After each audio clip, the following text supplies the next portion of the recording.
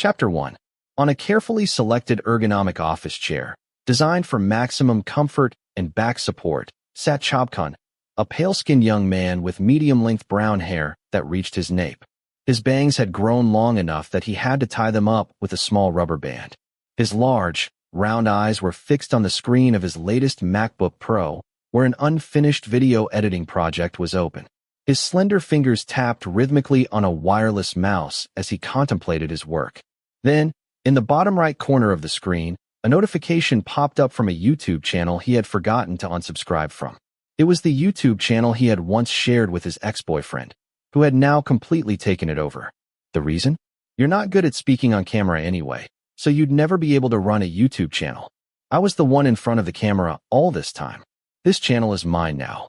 Those were the words of his shameless ex, to it, right before taking everything. The studio, the team, the equipment, everything. Out of trust, Chobkhun had let Tuit handle all the paperwork, unknowingly signing ownership of it all. Chobkhun knew that fighting back would be pointless, and he hated unnecessary drama. So after the breakup, the only thing he took with him was Katie, his beloved dog. His brown eyes flickered downward, resting on the small white Pomeranian sleeping soundly on the floor, its tiny chin resting on his foot. Watching his puppy sleep so peacefully, he let out a sigh before turning his attention back to the computer screen. The thumbnail of the latest video showed two men holding hands, smiling happily at each other. To Chobkhun, the image was extremely irritating, enough to make him curl his lips in distaste. The title of the video? Revealing My Special Someone. By popular demand. His pink lips pressed into an even deeper frown. Tens of thousands of subscribers were probably thrilled to see this, considering it was the first time Tuit had shared anything about his personal life. But not Chobkhun, because the two men in that picture were none other than Tuit, his ex-boyfriend, and Plum, his most trusted best friend. That's right, his ex had cheated on him with his best friend. Chobkhun made the decision to play the video.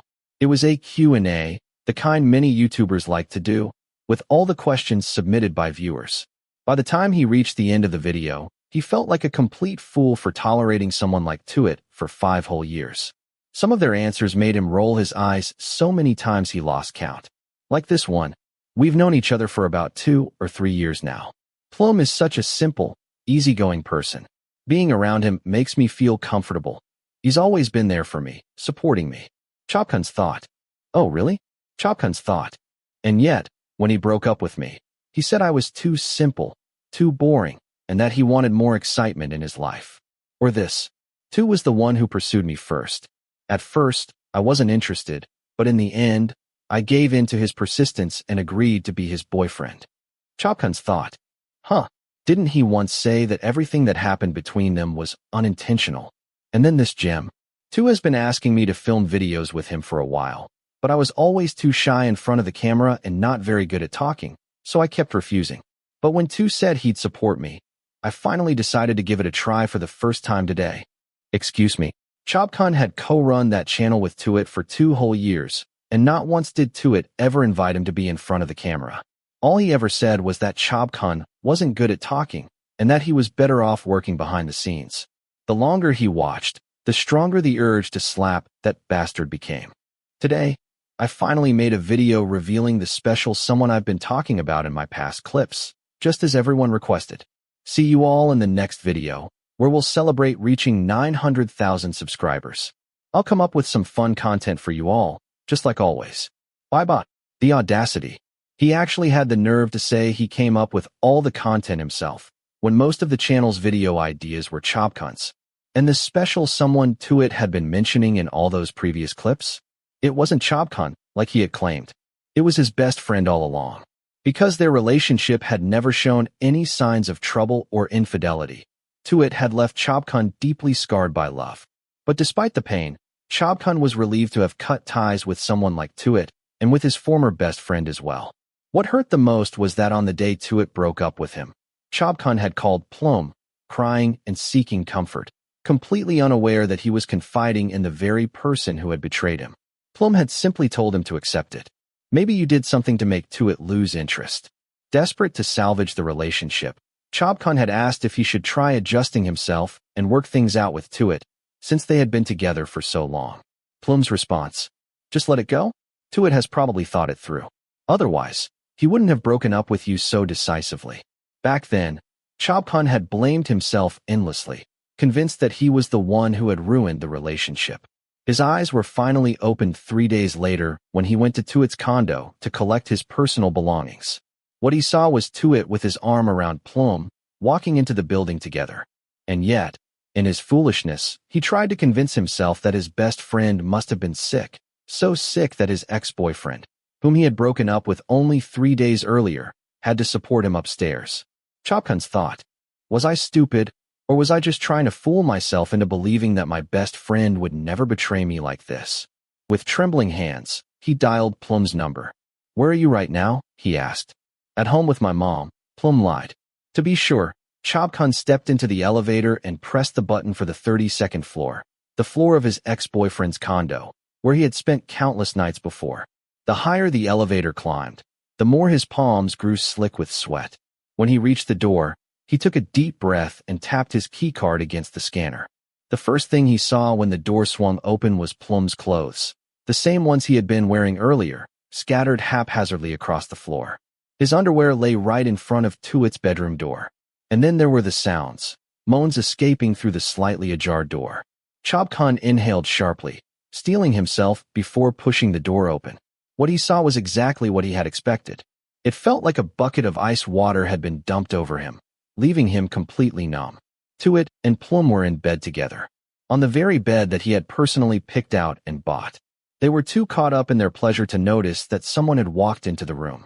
Chobkhun stood frozen at the foot of the bed, watching as the two men indulged in each other, unaware that every sound they made was slicing into his heart. Since when? His cold, emotionless voice cut through the heated atmosphere, sending both men scrambling apart in panic. When they saw who was standing there, their faces went completely pale. H, how did you get in?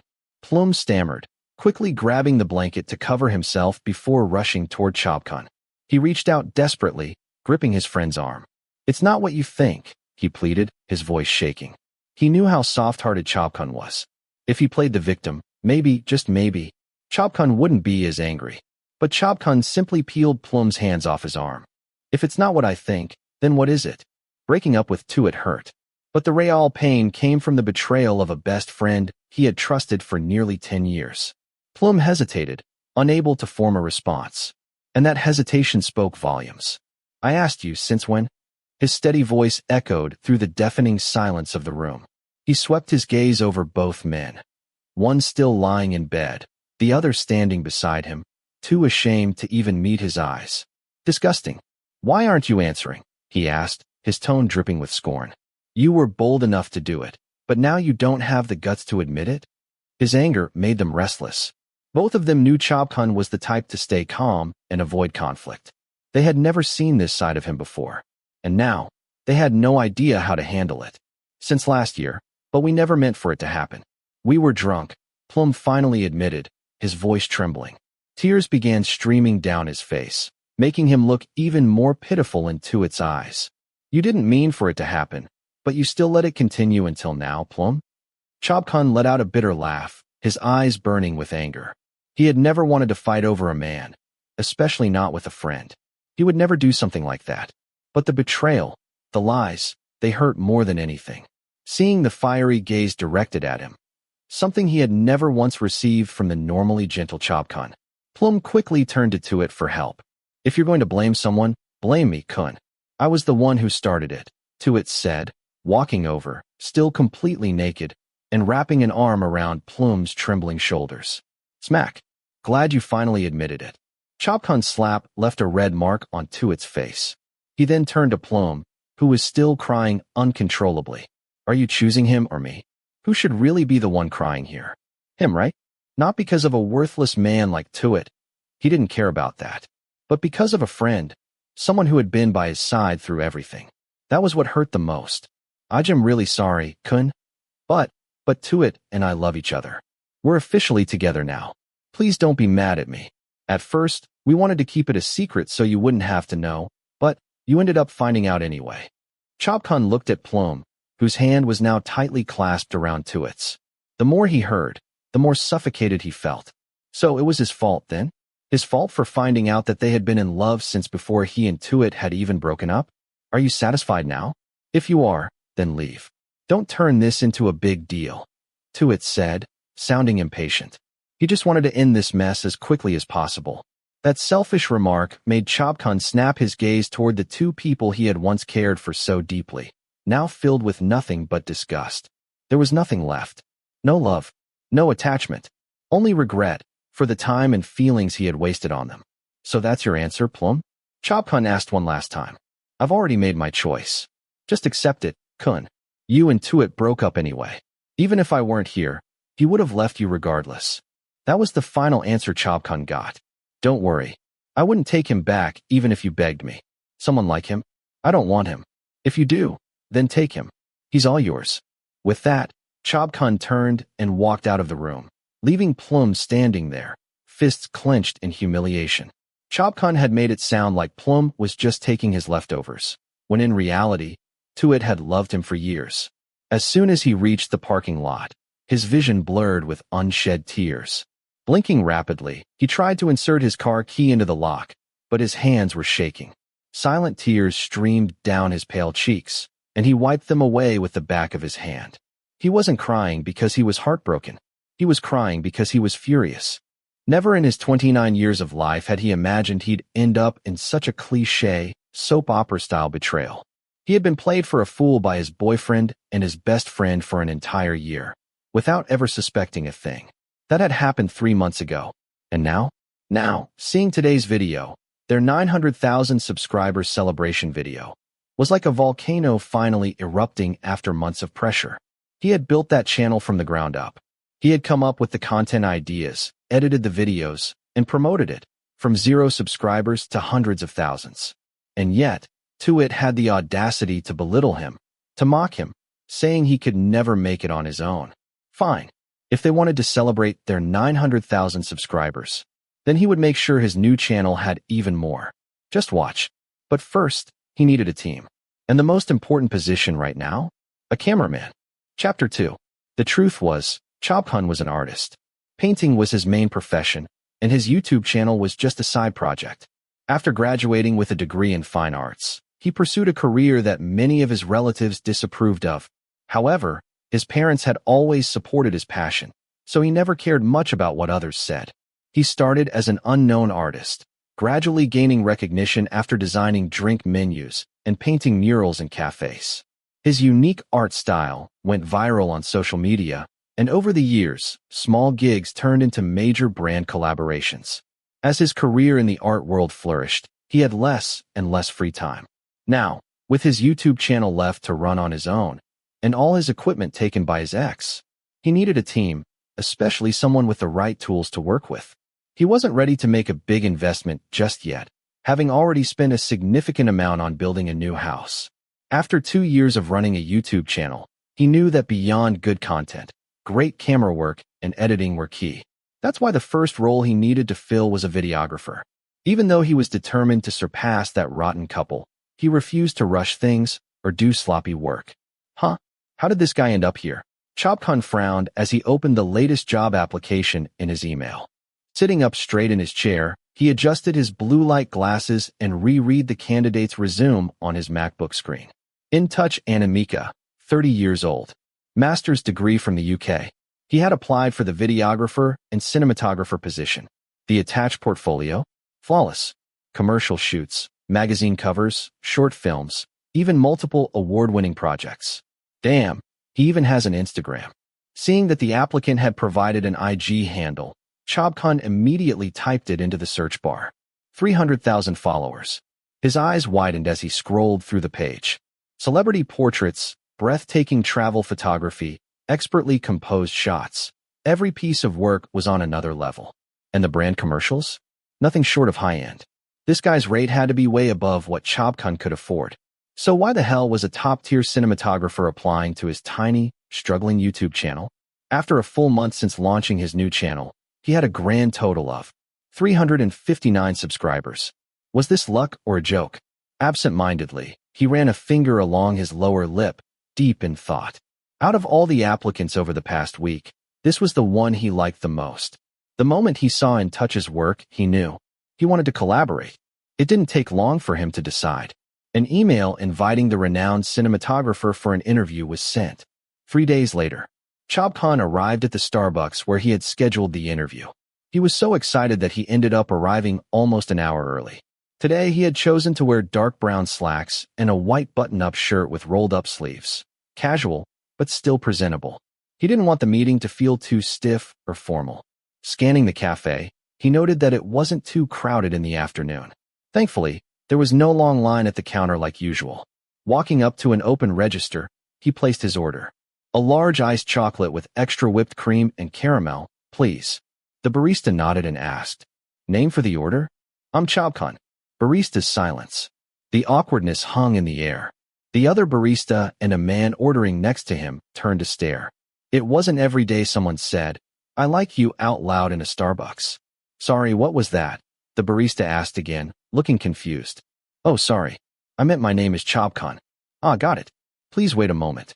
The barista smiled slightly before writing his name on the cup. This wasn't the first time something like this had happened, but Chobkhun still wasn't used to it. His face heated up in embarrassment, especially when he accidentally locked eyes with the man beside him, who was smirking, dimples on full display. Chobkhun's thought, "Damn, he's good looking." "Chobkhun, your drink is ready." The familiar voice of the barista snapped him back to reality. Grabbing his favorite drink, he walked toward the innermost table of the cafe for some privacy. After setting his work bag down on the sofa, he took a few long sips of his iced chocolate before glancing at his watch. 30 minutes left until the interview. He pulled out his iPad and began reviewing the questions he had prepared. "Excuse me, are you the one who scheduled the interview?" A calm, deep voice spoke from above his head. Chobkhun looked up from his iPad. It was the dimpled guy. He quickly stood up, catching a whiff of the other man's scent as he did. The height difference was obvious, making Chobkhun instinctively tilt his head up. He was 170 centimeters tall. How tall was this guy? Since he hadn't required applicants to submit photos, he had no idea what Intouch looked like.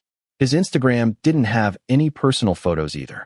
But judging by the situation, this had to be him. Yes, that's me. You must be Intouch." Chobkhun tried to keep his expression neutral, though he felt a bit embarrassed knowing that his future cameraman had witnessed that awkward moment earlier. "Yes, I'm Intouch. Nice to meet you." The man smiled slightly. That's unfair. Now that Chobkhun could see him up close, he realized Intouch wasn't just tall. He was ridiculously good-looking. Broad shoulders, sharp jawline, lean, but well-built. And those dimples. If he hadn't known Intouch was a cinematographer, he would have assumed the guy was a model. Please have a seat."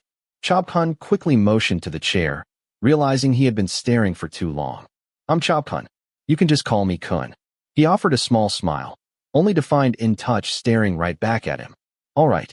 Intouch hadn't recognized him earlier, but the moment the barista asked for his name, it clicked. He had watched some videos from Chobkhun's channel before, but they never showed the creator's face. Seeing him in person now, he looked way younger than Intouch had expected. "Have you read through all the job details?" Chobkhun asked, getting back to business. "Yes. The main tasks are as stated. Work starts at 10, and the workspace is my home office, as I mentioned before. You're free to take on other jobs as long as they don't interfere with mine. I'll always notify you in advance for shoots. Is that arrangement okay with you?" "All right. If I take on other jobs, I'll let you know beforehand." Chobkhun then started asking the questions he had prepared to ensure they were on the same page about work expectations. After talking for a while, he realized that Intouch had a great work ethic, open-minded, professional, and receptive to feedback. There was no sign of arrogance at all. If anything, Chobkhun felt like he was the one being interviewed instead. Despite his composed demeanor, it was clear that Intouch had far more experience than he did. The guy was calm and serious, which sometimes made Chobkhun a little nervous, but surprisingly, their conversation flowed better than expected. Even though their personalities seemed different, it didn't feel like a problem at all. Can I ask what direction your YouTube channel is going in?" The skilled cameraman asked in a neutral tone, his gaze steady and unreadable, making Chobkhun feel a little tense. "I'm not the best entertainer, so my channel will focus on a more relaxed, cozy lifestyle vibe. The mood and tone will be soothing and aesthetically pleasing. I might do some travel content as well." Would you be okay with occasional overnight trips to other provinces? I'll cover all expenses on top of your salary. No problem. Intouch observed the person sitting across from him. Chobkhun's round eyes and slightly upturned nose gave him a bit of an aloof, high-maintenance look. But after talking for a while, he seemed more mature and thoughtful than expected. Can I ask why a photographer of your caliber is applying for a small channel like mine? The salary I'm offering isn't as high as what you probably make elsewhere. If you want to negotiate for more, feel free to tell me. Or if you have any specific conditions, I'd be happy to consider them. Chobkhun asked directly, wanting to establish a mutual understanding for smooth collaboration. I like the content you post. I want to try something new. And I'd like to be part of your channel's growth. I'm fine with the salary you're offering. Intouch answered honestly. The amount Chobkhun offered was reasonable for the job. I only have one condition. I'd like to use a pseudonym in the credits at the end of each video. That's totally fine. When can you start? Chobkhun was curious about this request, but decided not to ask further. I can start tomorrow. Great. Let's meet at my place. That way, you can check out the workspace too. Could I get your line? I'll send you the location. Sure. What's the first video we'll be filming together? Intouch asked while typing his line ID into his phone. I recently finished building my house, so I'd like to do a home tour. We can go over the details tomorrow. Chobkhun replied, adding Intouch online. After finalizing the work terms and contract, they wrapped up their conversation and parted ways. Chobkhun felt a surge of excitement. The hiring process went way smoother and faster than expected. Having someone as skilled as Intouch on board, he hoped his next video would attract more subscribers. Just 800,000 more to catch up to his ex's channel. BZZZ. Sitting in his black Porsche 911 Carrera S, Intouch pulled his phone out of his pocket after it vibrated. Opening line, he saw a Jerry the Mouse sticker grinning cheerfully, accompanied by a message. Chobkhun's message. It's me, Kun. Here's my home location. He glanced at Chobkhun's profile picture, a bright, toothy smile against the backdrop of Mount Fuji. After accepting the friend request, he typed back. Intouch's message. See you tomorrow. Chapter 3. Katie, we have a new friend coming over today. Be on your best behavior, okay? Chobkhun spoke gently to his Pomeranian, who had just been groomed into a round, fluffy ball, making it look even more like a little bear. Intouch had called 10 minutes ago to say he was almost there, so Chobkhun set aside his drawing work for a client and went to wait in the living room with Katie for his new team member. Ding dong. The sound of the doorbell rang just before 10 in the morning. Chobkhun patted Katie's head as the small dog perked up, looking startled. Not many people had visited his new home yet, so the little pup always got curious whenever someone came by. Why are you making that face, Katie? Chobkhun chuckled at his dog's silly expression before gently setting him down on the floor. Wait here. I'll be right back. Seeing that Katie obediently sat down as instructed, Chobkhun walked over to open the front gate. As soon as he did, the same familiar scent of men's cologne from their first meeting filled his nose. Today, Intouch was dressed much more casually than before, gray slacks, a tucked-in white t-shirt, and unstyled black hair. The more relaxed look made him seem younger and more approachable. But even so, Chobkhun still felt a little tense. Good morning. Did you have any trouble finding my place? Not at all. Come on in. Chobkhun stepped aside to let Intouch in, then led the taller man toward the house after closing the gate. You have a really nice home. Intouch commented as they passed the small front garden. Hearing him initiate the conversation, Chobkhun slowed his pace so they could walk side by side. Thanks. Oh, I forgot to ask, did you drive here? Yeah, I did. I parked outside. Next time, feel free to park inside. I have space for 2 cars, and there's an open spot right there. Chobkhun gestured toward the driveway, where his silver Mercedes-Benz C-Class was already parked.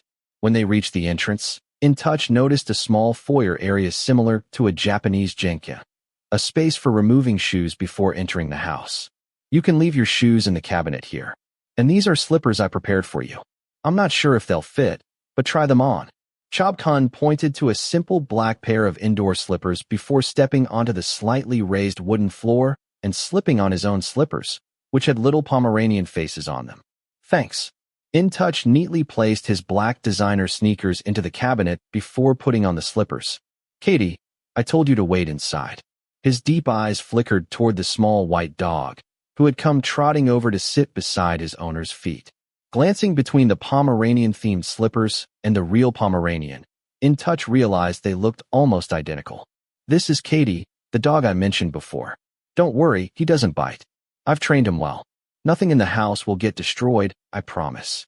Seeing that Intouch simply nodded in acknowledgement, barely glancing at his adorable dog for more than 5 seconds, Chobkhun sighed and led him further inside. Their first stop was the home office, where they would be working together.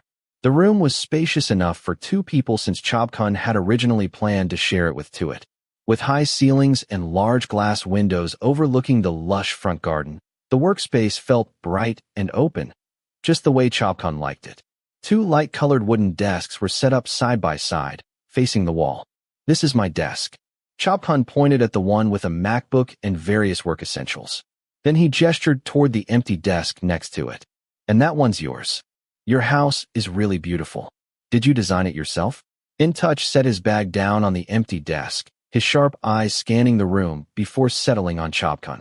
"Yeah, I sketched out my ideas and worked with an interior designer to refine the details. We adjusted things along the way until it turned out like this." "Are you doing a full home tour or just certain areas?" "Probably the whole house. I'll take you around first so you can get some ideas for filming. My home mainly follows a white, cream, and beige color scheme. As you can see, my furniture is designed to match wood tones as closely as possible. For the flooring, I chose a white oak shade to create a relaxed and cozy atmosphere. I didn't add partition walls to separate rooms because my house isn't that big. I wanted it to feel more open. Plus, I don't have much free time, so keeping it clean is easier this way. Oh, and when designing this place, I focus more on functionality rather than excessive decorations. This is the kitchen. I don't use it often since I'm not great at cooking, but feel free to use it whenever you need while working here. And this is my art studio. I love having a lot of natural light, so I installed a glass roof on one side of the room." After leaving the workspace, Chobkhun led the photographer through the entire first and second floors, explaining his design choices as if he were a real estate agent giving a house tour. Intouch, on the other hand, listened attentively, nodding occasionally and jotting down notes on his iPad. Besides his parents, Intouch was the first guest to ever set foot in this house. As for Tuit, there was no need to mention him. Since the house construction had started the previous year, his ex-boyfriend had never visited once. Not even when Chobkhun showed him the house plans he had drawn himself. He simply didn't care. In the end, Chobkhun had designed, decorated, and moved into this house entirely on his own. But in hindsight, that was a good thing. At least this place held 0 memories of that worthless ex. "Can I go through the first floor one more time? I want to capture a few more details," Intouch asked as they walked down the stairs. "Go ahead." Chobkhun moved to sit in the living room, giving Intouch space to work without feeling pressured. Since the first floor had no partition walls, aside from the office and art studio, Chobkhun had a clear view of Intouch filming every corner of the house. He even captured small details that Chobkhun hadn't expected him to notice. And then there was his dog, following the guest like a baby duckling trailing after its mother. Ever since Intouch stepped inside, Katie hadn't left his side. Whenever Intouch paused to take photos, Katie would sit next to him as if he were assisting with the shoot. Chobkhun's thought, did I raise Katie to be too friendly? Chobkhun's thought, if a thief ever broke in, he'd probably beg for belly rubs instead of barking. Katie, come here. Hearing his owner's call, the little dog immediately dashed from the kitchen to the living room. Why are you bothering him? Come here and stay with me. Chobkhun scooped up the fluffy troublemaker, placing him on his lap and gently stroking his soft fur. Does the light usually come in from this side? The sudden question from Intouch broke the silence just as Katie was dozing off in Chobkhun's arms. Yes, I placed that window there specifically to let in natural light. With this lighting, the house will feel even warmer on camera. Would you be available to film in the morning? Sure, no problem. Would it be okay if I start shooting some indoor and outdoor footage today for editing? That's fine. And when would be a good time to film the scenes with you?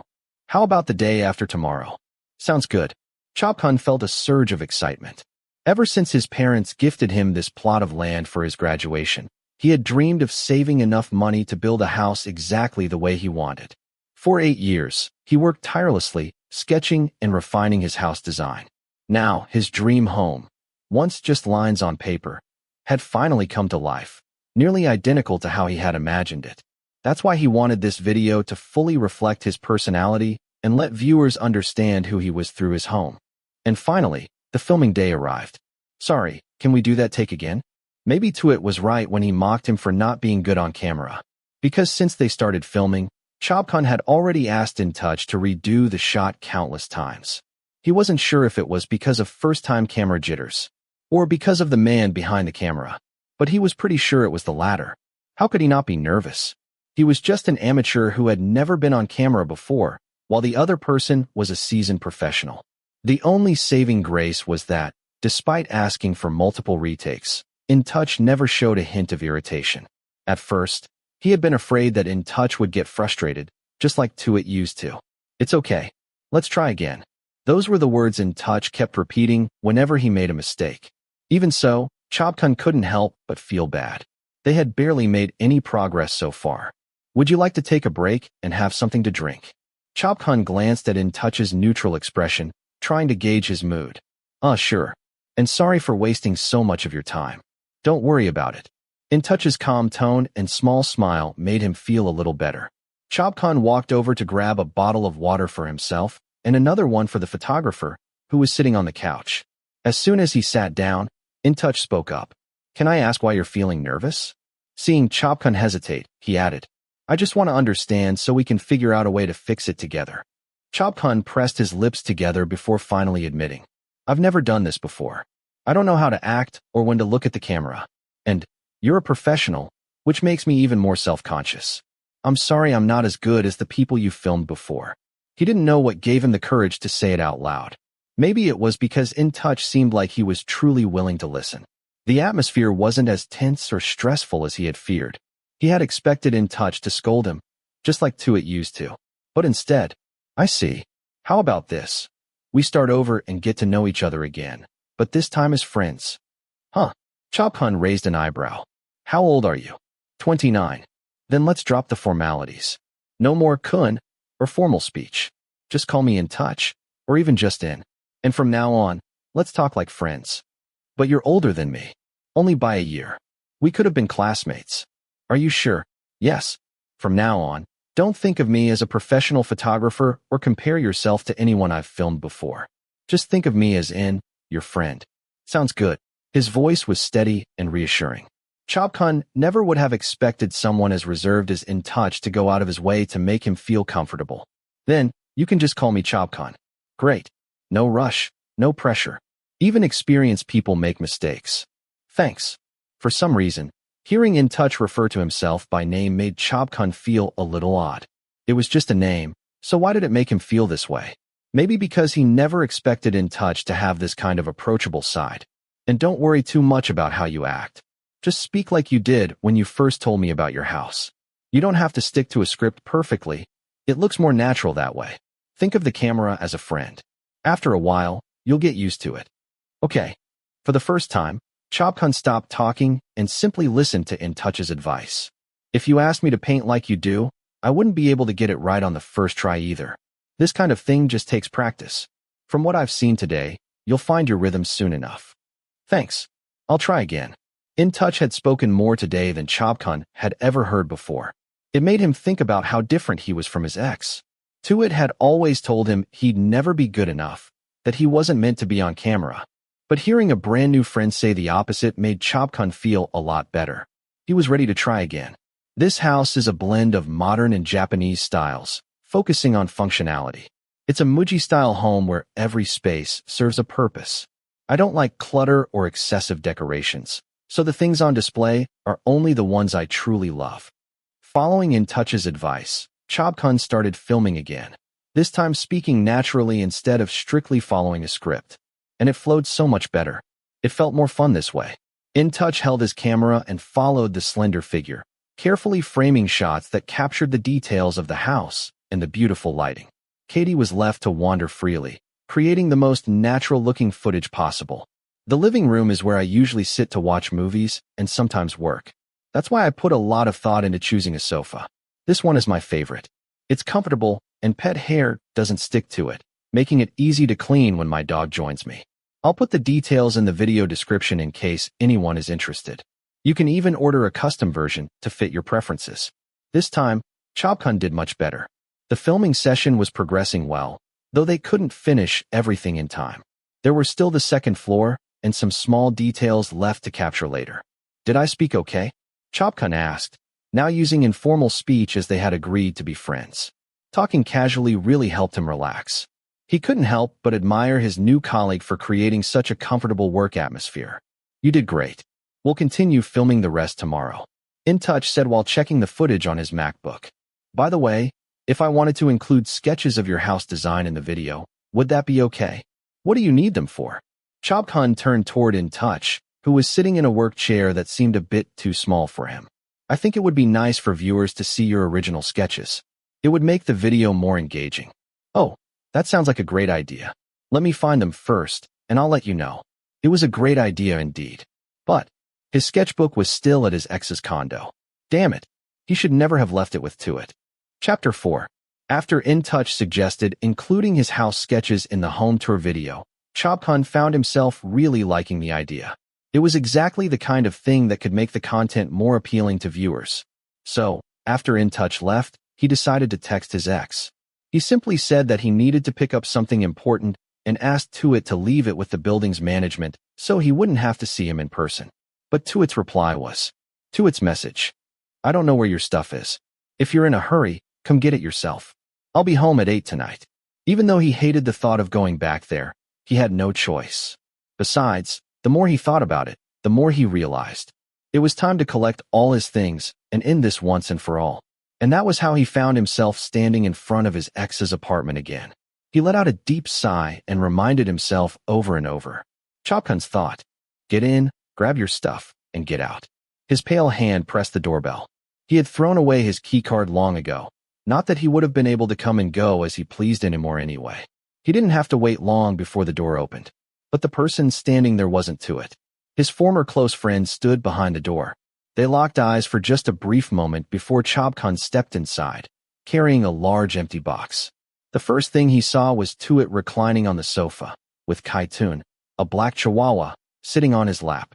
Kaitun had been Tuit's dog long before they got together, but Chobkhun had grown deeply attached to him over the years. He had taken care of him, played with him, and even slept next to him for almost 3 years. Even after he got Katie the previous year, the two dogs had become playmates. Woof, woof, woof. As soon as Kaitun saw the familiar face that had been missing for so long, he leaped off his owner's lap and ran toward Chobkhun in excitement.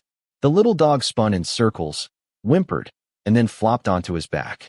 Chobkhun knew exactly what he wanted. He was asking for belly rubs, just like always.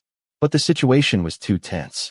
His eyes met Tuit's, who sat there in silence, and the unresolved emotions he had buried stirred inside him once again.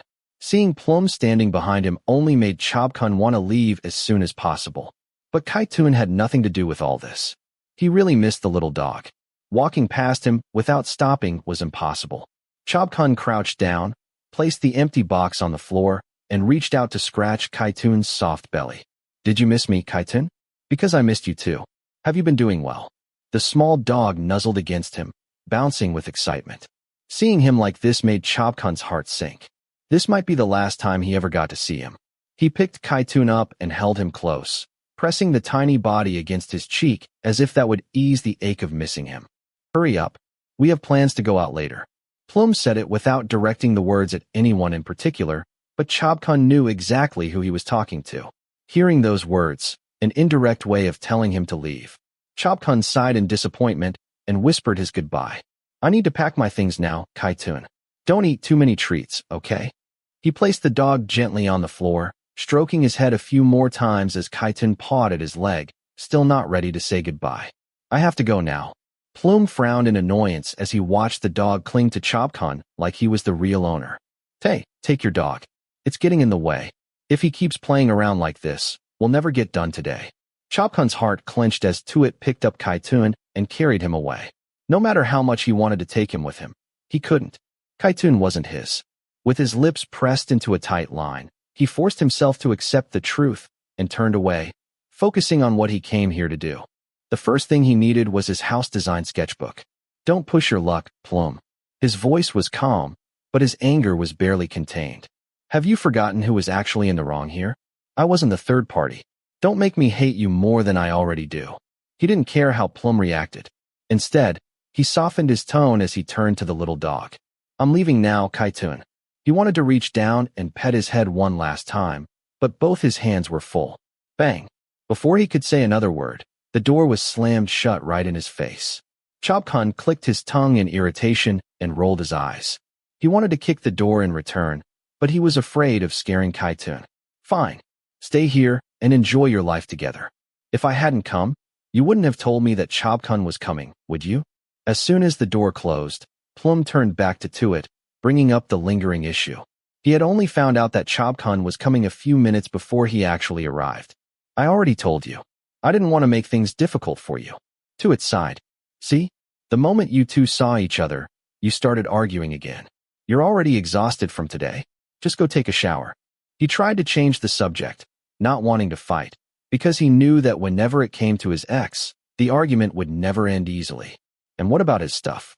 You told me you threw everything away. Why did you keep it? Plum's voice was sharp, frustration clear in his tone. And the dog? Why did you let it play with him for so long? It's like you wanted him to stay here longer. I saw the way you looked at him. You didn't take your eyes off him for a second. Tuit exhaled. Plum, I put those things away a long time ago. I didn't even remember they were still there. His voice was patient, though tired. As for the dog, Chobkhun lived with him for years. Of course he misses him. This was the last time they'd ever see each other. I just let him play for a bit so he could say goodbye. That's all. They won't see each other again after this. Plum scoffed. I don't care if the dog misses him. He stepped closer, folding his arms. Just make sure I never find out that you do. His sharp gaze locked onto Tuit, suspicion clear in his expression. Tuit, seeing how unsettled he was, softened his tone. Why are you doubting me? I chose you, Plum. His voice was warm and reassuring. Don't you trust me anymore? Tuit pulled him into an embrace. Plum hesitated, then exhaled. Hearing Tuit call Chobkhun someone else made the tightness in his chest ease, at least a little. You better mean it. His voice was quieter now, though there was still tension beneath the surface. I let people call me the third party. I gave up my best friend for you. Don't make me regret choosing you. He leaned into Tuit's arms, holding him tightly. I love you, Tay. I love you so much. Plum tightened his embrace, as if reinforcing his own words. I love only you, Plum. Tuit's voice was gentle. If I didn't, I wouldn't have chosen you. Don't overthink it, okay? Don't be mad at me anymore. His lips brushed against Plum's neck. Can I hold you tonight? Plum's heart softened almost halfway when he heard those sweet words. All right, but you have to promise me that you won't hide anything from me again. I promise. Now, you should take a shower and freshen up. Plum nodded in agreement and obediently went to shower as told. Once he was sure his new boyfriend was out of sight, Tuit stepped toward a photo that had fallen from Chobkhun's box earlier. It was a picture of him and his ex-boyfriend from a trip to Japan. The tall man bent down to pick it up. His sharp eyes lingered on it with an unreadable expression before he tucked it beneath a stack of documents inside the drawer of his work desk. Use the pink bottle of soap, Plum. I like that scent on you. Tuit called out toward the bathroom. Meanwhile, Chobkhun arrived home close to 10 at night. By the time he finished showering and changing, he had ended up playing with Katie for almost an hour. Now, the young puppy was fast asleep on the sofa, exhausted from chasing after a ball. Chobkhun shook his head fondly before shifting his gaze to the large box on the coffee table in the living room. Deciding to unpack, he began sorting through the items one by one. As he continued, he came across the house design notebook, the one Tuit had stored in a small box. It was the notebook where he had sketched his dream home, from rough pencil sketches to fully colored designs. Flipping through the pages, he found a sticky note written in his own handwriting, placed on a colored sketch of the kitchen. Tu loves eating cake. There has to be an oven so I can practice baking. Chobkhun peeled off the sticky note, crumpled it, and tossed it into the trash beside him. As he continued turning the pages, he found another note on the office design. Tu wants a room where we can work together. He pressed his lips together before tearing that note off as well. A front yard for Chobkhun and Katie to run around in. One by one, the sticky notes were crumpled and thrown away. Tears began to stain his pale face. When he was sure there were no more notes related to his ex, he closed the notebook. With a deep breath, he wiped his tears away and continued unpacking. Then his brown eyes caught sight of a photo lying face down among the books in the box. When he picked it up, he realized it was a sticker photo strip from their trip to Japan a year ago. It contained 3 pictures. The first showed both him and Tuit sticking out their tongues and rolling their eyes in a silly pose. The second showed them grinning widely, their eyes squinting with joy. The third, they were turned toward each other, their lips barely touching. Memories flooded his mind. He could still remember their conversation after taking those pictures. "Look at this. You look so funny in this one. Why do I still look handsome even when making silly faces?" Chobkhun had laughed softly, pointing at his own face in the photo before handing one of the printed sticker sheets to Tuit. "Here, you keep one. I'll keep the other. It doesn't matter who keeps it. We're always together anyway. You never think that we might break up someday? If we do, at least you'll have this photo to remember that you once had a really cute boyfriend like me." Chobkhun had teased him with a playful glint in his eyes. "Stop thinking about that nonsense. I will never break up with you." Tuit's voice had been firm and unwavering as he ruffled Chobkhun's hair. "I will never love anyone but you." How ridiculous. How utterly foolish he had been to believe those words. The tears that had finally stopped now streamed down his face once again. He picked up another item from the box, arranging everything neatly until only one thing remained. The small silver necklace Tuit had given him on their 4th anniversary. It was a simple silver chain, exactly the kind he liked. The pendant was engraved with the word kun, custom-made just for him. His pale hand wiped away his tears as he reached out to pick up the necklace. "Tu has already claimed you. Next year, let's build our home together. I love you, kun." That was what Tuit had whispered while clasping the necklace around his neck.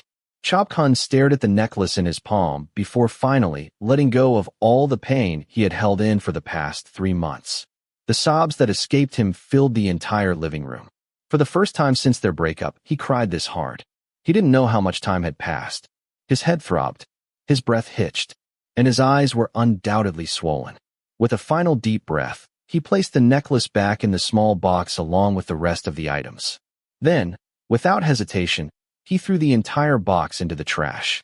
This would be the last time he cried over his ex. If he was going to cut ties, he would cut them completely. He was going to move forward and leave all those memories behind. In that trash can. Chapter 5. Bang. Chobkhun accidentally slammed the door shut in the face of the person ringing the doorbell out of sheer panic. Oh crap. He thought it was a delivery driver. He had completely forgotten that In was coming over today. There were no words to describe how he felt at that moment. Any trace of sleepiness vanished the second he opened the door and saw In standing there, looking handsome as ever and smelling just as nice. Meanwhile, he was still in his pajamas. Stretchy teddy bear print pants and a worn-out white t-shirt he had owned for years. One look, and anyone could tell he had just woken up. On top of that, his face must have looked absolutely awful. He had cried so much the night before that his head was still throbbing, and his eyes ached. At some point, he had dozed off in the living room without even realizing it. Looking back at the previous night, after crying his heart out like he was filming a heartbreak music video, he had suddenly felt a surge of determination to outdo those two. The proverb his father had drilled into him since childhood flashed through his mind. Chobkhun's thought, "Know your enemy, know yourself, and you will win 100 battles." So, at 3 in the morning, he found himself scrolling through his ex's YouTube channel, watching their latest video. It was a celebration video for reaching 900,000 subscribers.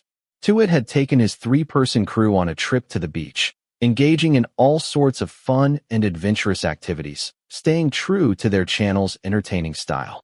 And, of course, the latest addition to the team was none other than Plum, who had been introduced in a previous video. Tuit and the crew took turns sharing behind-the-scenes stories and discussing their favorite episodes, including some from when Chobkhun was still part of the channel. But of course, his name was never mentioned. It wasn't surprising. There was no way they would acknowledge his existence. He wasn't mad at the crew. Not one bit. After all, they had no choice but to follow Tuit's lead. Back when they worked together, they had all been kind to him, especially Kim, the video editor, whom he had been closest to. Kim was a small, cheerful woman who always brought positive energy to the studio. That's why it struck Chobkhun as odd that she was unusually quiet in this video. Still, Tuit and the rest of the team kept the atmosphere lively. Plum included. Even though he was new, Chobkhun had to admit that Plum fit in well.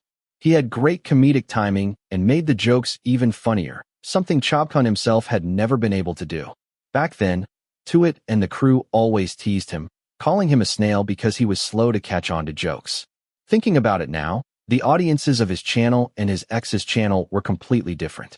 There was no way he could ever create content like theirs, fast-paced, comedic, and packed with banter. The mere thought of trying to exchange jokes with the only team member he had now made him shake his head, and was even quieter than he was. As he kept watching, the final part of the video hit him like a punch to the gut. Tuit and the crew had planned a surprise, asking Plum to be his boyfriend. By the sea, in a romantic setting, just like he had done with Chobkhun before. The only difference was that when Tuit asked him out, it had been just the two of them. No cameras, no audience.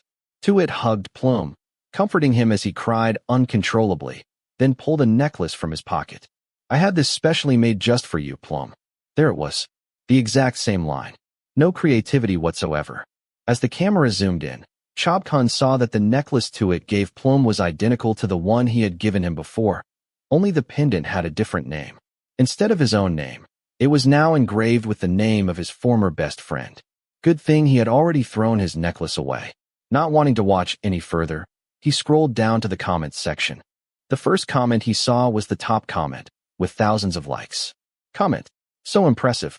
Comment: "I've been following you since you had just a few hundred subscribers.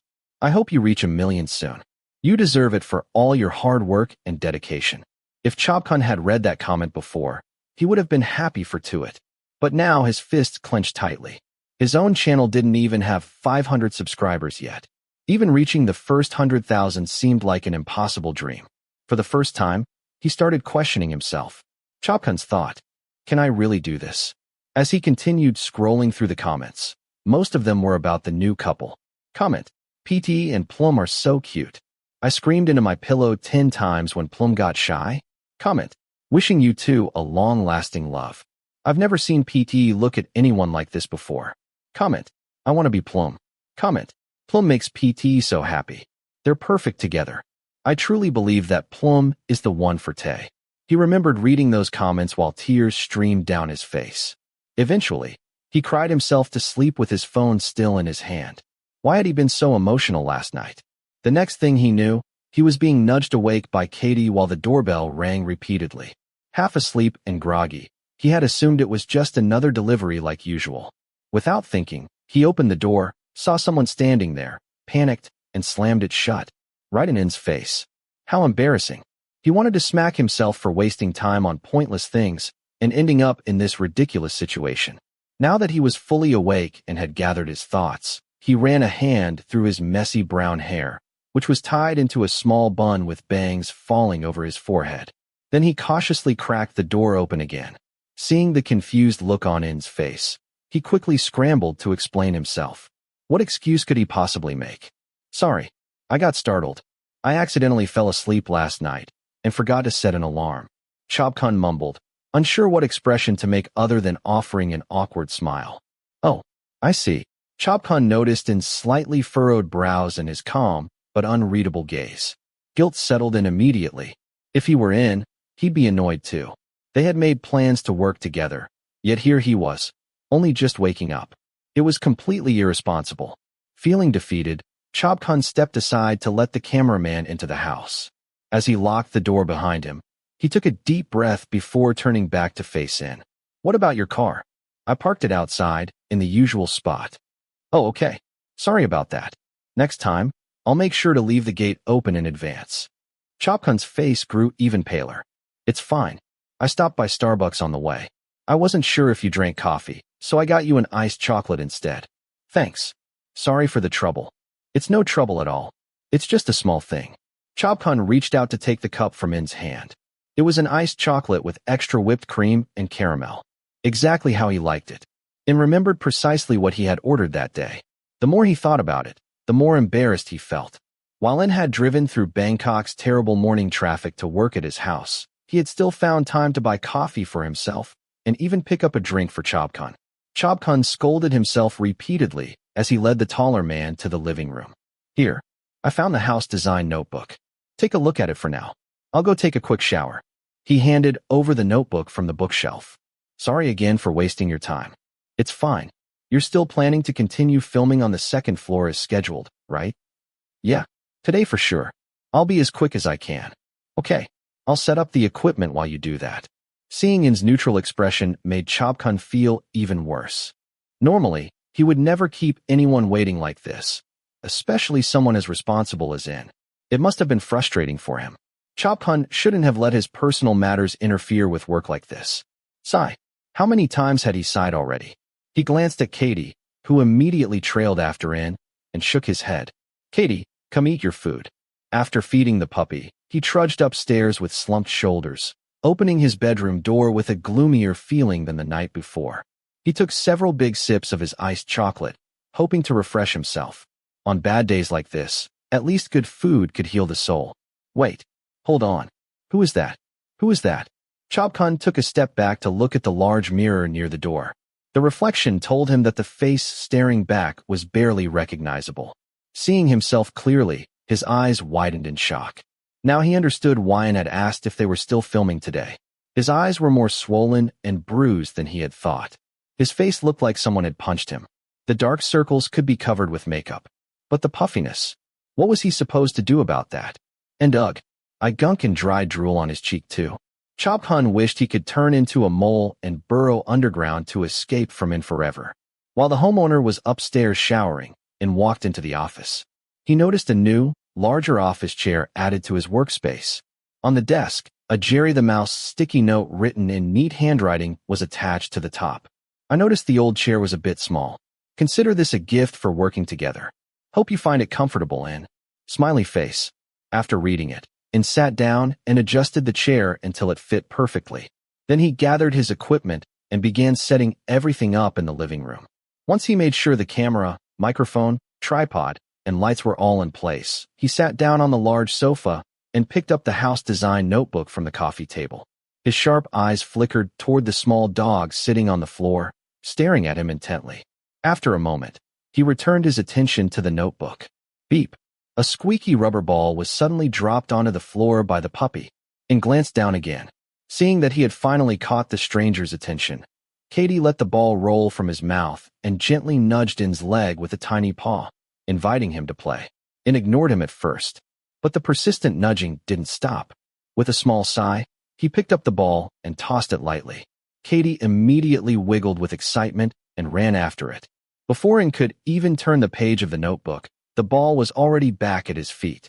Katie had retrieved it and was now nudging his leg again, looking up expectantly. In let out another soft sigh, but couldn't help the small smile forming at the corner of his lips. This time, he threw the ball farther. Crash. His head snapped toward the source of the noise. The trash bin in the corner had tipped over, thanks to Katie, who had run into it at full speed. The little dog, startled, grabbed the ball and ran to hide beneath the kitchen chair. In got up and walked over.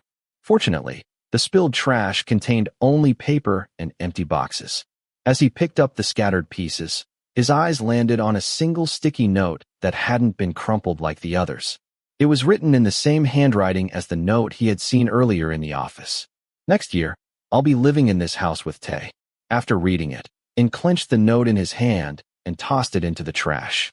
Then he bent down and continued cleaning.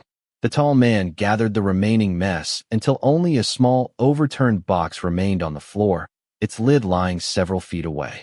When he picked up the box, his dark eyes landed on a sticker photo and a necklace that had fallen onto the floor. Now he could guess why the homeowner's eyes were so swollen. Everything had been placed inside this box before being thrown away, just like the rest. Meanwhile, Chobkhun was moving like a hamster on a wheel. He had never been this frantic before. He took the fastest shower of his life, washing his hair as quickly as possible. Luckily, all his clothes in the dressing room were already ironed, so he could grab what he had planned to wear immediately. He put on a white t-shirt and knee-length shorts, exactly what he usually wore at home. He wanted the video to feel casual, not overly formal. He didn't style his hair like last time. He only dried it enough to keep it in shape. His long bangs were messily pushed back since he had no time for precision. The dark circles under his eyes looked slightly better thanks to a rushed application of concealer. But the puffiness was another matter entirely. There was no fixing that. Today, He would just have to tell In to focus more on filming the house instead. Everything was getting delayed because of him. Not wanting to keep In waiting any longer, Chobkhun hurried downstairs after making sure everything was in order on the second floor. He passed through the kitchen into the eerily quiet living room, where he spotted In sitting on the sofa, flipping through the house design notebook. On the table sat an iced Americano, already more than halfway finished. Scanning the room for Katie, he found the little pup happily chewing on a toy in his bed, behaving unusually well. Chobkhun's thought, that deserves a treat later. When Katie noticed his owner, he immediately ran over, trotting closely behind him as he walked to the sofa. I'm ready. Should we start filming? Chobkhun broke the silence. Do you want to eat something first? We still have time. In looked up from the notebook. Chobkhun wanted to tell him that he was starving to the point of stomach pain. But how could he possibly eat now? He had already been impolite enough. So, he forced himself to decline out of courtesy. It's okay. I'm not really hungry. Let's just start filming. But fate had other plans. As soon as he finished speaking, his stomach let out a loud growl. It was so loud that even Katie tilted his head in confusion. What kind of cursed day is this?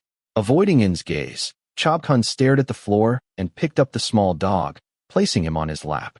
I'm not that hungry, he mumbled, still refusing to look up. A brief silence filled the room before In finally spoke. I forgot to set up the camera and mic. We can't start yet anyway. His voice was completely serious. It's almost noon. Why don't we order something to eat first? That way, we can film everything in one go afterward. Oh, that works. Do you have anything specific you want? I'll order for us. Chobkhun could barely hide his relief. He was absolutely starving. After all, he had exhausted himself crying the night before. And normally, he always ate something before starting work. Nothing in particular. I'll have whatever you're having. Then I'll order Hainanese chicken rice from the place nearby.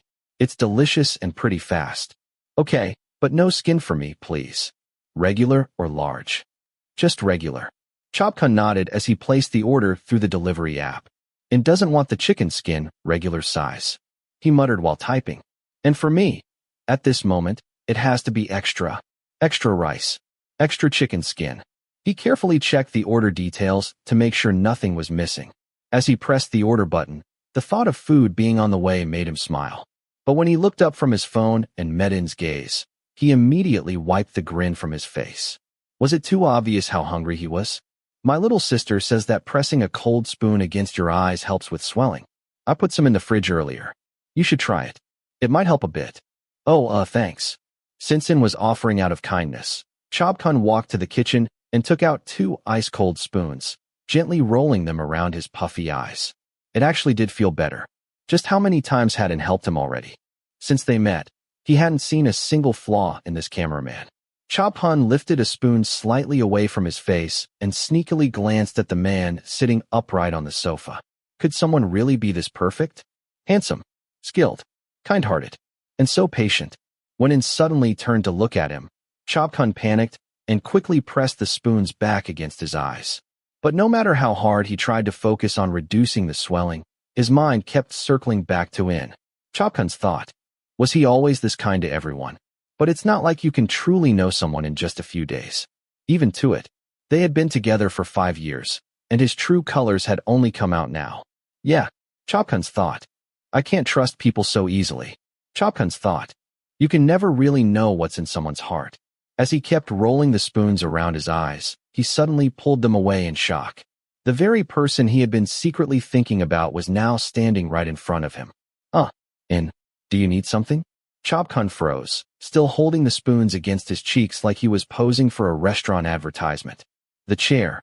Dimples appeared on In's cheeks as he gave a small smile. Thanks for that. It's really comfortable. Could Chobkhun add one more thing to the list? How had he forgotten about those adorable dimples? Whoever got to date In must have been a national hero in their past life. Chapter 6. Mom keeps scolding me for no reason, saying I don't talk politely. You know she just doesn't want any issues with the relatives.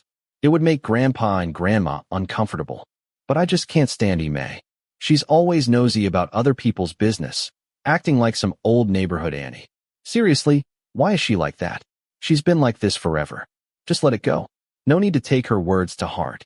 Chobkhun chuckled and shook his head at the sound of the playful grumbling in his AirPods.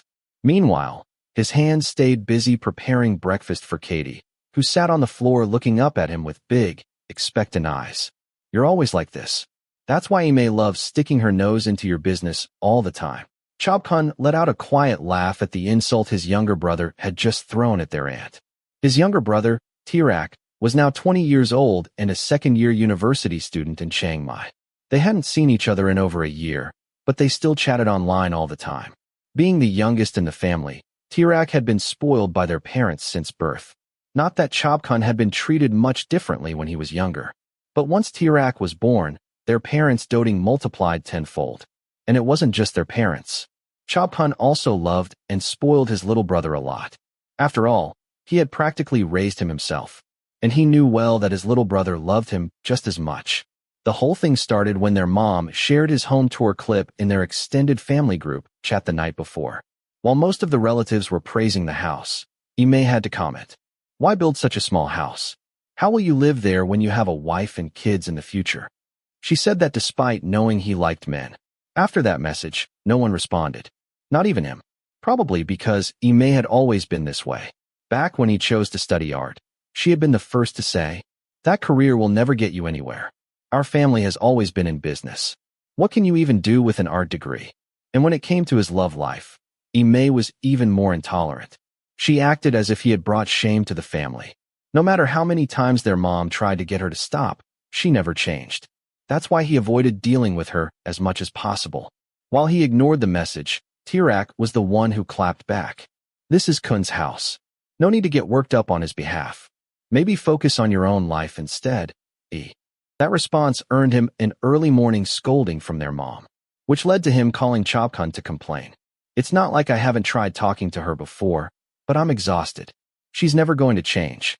Chobkhun placed the food bowl on the floor and crouched down to watch Katie eat. "I don't want to waste my time on someone like that. And you shouldn't either. It's not worth your peace of mind." He was simply speaking his truth. There was a time when these things used to get to him. But as he grew older, he learned to care only about the opinions of people who genuinely wished him well. I don't get why he is always like this. It's so annoying. Chobkhun could practically picture Tirak's sulky face through the phone. "Just let it go? I'm fine." He smiled softly. "And thanks for standing up for me." A brief pause. "Anyway, when are you coming to Bangkok? You haven't even seen my new house yet." "No idea. I have a volunteer camp during the break, so I probably won't be back until after that." "All right. Take care of yourself. And come home when you can. Mom and Dad miss you." Chobkhun smirked. "I keep seeing you post drinking stories on Instagram. One of these days, I might just snitch on you." "I'm just sipping, okay? Just unwinding with some music. My classes are killing me." "Oh yeah." Chobkhun laughed. "And how are you doing lately?" "I'm fine. Work keeps me busy every day." But Chobkhun knew what his brother was really asking about. Only Tirak knew about his ex's betrayal. Ever since Tuit posted a video with his new boyfriend, their mom had called him, worried about what had happened. Not wanting to stress the family, he brushed it off and simply said they had broken up a while ago. "Good. You're lucky to be rid of that guy." Tirak snorted. "Your next boyfriend will be 100 times better. Want me to find one for you? With how cute you are, I guarantee you'll have plenty of options." "Enough. Why not? I just want to be alone right now." Chobkhun sighed. "And you? Don't trust people too easily. Don't take drinks from strangers, got it? And always use protection." Chobkhun knew his little brother loved to have fun. Tirak never hid anything from him, and he was grateful for their close bond. But as his older brother, he still couldn't help worrying. All right. Here comes another lecture. I know already. Gotta go. Class is starting. Okay. Pay attention and take care of yourself." Yeah. Mom 2.0. Tirak laughed. "Oh, by the way, your house tour video looks amazing. I'll share it on my Instagram later." But after his little brother hung up, Chobkhun washed his hands and grabbed a pre-packaged tuna onigiri from the fridge. Hearing Tirak's praise reminded him of the comments he had read the night before. Comment: "The house is so beautiful. Such a great idea. You're really talented at drawing too. This house is adorable. I dream of having one like this. Your video truly inspired me." Comment: "The mood and tone are perfect in every clip. Where have I been all this time? How am I only discovering this channel now? The channel owner's name is so cute. Please show your face more often in your videos." Comment: "The camera angles are amazing. I found this from a photography page, and I can really see the attention to detail in every step of the design. The homeowner is so lovely. Wishing you all the best. Comment. The cinematography is on another level. You perfectly captured the designer's concept. The home tour video had been uploaded 3 days ago, and the response was far better than expected. Chobkhun smiled so much while eating that his cheeks started to hurt. What pleased him even more, almost ridiculously so, was how well the video turned out. It was undeniable proof that In was incredibly skilled and paid attention to every detail. He had loved the video from the moment Intouch sent him the final edited version. It matched his vision perfectly. Every camera angle, every lighting choice, every frame, the editing, the color grading.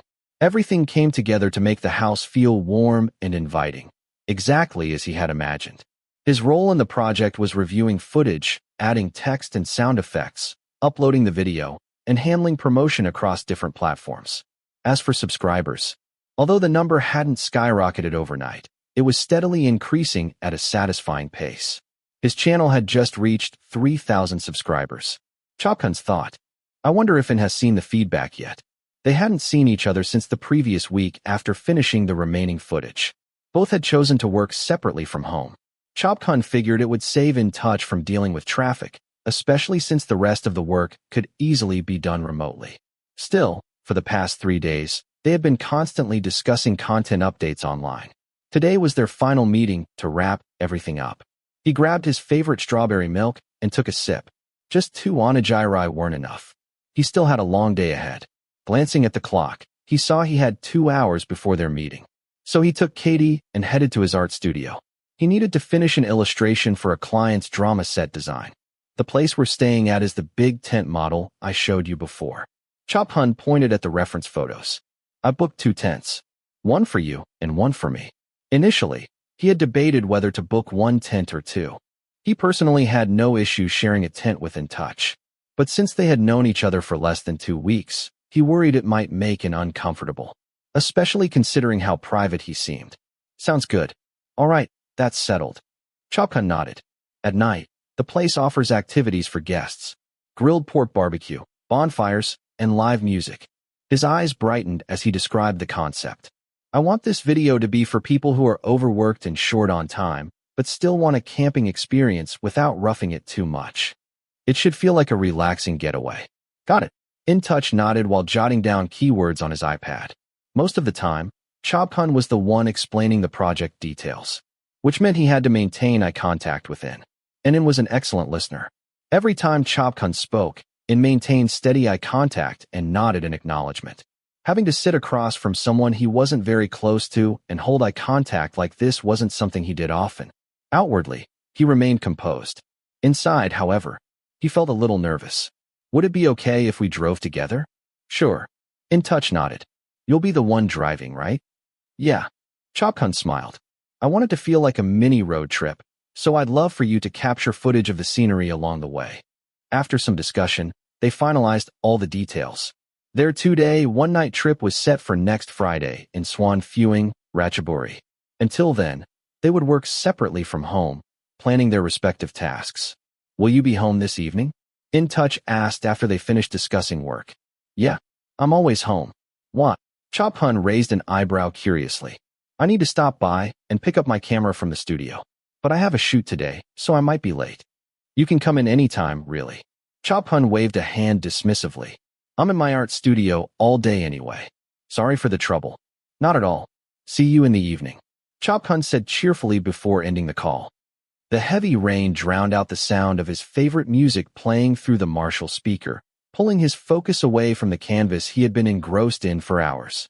His brown eyes swept over the downpour outside the large glass window as he stretched. It was already late evening. He had opened the gate remotely a while ago, expecting In to arrive soon. But there was still no sign of him. Thinking about the traffic in the city, especially in weather like this, he was probably stuck somewhere. The rain was relentless. Flooding was likely everywhere. The sky was growing darker by the minute. Chobkhun's thought, I wonder how far In is now. Ding dong. The doorbell rang, as if answering his thoughts, signaling that the person he had been waiting for had finally arrived. Chobkhun and his little dog quickly made their way to the door. Oh wow. He blinked in surprise as he opened it. Why are you so soaked in? Today, the young cameraman looked completely different from usual. His sharp features were covered in raindrops. His white shirt clung to his frame. His black slacks were drenched, water dripping onto the ground. Judging from his hair, which still showed traces of careful styling, he had probably attended some event before getting caught in the storm. I had a bit of an emergency. Intouch shifted the strap on his shoulder. Could you grab my camera for me?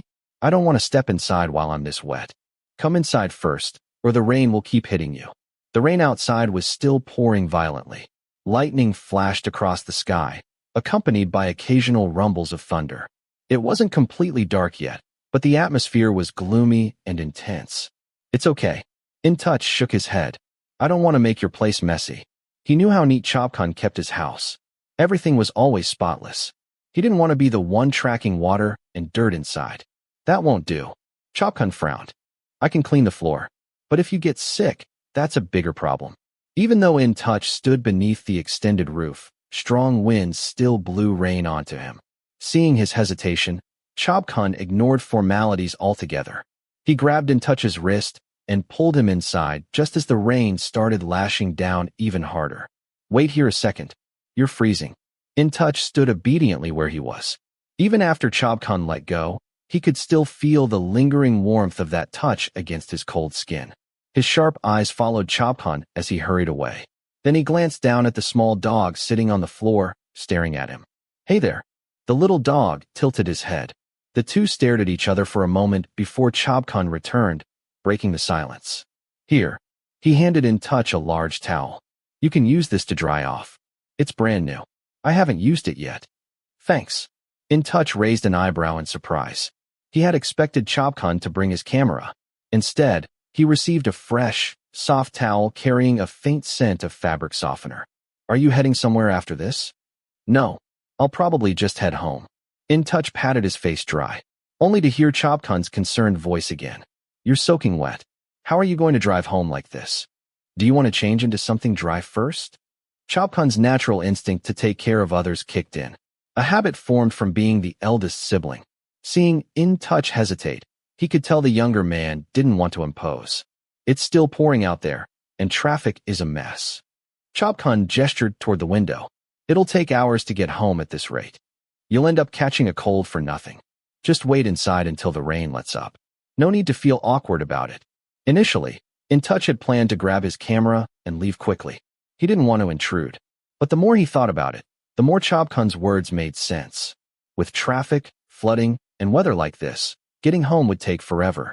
And besides, Chobkhun's concerns seemed genuine, not merely polite. All right then. Intouch finally nodded. I'll take you up on that. I'm stuck at a friend's place because of the rain. Are you home yet? How are you getting back? Do you want me to pick you up?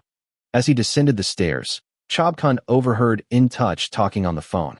In his hands was a set of dry clothes he had spent quite a while searching for, something that might actually fit Intouch. He had also brought a small hairdryer and placed it on top.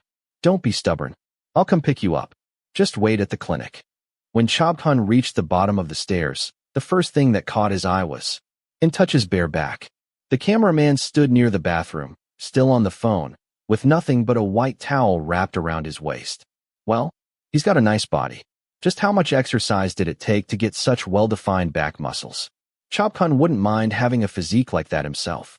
Though, he definitely didn't have the dedication to work out that much. I'll talk to you later. Intouch ended the call as he noticed the homeowner. Try these on. I think they should fit.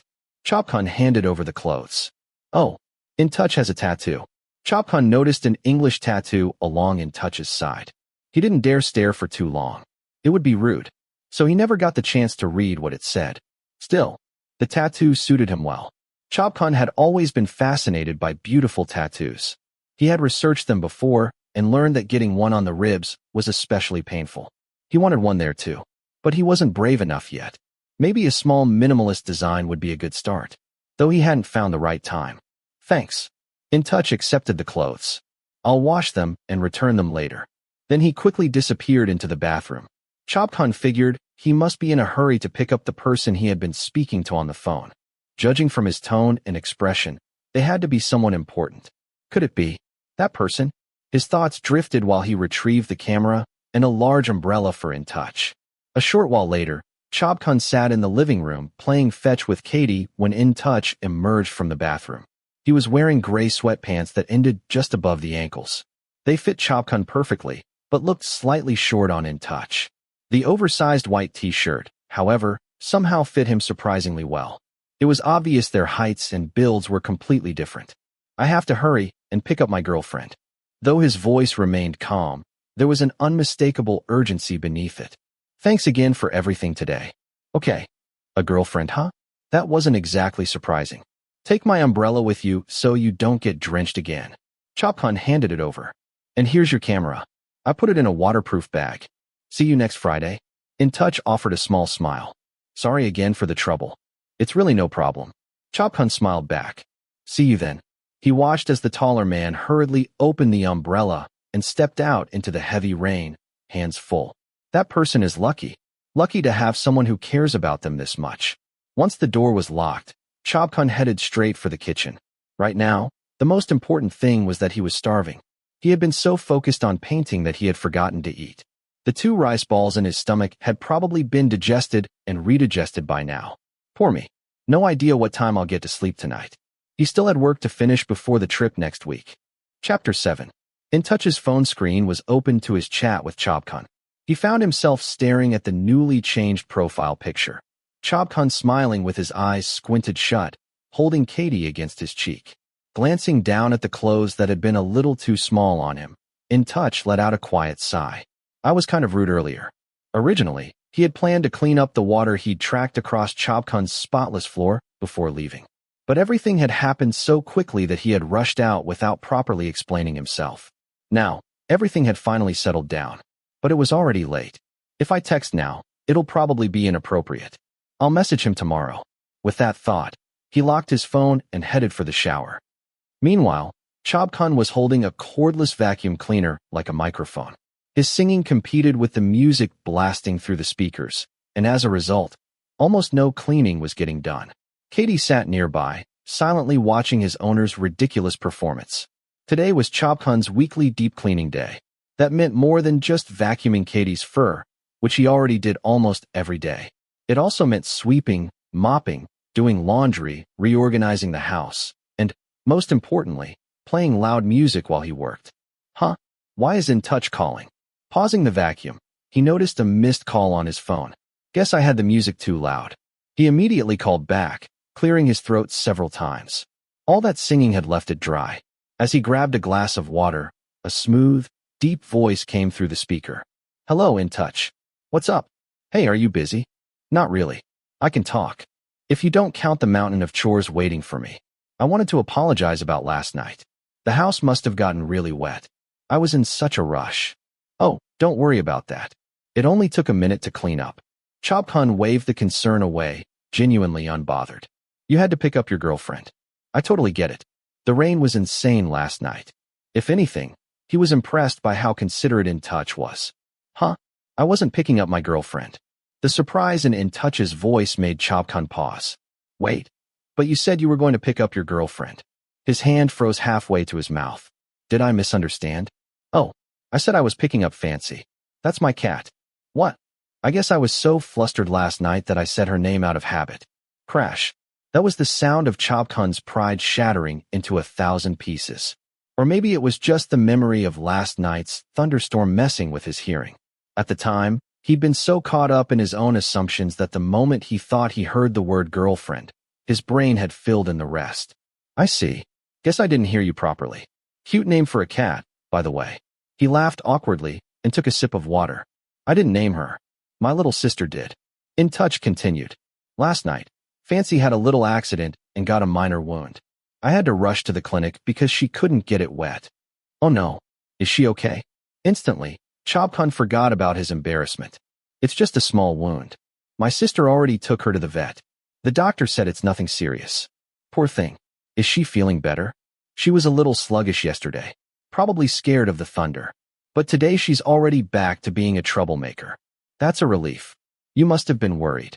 Yeah, a little. There was a brief pause. Anyway, I should get back to work. My break is over. All right. Hope Fancy gets better soon. Thanks. The call ended. Chobkhun stared at his phone and shook his head. I really made a fool of myself. Then a notification popped up. It was from Intouch. Curious, he opened the chat. A photo appeared on the screen. Perched proudly on top of a cat condo was a Siamese cat with striking blue eyes and an expression that somehow looked incredibly smug. Beneath the photo was a message. This is Fancy, not my girlfriend. Chobkhun stared at the screen. Was Intouch teasing him? Later that day, have you talked to your brother lately? Pornlafat's gentle voice drifted through the dining room as she placed a serving of honey-roasted duck onto her eldest son's plate. The moment she'd heard Chobkhun was coming home, she had gone straight to the kitchen to cook. This dish was a favorite of both Chobkhun and his younger brother, Tirak. Yeah, we talk every now and then. Has Rak called you and Dad? Only when he needs money. Cornkin chuckled. One day he wants to buy this. The next day he wants to buy that. Chobkhun snorted. You act like you don't spoil him too. I heard you always send money immediately. Even as he complained, he knew perfectly well how generous his father really was. Today, Chobkhun had come home to leave Katie with his parents. He needed to travel to Swan Fewing for a shoot tomorrow, and the accommodation didn't allow pets. Since Katie was already friends with the family's golden retriever, Mantu, it was the best arrangement. What time are you leaving tomorrow? Cornkin asked. 7 in the morning. We're filming along the way, so I want an early start. He and Intouch had already agreed to meet at his house first to film the introduction before heading out. And this cameraman. Pornlafat looked concerned. Can you trust him? You barely know him, and now you're going on an overnight trip together. Don't worry, Mom. Did you forget? I learned self-defense. No one can do anything to me. Don't be careless. Cornkin's voice grew serious. You can never truly know a person. Got it. Chobkhun nodded while stuffing another bite of duck into his mouth. Ever since he and Tirak were children, their parents had always supported their interests. Music, sports, art, anything they wanted to pursue. But there had been one non-negotiable requirement. Self-defense, Muay Thai, Taekwondo, even firearms training. His father's reasoning had always been simple.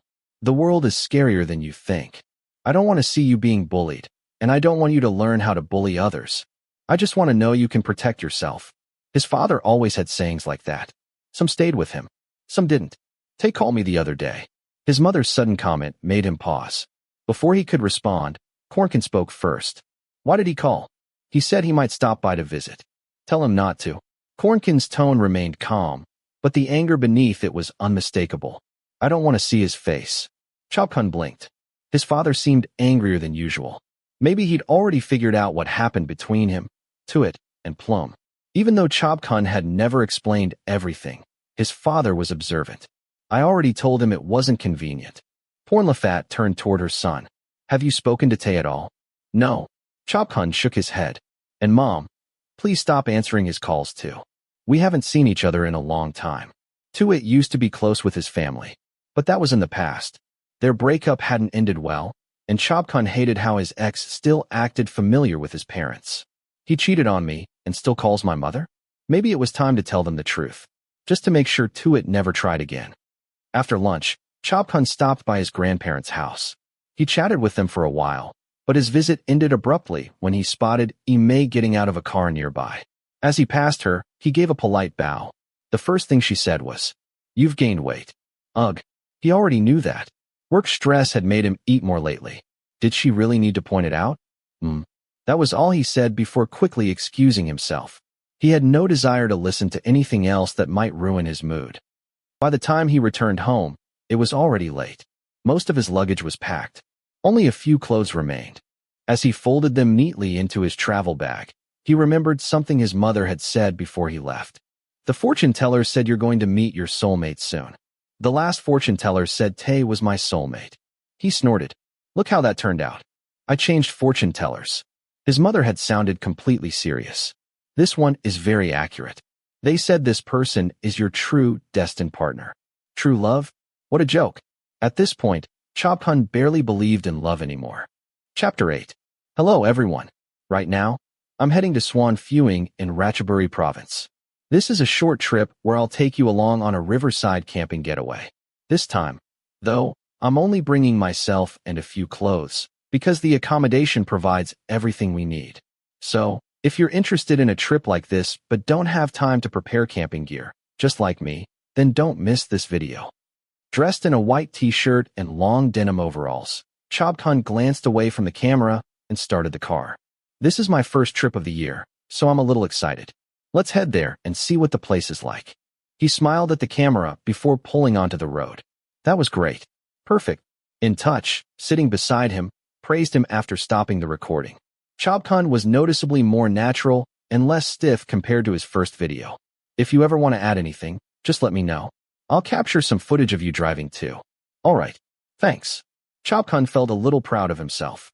His efforts to practice speaking in front of the camera, whether alone or with Katie, were finally paying off. He and Intouch had already agreed that this video would have a cinematic feel, like a short film, with beautiful visuals and clear natural sounds. There would be some talking throughout the clips, but most of the storytelling would be added later through voiceover during editing. Since they would be filming for 2 days and 1 night, not all the footage would make it into the final cut. Only the best shots would remain. Want to listen to some music? Chobkhun started a new conversation. He wasn't uncomfortable exactly, but the silence in the car, broken only by the hum of the air conditioner, felt a little too quiet. Sounds good. Can you pick a song for me? He unlocked his phone and handed it over. Spotify is fine. Thanks. Do you have a favorite genre? Intouch asked while scrolling through the playlists. I listen to almost everything. Just play something you like. I'm good with anything. Alright. Intouch selected a chill R&B playlist and placed the phone back down. After a while, he noticed Chobkhun's fingers lightly tapping the steering wheel in rhythm with the music. When At My Worst, by Pink Sweat Dollar started playing, the young cameraman picked up his camera and captured a shot of the driver gently nodding and swaying along to the song.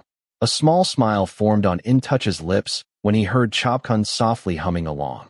Maybe it was because he was less nervous now, or maybe he had simply forgotten that Intouch was there. Have you ever wanted to seriously film a video from your own perspective? Intouch asked when the song ended. If I had the time, I'd like to try, but work keeps me so busy. You've seen my channel, right? That's why I only film at home. I haven't really shot anything outdoors yet. Intouch thought back to the previous videos on Chobkhun's channel. Usually, he filmed himself playing the piano, singing, or painting in his beautifully decorated studio. Sometimes, he recorded himself reading for hours in the living room while Katie lounged nearby. The very first video Intouch ever watched from the channel was a fridge organization video. Most of it was filled with ice cream, snacks, strawberry milk, and ready-to-eat meals. Chobkhun had organized everything while chatting about where he bought each item and how good it tasted. And in all those videos, his face was never shown. Even though he filmed alone, he had a knack for making engaging content, capturing shots from different angles, and editing them together in an interesting way.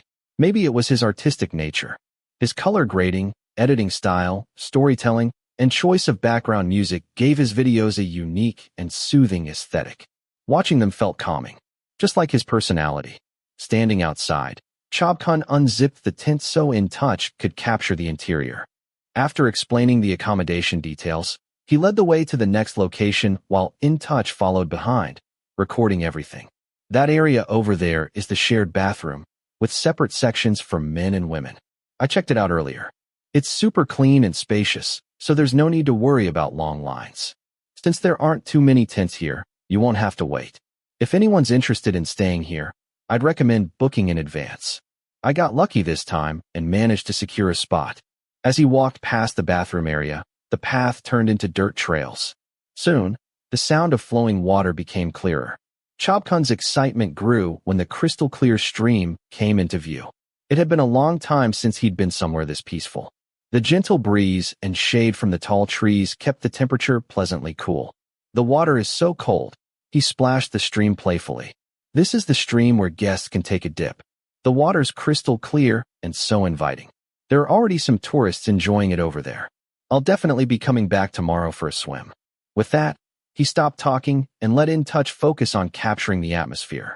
The stream, the rustling leaves, the tranquil sounds of nature, just as they had planned. Once the main shoot wrapped up, Intouch left to film additional scenery shots on his own. Meanwhile, Chobkhun returned to his tent to grab his art supplies and personal camera. He made his way back to a secluded, shaded spot beside the stream where there weren't many people around. He spread a white cloth across the lush green grass and carefully positioned his camera to frame only his sketchbook, watercolor set, and hands. Following Intouch's advice, he decided to try filming an outdoor art session.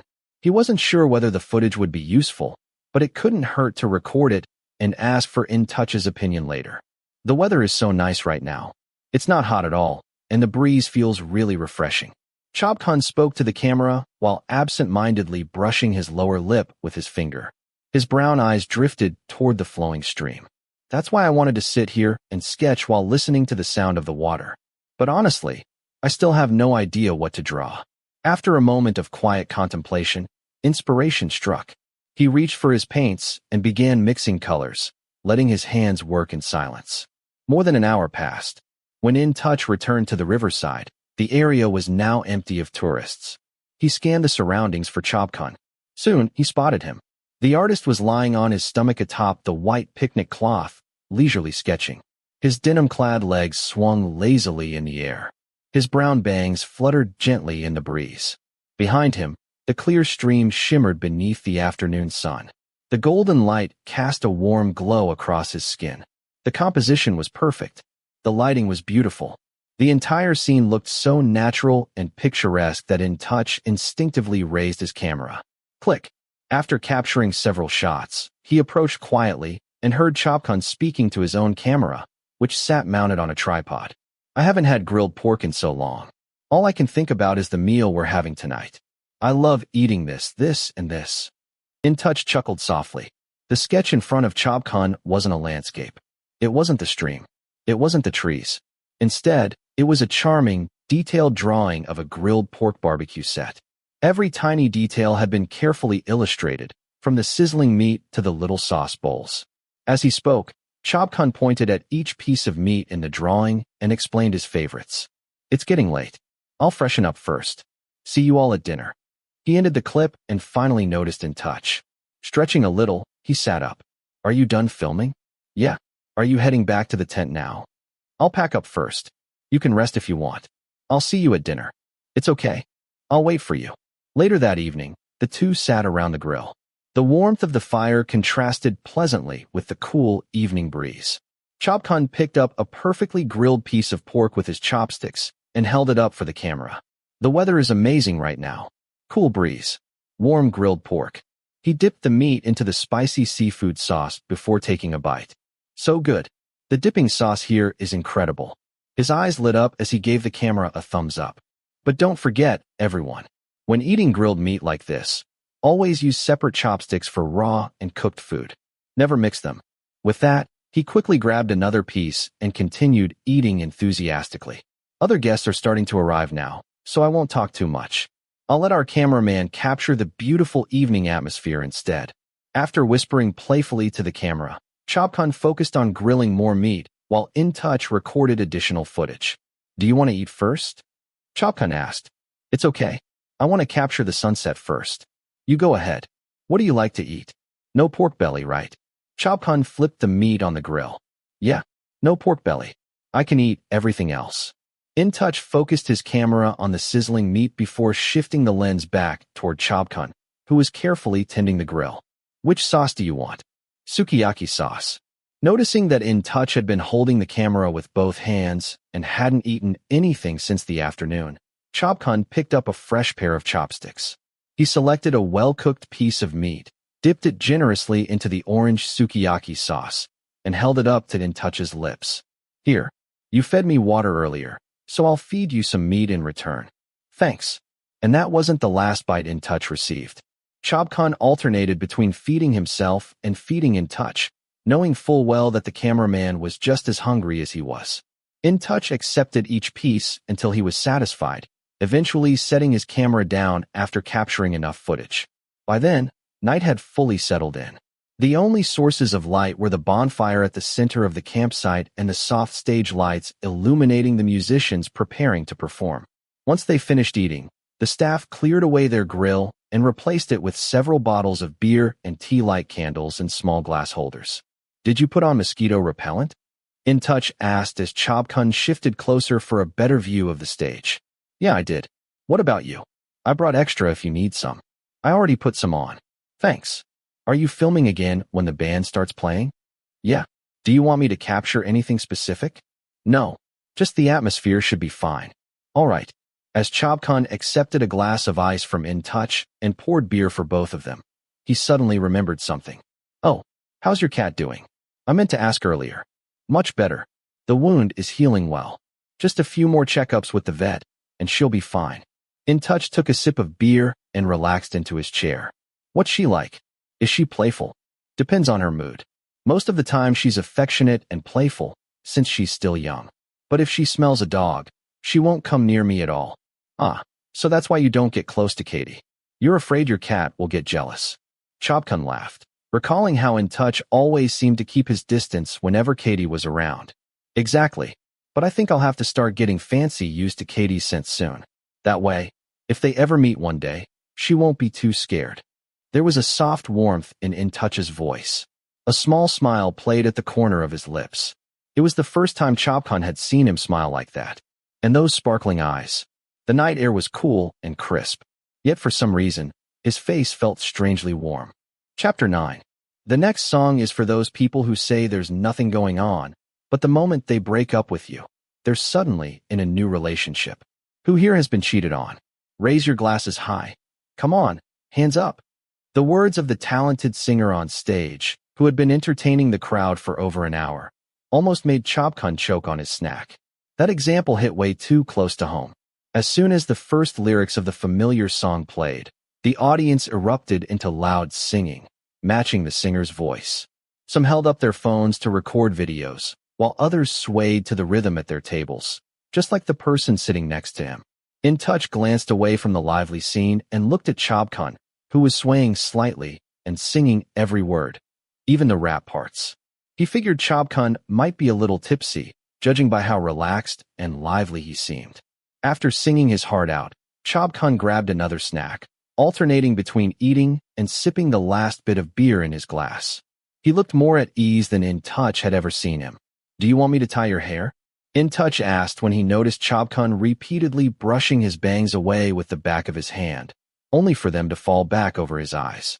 Chobkhun turned his attention away from the singer on stage and looked at him. That'd be great. It keeps getting in my eyes. Here, take this. He popped a snack into his mouth before offering his wrist, where a small hair tie was looped. His hands were too messy with crumbs to do it himself. I haven't had time to get a haircut. Guess I'll have to trim my bangs myself when I get home tomorrow. Are you drunk? Intouch asked as he pulled the hair tie free. I'm definitely not drunk. No need to worry, Intouch. Chobkhun immediately bowed his head, letting him tie his hair into a small bun. Chobkhun always knew his limits. This was a trip, sure, but it was also technically work. He couldn't let himself get drunk to the point of losing control. Besides, he didn't want to be a burden to Intouch. They weren't that close yet. If you start feeling dizzy, let me know. Got it. I haven't tied anyone's hair in a long time. See if it's too tight. Chobkhun tilted his head slightly and gave it a little shake. Satisfied, he smiled. Thanks. You're pretty good at this. I used to tie my little sister's hair for school when we were kids. Oh, that explains why you're so quick. Chobkhun nodded, then suddenly remembered something. He had just eaten grilled pork earlier. What if the smell had stuck to his hair? Does my hair smell like barbecue? There's a faint scent, but it's not bad. Intouch answered truthfully. He could still catch a hint of shampoo mixed with a light smoky aroma. What about yours? Come closer and check. As soon as Intouch lowered his head, Chobkhun leaned in toward his sleek black hair. You. Chobkhun scrunched his nose and quickly covered it with his hand. Is it that bad? Intouch started to pull away, only for Chobkhun to cut him off. I'm just messing with you. Intouch chuckled, realizing he had been tricked. He rested his chin on his hand and tilted his head slightly as he gazed at Chobkhun, who was laughing so hard his eyes curved into cheerful crescents. The candlelight on their table reflected in his brown eyes, now fully visible without his bangs in the way. With his hair tied up like this, laughing with his whole face, Chobkhun looked even younger than usual. And does it smell nice? Intouch asked, his voice calm but teasing. Huh. Chobkhun immediately stopped laughing, his eyebrows lifting in surprise. He glanced at Intouch's sharp eyes, which had started to curve into a smirk. Combined with the upward tilt of his lips, it made him realize he was the one being teased now. It smells nice, but like grilled pork. We both need to wash our hair before bed. If we sleep like this, we might get hungry again. The playful remark drew a smile from Intouch as he watched Chobkhun rummage through the snack bag again. This is the snack I told you to try. Want some? Am I stealing your snack? Intouch teased. Of course not. It tastes even better when we eat together. I bought this for us to share, remember? Seeing how serious Intouch looked, Chobkhun wondered if he was actually being serious. He wasn't that possessive over snacks.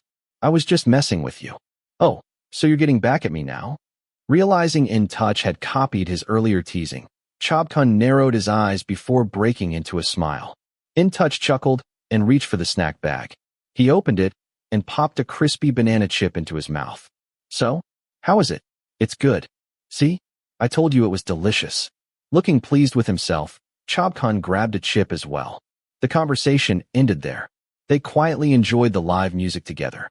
Intouch occasionally picked up his camera to capture the atmosphere, while their hands alternated between reaching into the same snack bag. The beer in their glasses gradually disappeared as time passed. When the snack bag was finally empty, Intouch checked his watch. I'm going to get some extra footage around here. It'll help with editing later. He took a pack of wet wipes from his bag, placed it on the table, and pulled one out to wipe his hands before offering another to Chobkhun. Thanks. Do you need help with anything? I'm good. I'll be back soon. Call me if you need anything, and don't wander off alone. Even though they were in a relatively safe area, Intouch didn't want to take any risks, especially with alcohol involved. Okay, I'll wait here.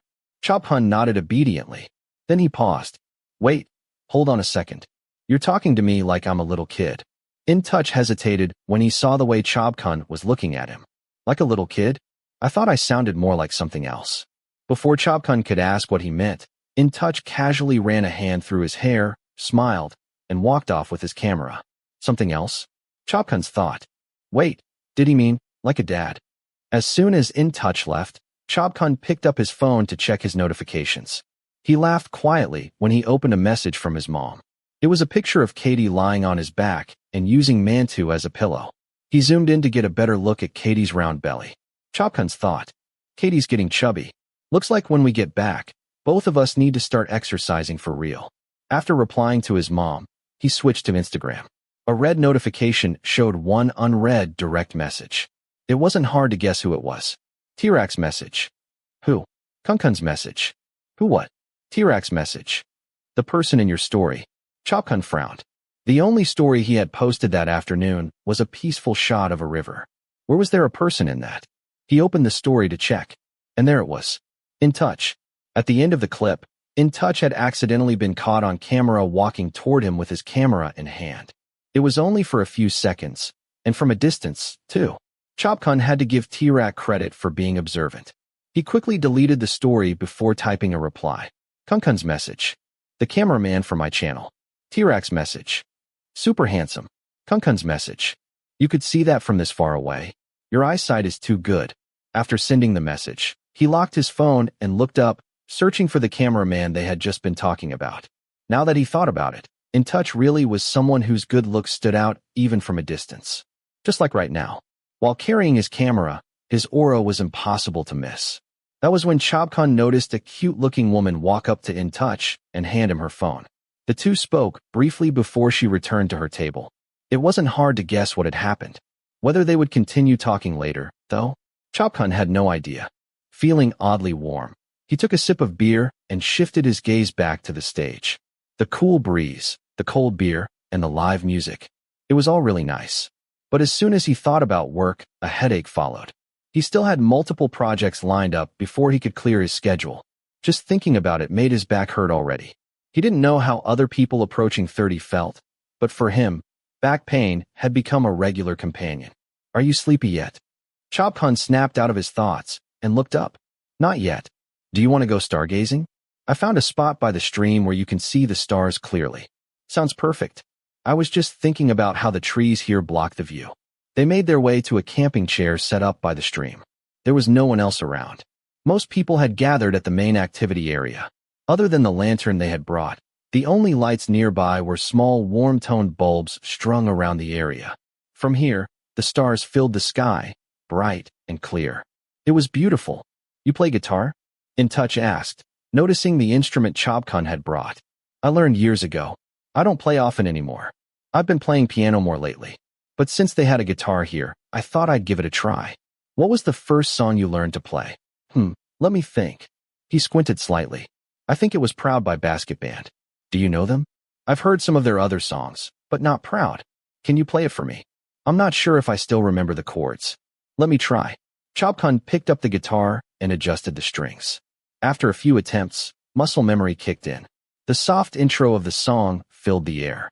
His voice followed, gentle and smooth, blending perfectly with the quiet sound of the flowing stream. Meanwhile, Intouch simply sat there, watching him, listening. Chobkhun had a beautiful singing voice. Intouch already knew that from the covers on his YouTube channel, but hearing it in person, it was so much better. Before the song was halfway through, however, soft laughter replaced the singing. Chobkhun had started messing up the final part on the guitar so badly that he couldn't force himself to continue. It's been so long. This is all I can remember. Do you play guitar Intouch? I do. I used to be in a band with my friends back in college. Really? You played guitar? Yeah. Then you must be really good. Can you play something for me? What was the first song you ever learned? I started playing when I was a kid, so I don't remember the first song. But I can play the most recent one I learned instead. Sure. Anything is fine. Chobkhun handed over the guitar and rested his chin on his hands. The smooth intro of an acoustic guitar filled the air. Just from the first few notes, it was obvious. Intouch was good. Then a deep, warm voice began to sing. Chobkhun recognized the song immediately. It was Lean by Not Tanit. As the first verse played, Chobkhun's gaze drifted from the guitar strings to Intouch's face, only to find those dark eyes already looking at him. I will never make you cry. Chobkhun swallowed. Intouch really had a beautiful voice. It was already pleasant when he spoke, but when he sang, it was even more captivating. His heart, which had been beating normally, suddenly sped up. Intouch never looked away. In the end, Chobkhun was the one who broke eye contact first. The song ended. His heartbeat didn't. You have a great voice, Intouch. I really like this song. It was the only thing he could think of to say. Thank you. I'm glad you liked it. I'll sing for you again next time. Maybe they had spent too long stargazing. By the time they returned to the main activity area, the entire camp had quieted down. The live band had stopped playing. The other guests had already gone back to their rooms. Only insects and rustling leaves remained. It was too quiet and too dark. Intouch, if you go shower, can you come and call me at my tent first? Chobkhun admitted it. He was scared. Of course. Even if Chobkhun hadn't asked, Intouch wouldn't have left him alone. After grabbing their shower supplies and sleepwear, they headed together toward the shared bathroom. All the shower stalls were empty. Chobkhun chose the stall right next to Intouch's. The cold night air sent chills up his spine. Worse, there was no water heater. He quickly washed his hair and body as fast as possible. The sound of running water echoed through the bathroom. Then the shower in the stall next to him stopped. Chobkhun's heart clenched. Intouch. Yeah. Relief flooded through him. Wait for me, okay? I'm almost done. Take your time. Soon afterward, Chobkhun finished and changed into his long-sleeved pajamas. When he stepped out of the stall, the first thing he saw was Intouch drying his hair with a towel. Have you brushed your teeth yet, Intouch? Not yet. I was waiting for you. They brushed their teeth side by side at the sink. Chobkhun felt like the distance between them was shrinking little by little. This trip had allowed him to see a more relaxed side of Intouch. He hoped they would continue working together smoothly in the future. Once they were finished, they walked back toward their tents. It's a shame we have to leave tomorrow. I don't want to go back yet. Want to stay another day? I can't. I still have a mountain of work waiting for me. Next time, let's plan a 3-day trip instead. That way we won't be too exhausted. I'm fine with whatever. It's up to you. Really? What if I say I want to stay for a whole month? If you tell me in advance, I'll clear my schedule. Whoa, you'd really free up a whole month. But the real question is whether I'd even have the time for that. As they reached their tents, Chobkhun thanked him and arranged a meeting time for the next day. Then, plop, something landed on the roof of his tent.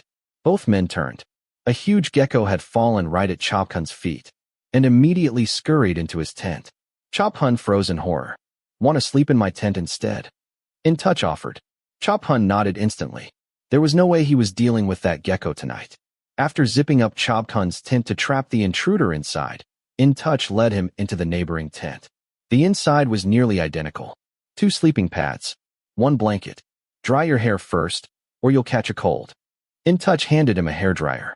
After they finished drying their hair and settled down, Chobkhun pulled the blanket up to his chin. Then he realized he had taken most of it. You can take the blanket. I'm not cold. How could I keep it all to myself? It's freezing. Plus, I'm the one crashing in your tent. Let's just share it. In the end, they moved their pillows closer together so neither would be left out in the cold. Once the blanket covered them both, Intouch turned off the light. Darkness filled the tent. Then Intouch spoke. Someone asked for my line today. Chobkhun immediately remembered the woman from earlier. Oh, that cute girl, right? The moment the words left his mouth, he regretted them. Now Intouch would know he'd been watching. Yeah, she was cute, but I didn't give her my line. Silence settled between them. For a moment, Intouch thought Chobkhun had fallen asleep. Then, why didn't you? A few seconds passed before Intouch answered. Because I don't like women. Chapter 10. I don't like women. Oh, okay. Chobkhun didn't say anything after that. He wasn't surprised that Intouch liked men. What surprised him was that Intouch had told him. Lying awake in the darkness, he blinked slowly as he mulled over the possibilities. Did Intouch tell him this just because they worked together? Even though he wasn't sure of the reason, deep down, Chobkhun felt good about it. Intouch trusted him enough to share something personal. It felt like they had gotten a little closer. As he drifted off, still lost in thought, a soft voice pulled him back. Are you asleep?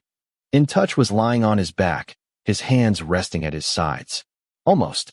My eyes are about to close. Aren't you sleepy? Chobkhun replied groggily. I am. Good night. Good night, In. It was the last thing Chobkhun said before exhaustion finally claimed him. The tent fell silent.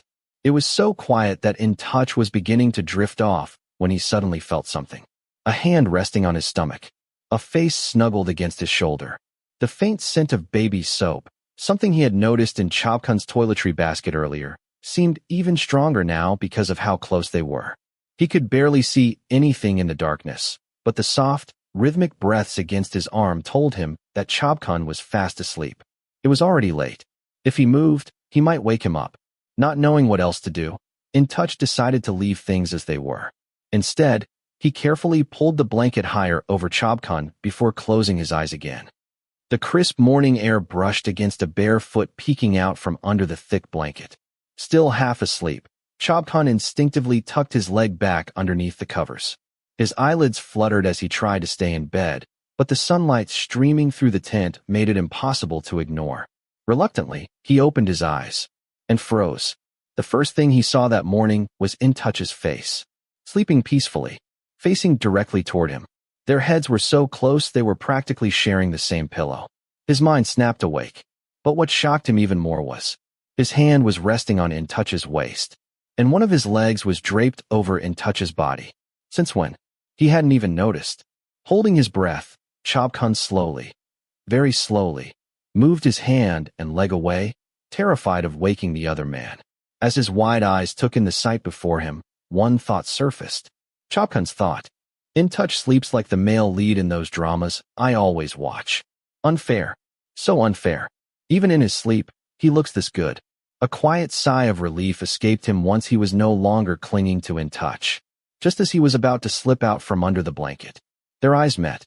Deep black eyes suddenly opened and locked onto his. For 5 long seconds, neither of them moved.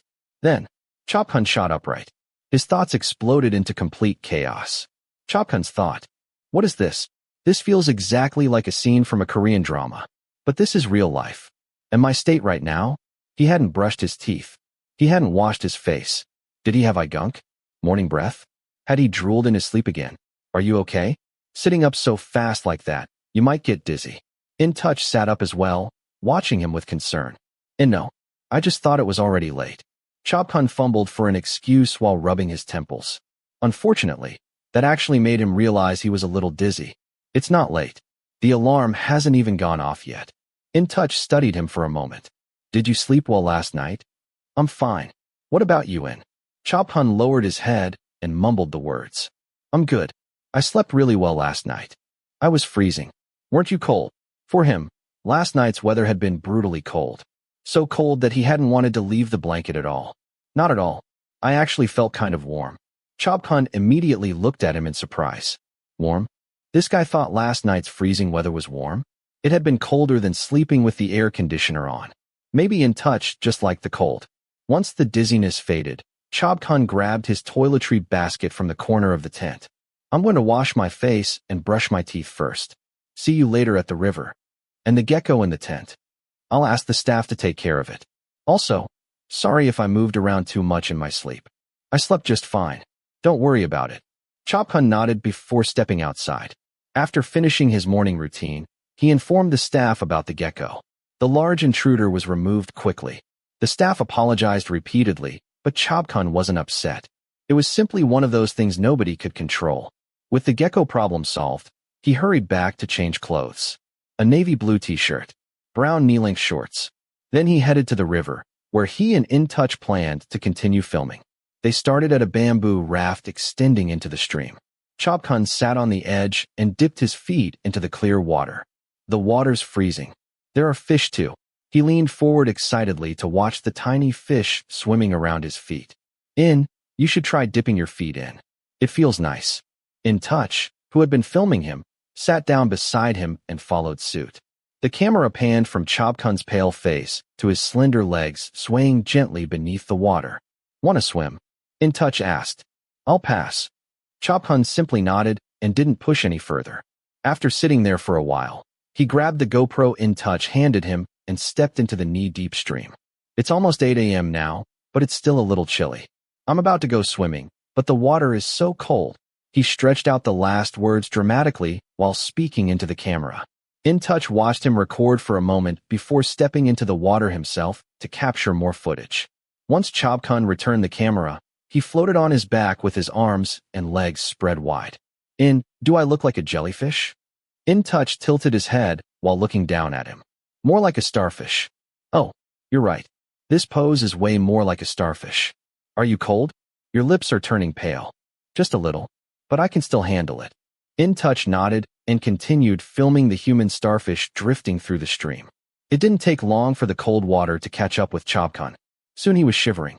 Seeing that, Intouch urged him to get out and warm up. Reluctantly, Chobkhun agreed. They had enough footage anyway. After showering, packing up, eating breakfast, and checking out, they left for Bangkok around noon. BZZZ. BZZZ. The music connected through the car's Bluetooth faded as an incoming call appeared on the screen. Can you check who's calling? Chobkhun kept his eyes on the road. Intouch picked up the phone from the center console. His brows drew together slightly. It says, Darling. Oh, can you answer it for me? I'll take the call real quick. Sure. Chobkhun reached for his AirPods, only to realize they were in his bag in the back seat. Before he could stop him, Intouch had already answered. Tirak's voice immediately filled the car. Hey, what are you doing? I'm driving. The speaker's on. Chobkhun quickly warned him. Who are you with? With the cameraman. He glanced at Intouch. Do you need something? It's a long story. I'll talk to you when you get home. Call me, okay? His younger brother's unusually serious tone made Chobkhun curious. All right. I'll call when I get home. Okay. Drive safe. The call ended. The music resumed. After a while, Chobkhun noticed Intouch seemed unusually quiet. Not that he was ever talkative, but now he seemed especially lost in thought. Was that your boyfriend?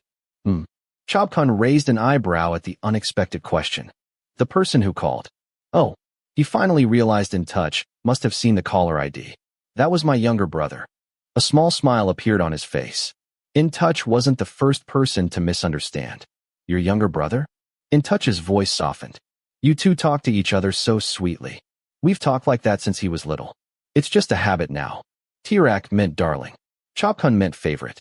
No wonder people got confused. Intouch shook his head at his mistaken assumption and smiled faintly. The drive back was quicker than expected. They arrived in Bangkok earlier than planned. After parting ways with Intouch, Chobkhun rushed inside his house to drop off his bags before heading to the main family home to pick up Katie. While driving, he put in his AirPods and called Tirak. All right. What's up? I want to drop out. The quiet voice on the other end caught him completely off guard. I don't think studying medicine is for me. You're not happy, are you? No. It's not that I can't handle it. The more I study, the more I feel like this isn't right for me.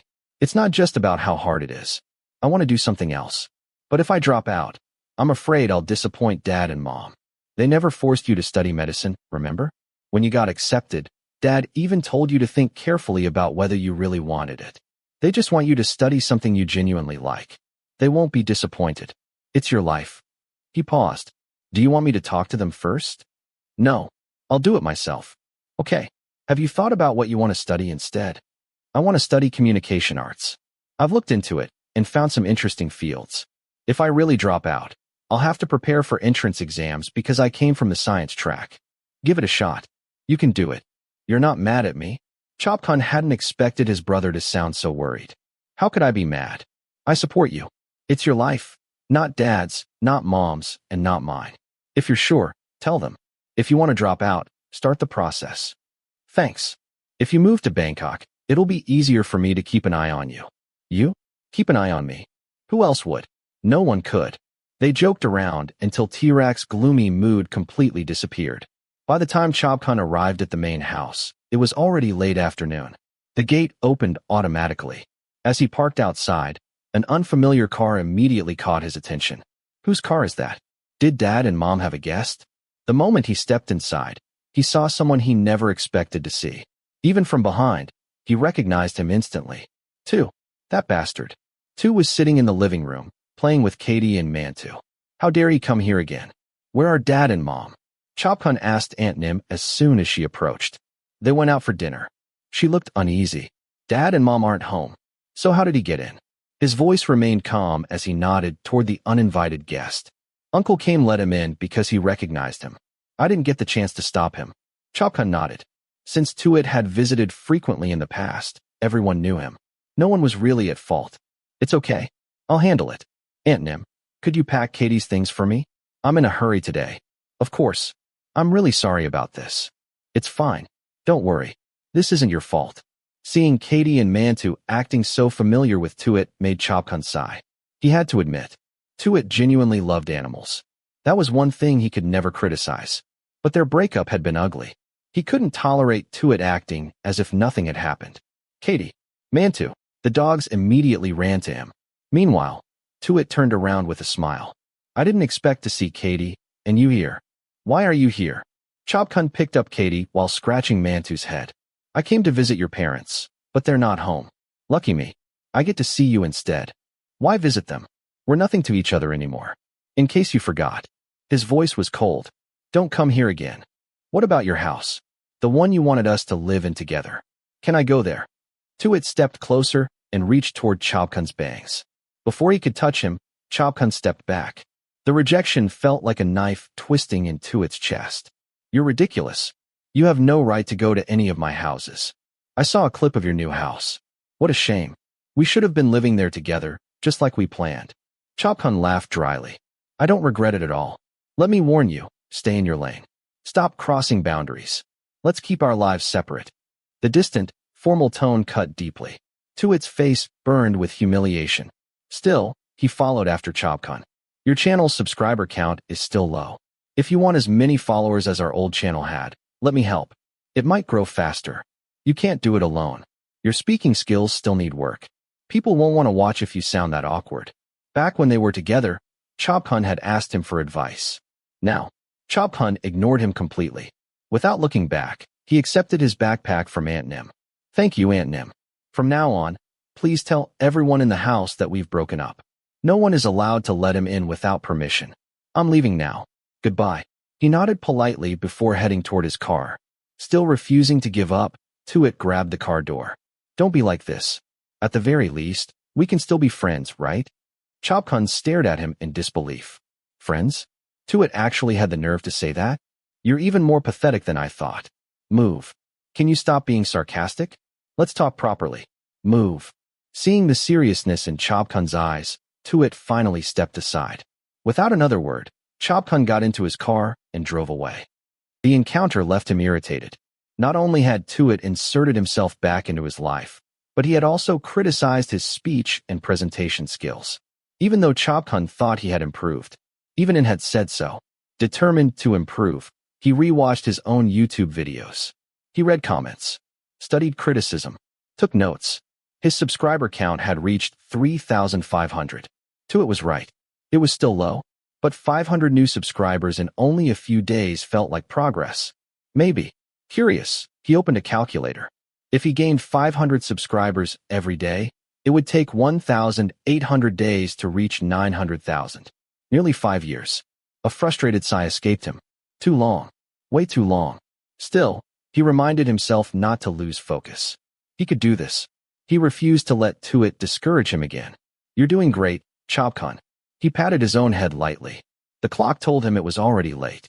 He closed his MacBook, picked up the sleeping Katie, and headed for bed. The first thing he did was set an alarm.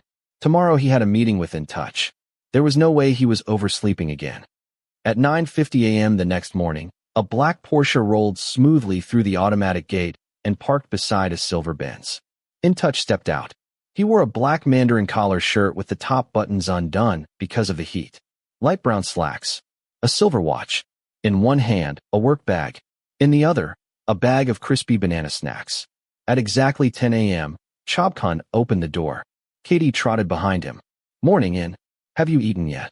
Morning. Yeah, I have. Brought you something. Intouch handed over the snack bag. Why'd you buy so many? I feel bad. Thanks, but don't. No need to feel bad. He removed his shoes and stepped inside. Let's just share them. All right. They headed into the office. Do you think we should include this clip in the intro? Chobkhun asked. Intouch leaned closer to examine the screen. It's good, but I'd cut down the street footage and use more of the beautiful shots from Swan Viewing. Got it. The two quickly slipped into work mode. Hours passed. Footage was reviewed. Scenes were selected. The project turned out larger than expected. It became obvious they wouldn't finish in a single day. Later that afternoon, Chobkhun finally looked away from the screen. In, you should rest your eyes for a bit. Let me finish this section first. You go ahead. Then I'll wait and rest with you. The clicking stopped immediately. All right, let's take a break. Chobkhun blinked. Didn't you say you wanted to finish that part first? I changed my mind. I want to rest now. Can I just finish this one thing? Just a little bit. You should rest first. Then I'll wait and rest with you. Chobkhun burst out laughing. His own words had been thrown right back at him. They moved to the living room with glasses of chilled chrysanthemum tea. An open bag of banana chips sat on the table. Nearby, Katie lay happily on his back, while Intouch scratched his belly. It seemed Intouch had completely fallen for the puppy. Then again, who wouldn't? We can stop for today. It's almost the end of your work hours. It's fine. Let me finish a little more. Don't overwork yourself. I'm not in a rush. You too. Do you ever take breaks? I always see you working. No breaks for now. I need to finish my current projects. But next month I'll take fewer jobs. My back can't handle it anymore. Plus, he smiled. I want more time for my channel. All right. Intouch quietly stored that information away. Later that night, just before bed, Chobkhun received a line message. In's message. YouTube link. 5 stretches for back and waist pain. Try these. They might help. From that day onward, they worked nonstop. 3 days later, the video was finally uploaded. 1 day later than planned. But worth it. After 24 hours, Chobkhun nervously opened the comment section. The thumbnail showed him sketching beside a stream.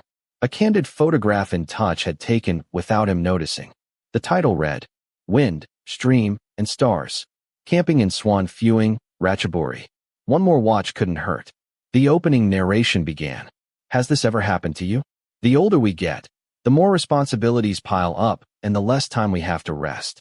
At some point, we stop looking up at the stars, feeling the wind, breathing fresh air, or simply listening to flowing water. Today, I want to take you to experience that feeling again. The video played. Their journey unfolded. And then he opened the comments. Thump. Thump. Comment. I want to buy the channel owner an all-you-can-eat barbecue. I lost it when I saw the grilled pork shot. Comment. I love your voiceover. So soothing. Your singing was great too, and your narration is really pleasant to listen to. Comment. Thank you for making such a wonderful video. It was really healing. After a long, stressful day at work, watching something lighthearted like this helps me relax. Looking forward to your next video. Comment. Shout out to the cameraman. Amazing framing and angles. Makes me want to visit the same place. Comment. The editing is great. Feels like watching a movie. Comment. Chobkhun, do you accept fan moms? I couldn't stop smiling while watching your video. Your smile is too precious. Comment. The mood and tone of this video are perfect. It feels so well thought out. I'm so glad I found this channel. Comment. Love the part where you dipped your feet in the stream. The sound of the water was so clear. It really made me feel like I was there too. Reading the positive comments made Chobkhun smile. All the exhaustion vanished instantly. He was genuinely happy that people appreciated the effort he and Intouch had put into every scene. Then one particular comment caught his eye. Comment. Is the cameraman your boyfriend? You even fed him grilled pork. Will we get to see his face in the next video? The whole vibe felt like a romantic trip with a partner. Chapter 11. I don't know what's up with Tu lately. He gets irritated so easily. It's like he's possessed or something. No one can even approach him. The whole studio feels tense. If it weren't for my contract, I would have quit ages ago. Chobkhun had been listening to Kim complain about Tuit for a while now. The Wagyu beef in his favorite shabu restaurant was starting to lose its appeal. He felt uncomfortable having to sit through this conversation about his ex, especially when he had no interest in hearing anything about Tuit anymore. He didn't even check that channel's videos these days. If it weren't for the fact that this involved Kim, he wouldn't have stayed to listen. Seeing the stress on his senior's face, though, he kept quiet and chose not to comment on his ex at all. How many months do you have left on your contract, Kim? Chobkhun asked, setting down his chopsticks. 6 months. Gotta endure it for now. Oh, by the way, did you watch the video celebrating 900,000 subscribers? The behind the scenes was super awkward. Tu told us not to mention you, but I didn't care. We work together. How could we just pretend otherwise? In the end, Tu had ball cut out all my scenes, so I was basically just sitting there swatting mosquitoes. So that's why? He had wondered why Kim seemed so quiet in that video.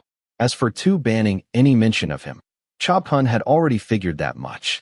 And about the content, after you left, everything fell apart. Viewers are complaining that it's not as fun anymore. Every idea I suggest gets rejected. I'm the only one who dares to speak up, while everyone else just goes along with whatever Tu says. I really miss when you were still around. At least Tu would listen to you. Even Plum can't say much now. Whenever he does, they just end up arguing. Kim trailed off when she noticed Chobkhun's blank expression. Realizing she had brought up a topic she shouldn't have, she quickly changed the subject. So, how's your channel doing? I watch almost every video. It's starting to settle in, but I don't have that many subscribers yet. I'm just making content that I find interesting. Some videos do well, some don't. What do you think I should improve, Kim? I think it's great already. The cinematography, the sound, the editing. It all flows smoothly. And your content is perfect for people like me, whose lives are a chaotic mess, and who just want to watch something peaceful. But at the beginning, don't you think you should upload more often? I can't. I only have one person on my team. Plus, my illustration work is piling up. If I don't take on as much next month, I might be able to post more frequently.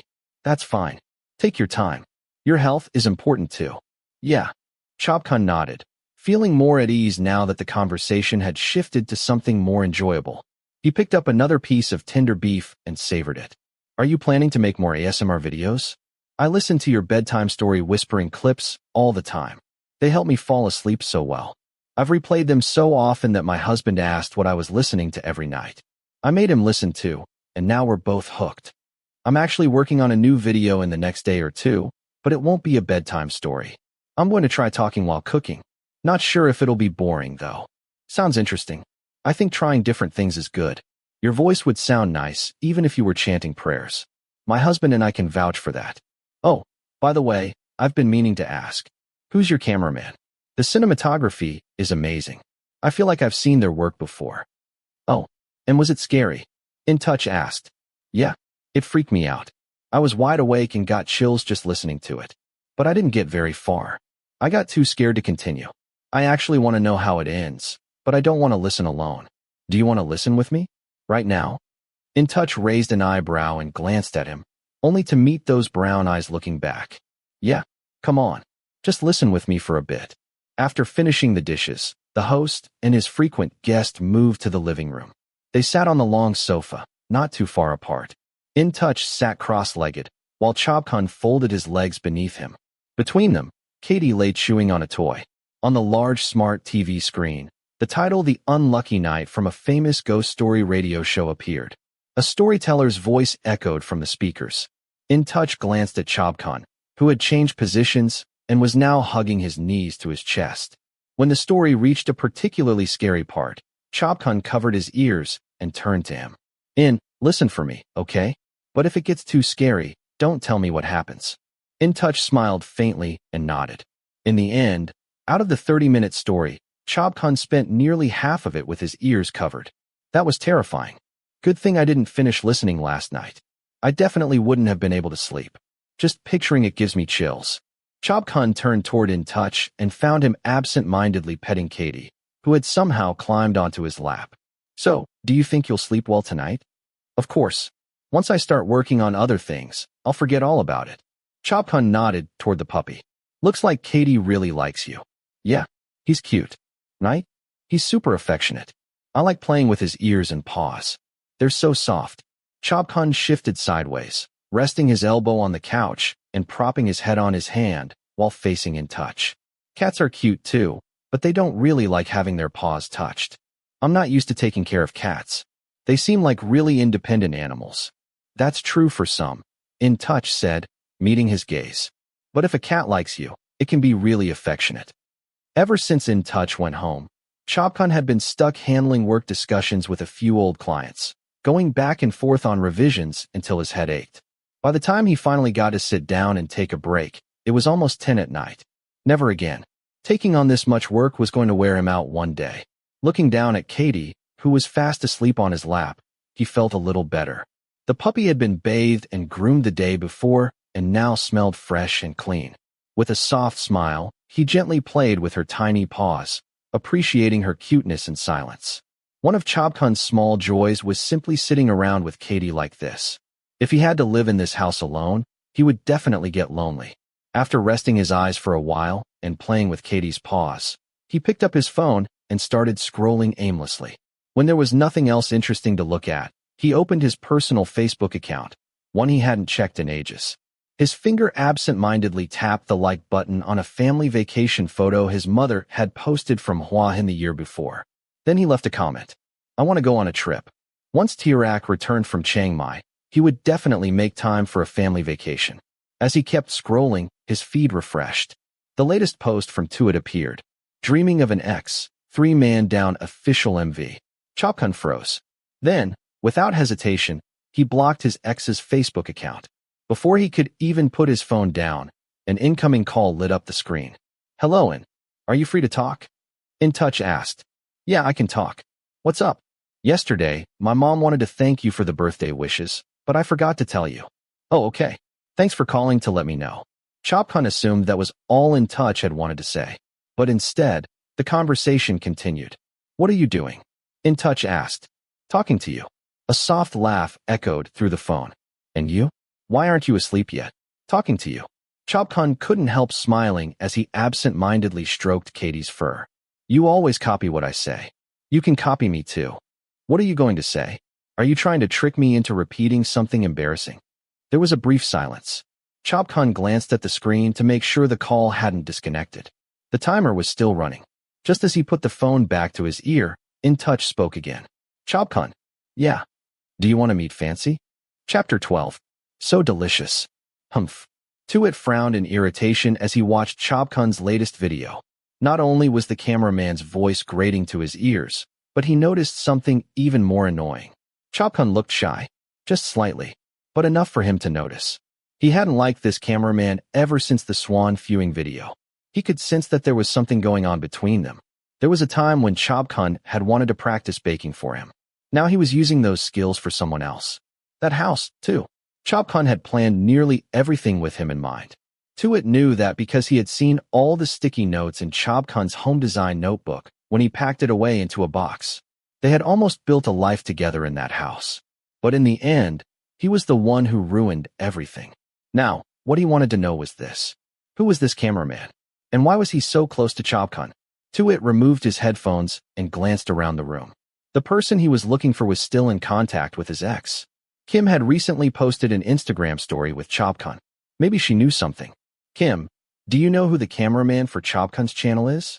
He walked over to the woman working at a desk in the same room. 3 or 4 other team members were busy at their own desks, but Plum wasn't there. He had a full-time job elsewhere. I don't know. How would I know? Kim stopped typing, her voice rising slightly as though she had been caught off guard. She glanced at him briefly before turning back to her screen. Chobkhun never mentioned anything to you. I never talked to him about it. Why are you asking to it? Kim's expression turned serious. She couldn't help wondering why Tuit was suddenly interested in Chobkhun again. It's nothing. Just curious. Realizing he wouldn't get an answer from her, Tuit decided to try a different approach. A small piece of paper with the alias "I in my eyes" written on it was placed on the desk of the channel's regular cameraman. Hey, find out who the cameraman using this alias is. I in my eyes. The bespectacled young man read the note. Never heard of it, bro. Ask around. Maybe someone knows. Okay, got it, PT. At 2 in the morning, a black planner decorated with a crescent moon and tiny stars lay open on a light wooden desk. Chobkhun smiled in satisfaction as he looked at the monthly calendar filled with work schedules, almost all of which had been crossed out in black ink. Reaching for a marker, he drew an X over another completed illustration job. Only 2 more tasks left. And then, he'd be free. This month had been overwhelming. Next month, completely empty. For the past 3 or 4 days, he had been staying up late and barely sleeping. His body was starting to feel like that of a walking zombie, just like during his university days when he pulled all-nighters to finish assignments. But he wasn't as young as he used to be. Lack of sleep was wearing him down. Everything felt worse when he was exhausted. That was why he had decided not to take on any more illustration jobs for now. He needed to rest. Physically, mentally, before he lost his passion for art completely. At some point, he had stopped finding joy in painting. Every time he picked up a brush, all he felt was stress and pressure from deadlines. Lately, the only thing that made him happy was crossing completed tasks out of his planner. He had taken on too much work. That was his own fault. A hard lesson learned. He wouldn't make that mistake again. With today's tasks finished, it was time to focus on tomorrow. His brown eyes landed on the schedule for the next day. Meet Fancy at Intouch's condo. Beside the note was a small doodle of a cat. It had been almost a week since Intouch called to invite him over to meet Fancy. Tomorrow, besides finally meeting the cat, they also had a work meeting to discuss their next video. The ASMR cooking video had been uploaded 2 days ago. Chobkhun hadn't checked the feedback yet, but now that he had some free time, he figured he'd take a look. Getting up from his office chair, he grabbed his phone and called for Katie, who had been busy chewing on a toy. Together, they moved to the living room. He sank into the soft sofa and placed Katie on his chest. With one hand, he gently stroked the puppy's head. With the other, he scrolled through the comments. I really love the color tones and editing. Even though this video is simple, it's clear a lot of thought went into it. It's smooth and easy on the eyes. The sound is pleasant too. This is one of my favorite channels. Keep up the great work.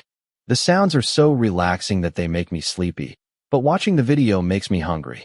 Now I don't know whether I should eat or sleep first. It looks delicious, but it would be even better if you showed how to marinate the meat and make the dipping sauce. Thank you for making another ASMR video. I usually struggle with insomnia, but your voice helps me sleep so well. I always replay your videos. I can't wait to see your next travel vlog. When's the next trip? I'm blushing because of the cameraman's voice. Damn it. Your voice is so soft and soothing. I literally dozed off. Next time, can you narrate while drawing? As Chobkhun continued reading, he came across plenty of encouraging comments and useful feedback that made his heart feel full. But there were also a few comments that made him furrow his brows. What are you even saying? Why are you whispering? Just speak properly. It's so annoying. I've never understood the appeal of this kind of stuff. It's hilarious. Chobkhun was always open to constructive criticism. Comments like these, though, he simply ignored them. They were just plain rude.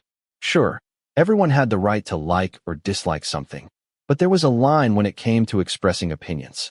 Besides, he had clearly labeled the title and description. If they didn't like ASMR, why click on it in the first place? Some people made no sense. Shaking his head, he continued scrolling. Then he read the newest comment. His phone slipped from his fingers and smacked him directly in the mouth. Ow. Shit, that hurts. Startled by his sudden outburst, Katie jerked awake and tilted his head in confusion. Meanwhile, Chobkhun rubbed his sore lips with a pout. Oh my, feeding each other again. That's so cute. I heard the cameraman's voice this time. Will we get to see his face next time? P.S. I totally noticed that someone got all flustered while feeding him. It's the same person from last time. They're really good at teasing. Come to think of it, he should probably talk to Intouch about this commenter. If Intouch found out people were assuming they were a couple, he might feel uncomfortable. Checking the time, Chobkhun realized it was almost 3 in the morning. Letting out a sigh, he scooped Katie into his arms and held the puppy against his chest before heading upstairs to his bedroom. He really shouldn't be staying up this late, especially since he had to drive to Intouch's condo early in the morning. Traffic was always a nightmare on weekdays, so he needed to wake up extra early. There were several things he had to pick up before heading over. Mentally reviewing his to-do list, he absent-mindedly touched his lips. Still swollen. Ouch. Next time he read comments, he definitely wouldn't do it while lying down. The sound of honking horns and the chaos of morning traffic snapped Chobkhun out of his drowsiness. He knew rush hour traffic would be bad. He just hadn't expected it to be this terrible. Thankfully, he had left early enough to arrive at Intouch's downtown condo right on time. 10 o'clock sharp. His silver Benz pulled into the parking structure on the 5th floor. With his arms full of bags, he stepped out of the car and scanned the area for the person he was supposed to meet. Soon, he spotted the familiar figure approaching. A young man wearing fitted jeans and a plain white t-shirt. His jet black hair was left unstyled, falling slightly across his face. Morning. Need me to carry anything? For the second time, Intouch noticed how tired Chobkhun looked. But as always, that bright smile was still there. Morning in. Here, this is for you. The first thing Chobkhun did was hand over an iced Americano. Then he passed him a tote bag. And this is for Fancy. Thanks, but you didn't have to buy anything. Intouch accepted both items with a polite nod. It's fine. Let me buy something for you for once. I'd feel bad otherwise. All right, let's head up. It's too hot out here. Intouch nodded. Once inside the private elevator, now brightly illuminated, Intouch noticed something. As he reached to press the button for the 30th floor, he caught sight of Chobkhun's slightly swollen lips. Curious, he asked. What happened to your mouth? Oh, this. Chobkhun lightly touched his lips. I accidentally dropped my phone on my face. Did it cut your lip? No. Luckily, it's just a little swollen. As he sipped his iced chocolate, Chobkhun remembered why he had dropped the phone in the first place. He decided to bring up what had been on his mind. Have you read the comments? Yeah, I have. All of them. Chobkhun glanced at Intouch's usual neutral expression. Almost all of them. What? Intouch took a sip of coffee and turned to meet his gaze. Chobkhun hesitated. He rubbed the back of his neck before lowering his eyes to the floor. Well, I saw a comment that, He pointed back and forth between himself and Intouch. That thinks we're dating? Intouch finished the sentence smoothly. So he had seen it. Chobkhun looked up and nodded. Yeah. Does it bother you? I can clear things up for the viewers. Even if it was only one person misunderstanding, he didn't want Intouch to feel uncomfortable. No, it doesn't bother me. Intouch paused. Does it bother you? No, not at all. Chobkhun waved his hands quickly. I was just worried it might make you uncomfortable. He wanted Intouch to be able to work with him without feeling awkward. Don't worry about it. I don't mind at all. Before they could continue, the elevator doors opened. As they stepped out, Chobkhun saw a small entryway leading to a single door. Intouch's apartment. Opposite the entrance stood a shoe cabinet. Beside it were 4 or 5 large Star Wars bear brick figures lined up neatly. Entering Unit 3001, Chobkhun was immediately struck by how spacious it was. The condo felt surprisingly homey. Though the decor leaned toward darker tones, the place didn't feel gloomy. The furniture and natural sunlight pouring through the windows made the space feel warm and inviting. In front of him was a high-ceilinged living room connected to a massive glass window overlooking the city skyline. To the left, a staircase led to the 2nd floor. Beneath the loft area sat a workspace enclosed by floor-to-ceiling glass panels. One glance inside explained why Intouch needed such a well-sealed room. Besides a desk, the space housed shelves filled with camera bodies, lenses, and other equipment, all organized with meticulous care. That's fancy. Following Intouch's pointing finger, Chobkhun spotted a cream-colored Siamese kitten beneath the staircase. Light brown markings decorated her body. She looked even friendlier in person than she had in the photos. At the moment, she was drinking from a cat fountain. The space beneath the stairs was clearly Fancy's territory. There was a cat condo, several toys, wall-mounted climbing structures, and other cat supplies neatly arranged throughout the area. How old is Fancy? 6 months. So she's younger than Katie. Chobkhun smiled. Can I play with her? Will she bite? You can. She's not aggressive, but let her get used to you first. Intouch settled onto a light brown rug in the living room, leaning against a large black sofa bed. Having finished drinking, the kitten trotted toward her owner. But when she noticed the unfamiliar guest nearby, she changed direction and cautiously approached Chobkhun instead. She sniffed him curiously. Her tail flicked once. Then she pranced back to rub against Intouch's leg. The sight nearly overwhelmed Chobkhun with cuteness. She's probably picking up Katie's scent from you, but she's still not familiar with you yet. Try using this. Intouch handed him a teaser wand. Taking it, Chobkhun dangled the feathered end in front of the kitten. The moment Fancy spotted her prey, she completely forgot her reservations. She pounced, swiped, leaped. Her little tail wagged excitedly. Dressed in a rolled-sleeve white shirt and cropped brown chinos, Chobkhun knelt on the floor, waving the toy while the kitten bounced around after it. A grin spread across his face. His eyes crinkled with amusement as he watched Fancy stand on her hind legs and repeatedly swat at the feathers. It's so cute. His gaze remained fixed on the kitten. Meanwhile, the other man replied without taking his eyes off Chobkhun. Yeah, it is. Night? Now I understand why you're a cat person. But when will Fancy let me touch her? He finally looked up and met the cat owner's eyes. She probably needs to get more familiar with you first. A faint smile appeared on Intouch's lips. You might have to come over more often. Chobkhun nodded immediately. I was thinking the same thing. Maybe next time, Fancy will let me pet her. Intouch's smile deepened slightly. After playing for a while, Fancy suddenly darted into a round device beneath the stairs. What's that? Chobkhun asked. An automatic litter box.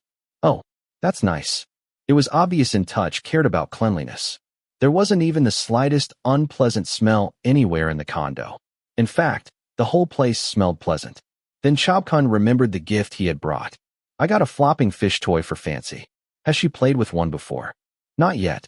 Then let's try it. He stood up, unboxed the toy, and placed it on the floor. Fancy, come play. Look, I got you a toy. It moves too. Meow, meow. Intouch couldn't help smiling at Chobkhun's imitation of a cat. His sharp eyes followed the smaller man as he knelt on the floor, enthusiastically waving for Fancy to come over. The kitten studied the toy cautiously, slowly, carefully, like a tiger stalking prey. Then she lunged. She bit the fish's head and shook it vigorously. Fancy liked the toy. Chobkhun sat down and watched her play. After a moment, he slowly reached out his hand. Wait, don't. Intouch's warning came immediately. She's still playing. You might get bitten. Chobkhun quickly withdrew his hand and settled for watching. A little later, Fancy trotted back to Intouch and rubbed her tiny head against his knee before hopping into his lap. Chobkhun watched with undisguised envy. He wished Fancy would cuddle him like that too. Do you want to try petting her again? Intouch asked. Can I? Won't she get startled? Despite his words, he eagerly sat beside Intouch. No, she's already relaxed. Try it. Encouraged, Chobkhun carefully reached out. This time, his fingers finally touched the kitten's soft fur. Fancy blinked sleepily before rubbing her face against his hand. Well, that had been easy. She's letting me pet her. His face lit up. You can scratch her neck and pet her head, but don't touch her tail. She doesn't like it. Chobkhun nodded. As he scratched gently behind her ears, the kitten slowly drifted to sleep. Seeing that, Intouch carefully lifted Fancy and placed her onto Chobkhun's lap. Let her get used to your scent.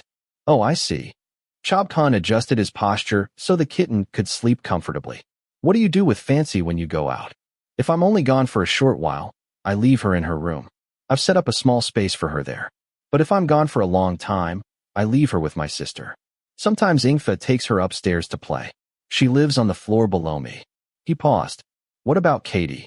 Pretty much the same. I once watched a documentary that said if a dog becomes too attached to its owner and isn't trained properly, it'll spend the whole day anxiously waiting for them to come home. He looked down at the sleeping kitten. I didn't want Katie to end up like that. When I was little and asked my dad for my first dog, my aunt told me something.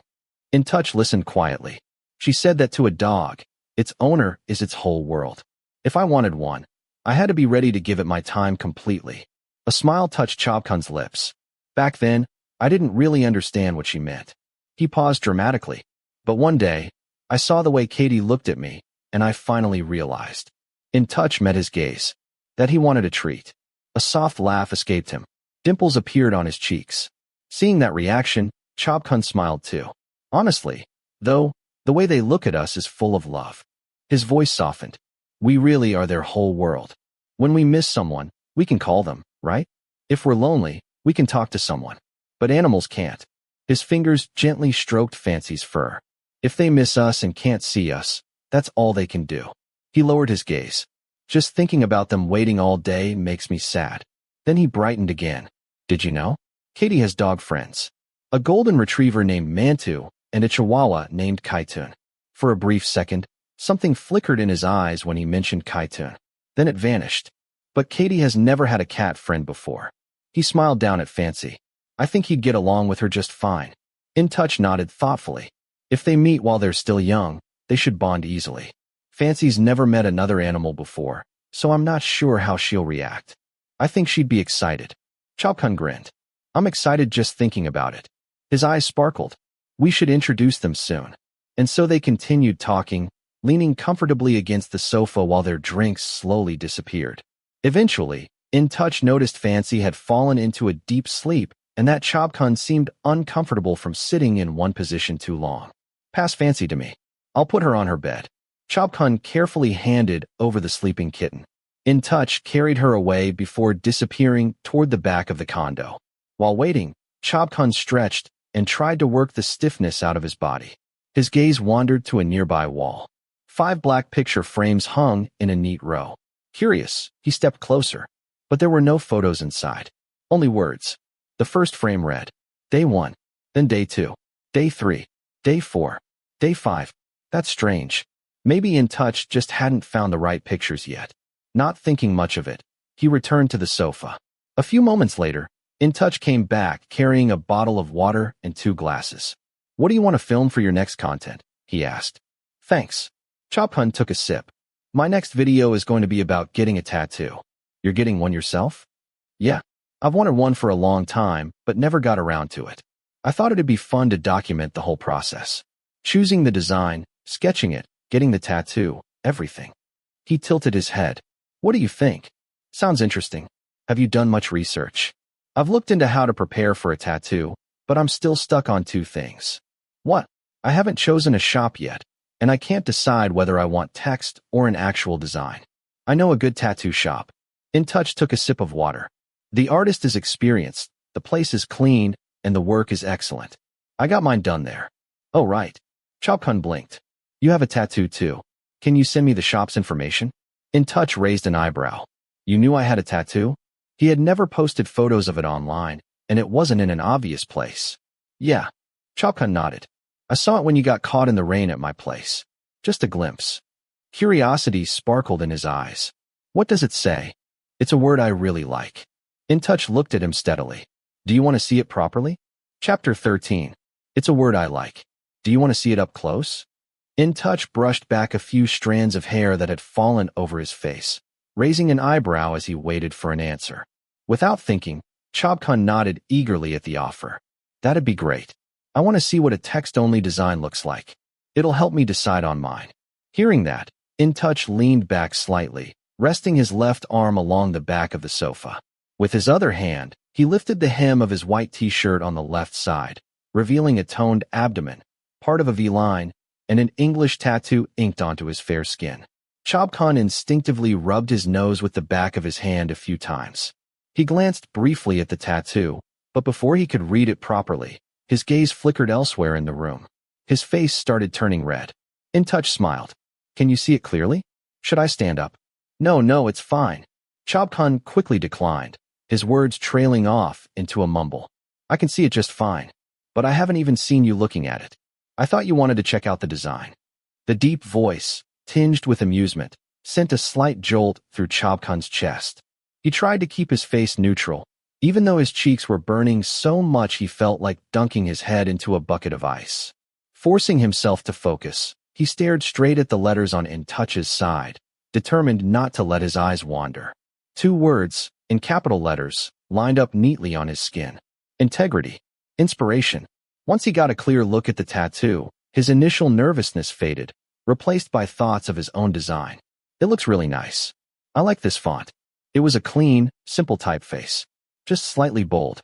Not flashy like graffiti, but more like neat handwriting. Easy to read, and fitting for Intouch's style. This is my own handwriting. I had the tattoo artist adjust it, making it a bit thicker and slightly larger. Oh, I was thinking of using my own handwriting too. But I also want to add a flower I like behind the text. Would that look good? Chobkhun furrowed his brows, tilting his head slightly as he imagined his tattoo design. His last sentence was more of a murmur to himself than a question for Intouch. Where would the flower go? Intouch asked, watching as Chobkhun absent-mindedly pressed his finger against his own soft lips, a habit Intouch had noticed he did often when deep in thought. Here. For a brief moment, Intouch stilled, unconsciously leaning back against the sofa as Chobkhun moved closer. The faint scent of the other man became more distinct. I draw a thin stem connecting to the last letter, stretching about this long. As he spoke, Chobkhun traced a line along Intouch's tattoo, his fingertip gliding gently over the inked skin. Then I'd add a flower here, about this size. His index finger made a small circular motion on Intouch's side, indicating the size of the flower he had in mind. And I'd have a few smaller flowers floating around. He tapped lightly in a few spots, mapping out his idea. Once he finished explaining, he lifted his gaze to Intouch and asked, "What do you think?" But as soon as he met Intouch's steady gaze and noticed where his own hand was, Chobkhun realized what he had just done. He quickly pulled his hand back and scooted away as if he had touched something scalding. Shit. Would Intouch think he was making a move on him? Sorry. I got too into explaining the design and forgot myself. He averted his eyes, avoiding direct eye contact. It's fine. That actually made it easier to visualize. Intouch sat up straight again, letting his shirt fall back into place. He watched as Chobkhun, now completely flustered, grabbed his water glass for a distraction. But the moment he tilted the glass, he realized there wasn't a single drop left. Just great. I'll refill it for you. Intouch reached for the tall water jug on the table, pouring more water into Chobkhun's empty glass. Seeing how lost Chobkhun looked, he smoothly changed the subject. Your design sounds nice. Where are you thinking of getting it? At first, I wanted to get a tattoo on my side like yours, but I heard that spot is extremely painful. Did it hurt when you got yours? Do you want a comforting answer or the truth? Intouch teased. The truth. Just tell me. Did it hurt? I've been preparing myself for this. Are you scared? Not exactly scared, but the thought of a needle repeatedly stabbing into my skin. Yeah, it does make me a little nervous. I read some reviews where people said they wanted to go home the moment the needle touched them. So I just wanted to know how it was for you. I think it depends on the person. Some people might find this spot really painful, while others don't feel much at all.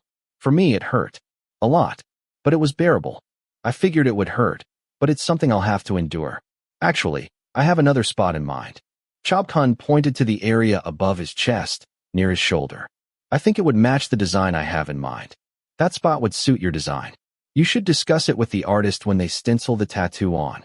Yeah, that's what I was thinking. I'll probably make some adjustments when I see the artist. He paused. By the way, can I ask you something? Why did you choose these 2 words? Did you intentionally pick ones that had in them? Yeah, I played around with my name a bit. But these words also hold personal meaning for me.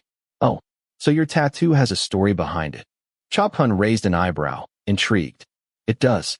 Do you want to hear it? Of course. I love hearing the stories behind tattoos. They're always interesting. I got both of these words tattooed right after I graduated. Actually, integrity doesn't have a deep story behind it. I just really like the meaning. What does it mean? I'm not familiar with that word. It's hard to translate directly into Thai, but it generally means honesty, moral strength, and staying true to what's right. I got it as a reminder to always uphold those values. That's a really cool meaning. As for inspiration, I almost quit photography right before I graduated. I was uncertain about what I was doing and didn't know what direction to take in life. But then, someone said something to me that completely changed my perspective. His words inspired me to keep going, so I got inspiration tattooed to remind me of that moment. Wow, that's deep.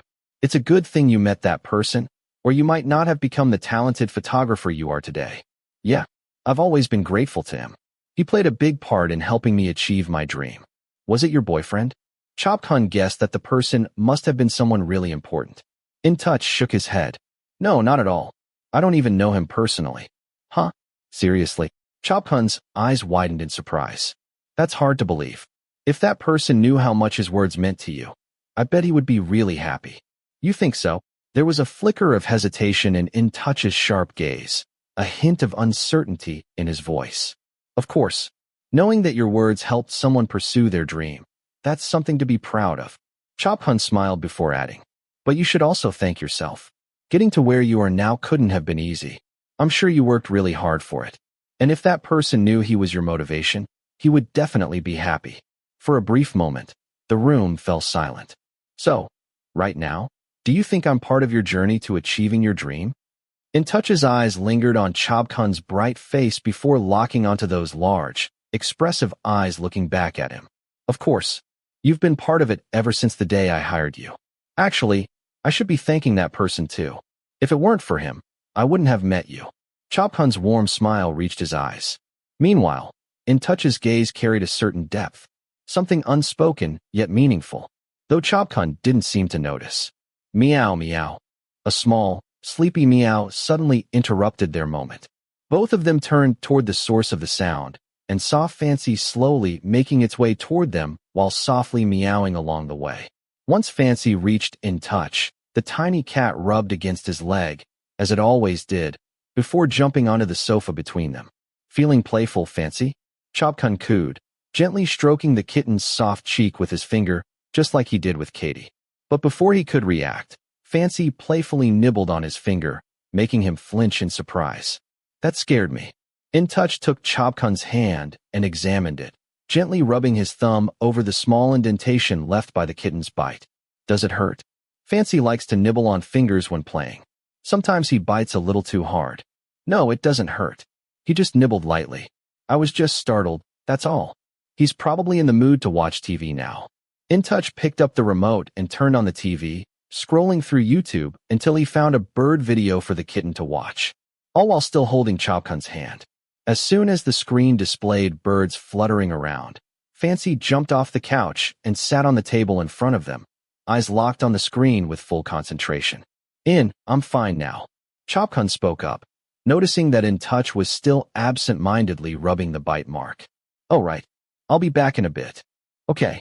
Chobkhun nodded and pulled out his phone from his pocket, opening the security camera app to check on Katie in the living room. Seeing the little dog fast asleep on its bed made him smile. Katie sleeps all day? Who did he inherit that from? The sound of a ceramic plate clinking on the table made Chobkhun look up from his phone. In front of him was a bottle of his favorite strawberry milk and a plate of raisin cookies, along with a pair of chopsticks, placed there by the owner of the house. The cookies from this place are really good. Try them. I just got an urgent work call, so I need to step away for a bit. Thanks. I'll be fine on my own. Go ahead. As soon as Intouch disappeared into his glass-walled workspace, Chobkhun reached for a nearby cat teaser, attempting to lure Fancy into playing. Fancy, meow meow, want to play with me? But Fancy was completely uninterested, eyes glued to the birds on the screen. Seeing that, Chobkhun decided not to disturb the kitten's TV time and set the toy aside. Instead, he picked up the chopsticks and grabbed a cookie. While chewing on the delicious treat, he casually watched the documentary playing on the screen. Before he knew it, he had eaten several cookies. As he lifted another piece to his mouth, his gaze fell on the chopsticks in his hand, and he chuckled slightly. He recalled a past conversation with Intouch. Why do you use chopsticks to eat snacks? Sometimes I'm playing with Katie while snacking, and I don't always have time to wash my hands properly. Plus, eating like this keeps my hands clean. I've just gotten used to it. Thinking about Intouch, Chobkhun glanced toward the glass-walled room. Inside, Intouch was focused on his laptop, discussing work with a serious expression. It was true what people said. Someone engrossed in their passion always looked charming. Meow. A soft meow pulled Chobkhun's attention away. Fancy had jumped onto the couch beside him, rubbing its cheek against his thigh. Quickly, he grabbed his phone to capture the precious moment. Fancy was being affectionate. He uploaded it to his Instagram story with the caption, My heart melted. Getting love from a cat. After setting his phone aside, he moved on to the next thing that Fancy absolutely loved. Scratching its neck. Papa's busy with work, huh? Don't worry. I'll take care of you instead. His voice turned soft and playful, an automatic tone he used whenever talking to animals. As he scratched and cooed at Fancy, both of them started to relax. And eventually, they dozed off. Even though Intouch was in a hurry, his work call ended up taking longer than expected. When he finally returned to the living room, he found Chobkhun fast asleep, head tilted slightly, while his kitten lay curled up beside him. Shaking his head with a small smile, Intouch quietly walked over. Chobkhun must have been really exhausted lately. After watching them for a moment, he decided to take care of his cat first. He carefully picked Fancy up and placed him in a hammock-style cat bed, giving him a gentle scratch until he fell back asleep. Then he turned his attention to Chobkhun. He gently lifted Chobkhun's legs onto the couch and adjusted his head to rest against a cushion. After that, he went upstairs to grab a blanket, draping it over the sleeping figure. A small smile formed on Intouch's lips when he saw Chobkhun instinctively snuggle into the warmth. His sharp eyes lingered on the sleeping face for a moment before shifting toward the empty picture frames on the wall. Meanwhile, Chobkhun slowly blinked his eyes open, still groggy. Why is it dark? He sat up sluggishly, only to realize that there was a blanket covering him. How long did I sleep? Looking around, he noticed that the room was dim. The dark UV-blocking curtains, which had been open before, were now drawn shut, leaving almost no light in the space. Fancy, who had been next to him earlier, was nowhere to be seen. Both the kitten and its owner had disappeared. Originally, he had only meant to scratch Fancy's neck to lull him to sleep. But somehow, he had ended up falling asleep too. Now I get it. Katie must have inherited its love for sleeping from someone. You're awake. The voice of the apartment owner rang out as the outer layer of dark curtains was gradually pulled open. The sheer white inner curtain remained, allowing soft light to filter into the room without being too harsh. Sorry, I didn't even realize I fell asleep. What time is it? Chobkhun squinted slightly. It's a little past 2 p.m. You missed lunch. Are you hungry? It's okay. I can eat at home. I've already imposed on you for too long. Chobkhun declined out of politeness. It's no trouble at all. I've already made food. You should eat before you leave. You might get a stomachache otherwise. In that case, I'll take you up on that offer. Chobkhun agreed, touched by Intouch's thoughtfulness. This way, following the apartment owner, Chobkhun stepped into the kitchen at the back of the unit. It was a medium-sized Western-style kitchen with a 4-seater dining table. On the table were clear tom yum soup with shrimp, stir-fried by Liang with egg, and a minced pork omelet. The sight of the delicious-looking food immediately made him feel hungry. Normally, he only got to eat home-cooked meals like this when he visited his family home or when his mom sent him food. Most of the time, he just grabbed a quick takeout meal to save time for work. This looks amazing.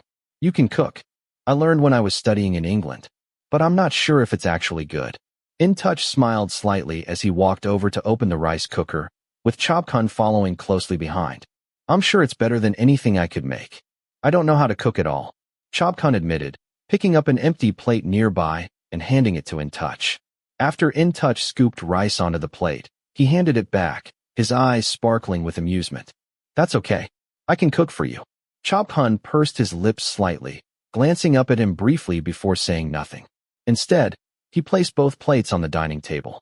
The two sat across from each other and began eating. After finishing the meal, which Chobkhun repeatedly praised, he helped wash the dishes while discussing work with Intouch. When it was time to leave, he said goodbye to both Intouch and Fancy, who was nestled in his owner's arms.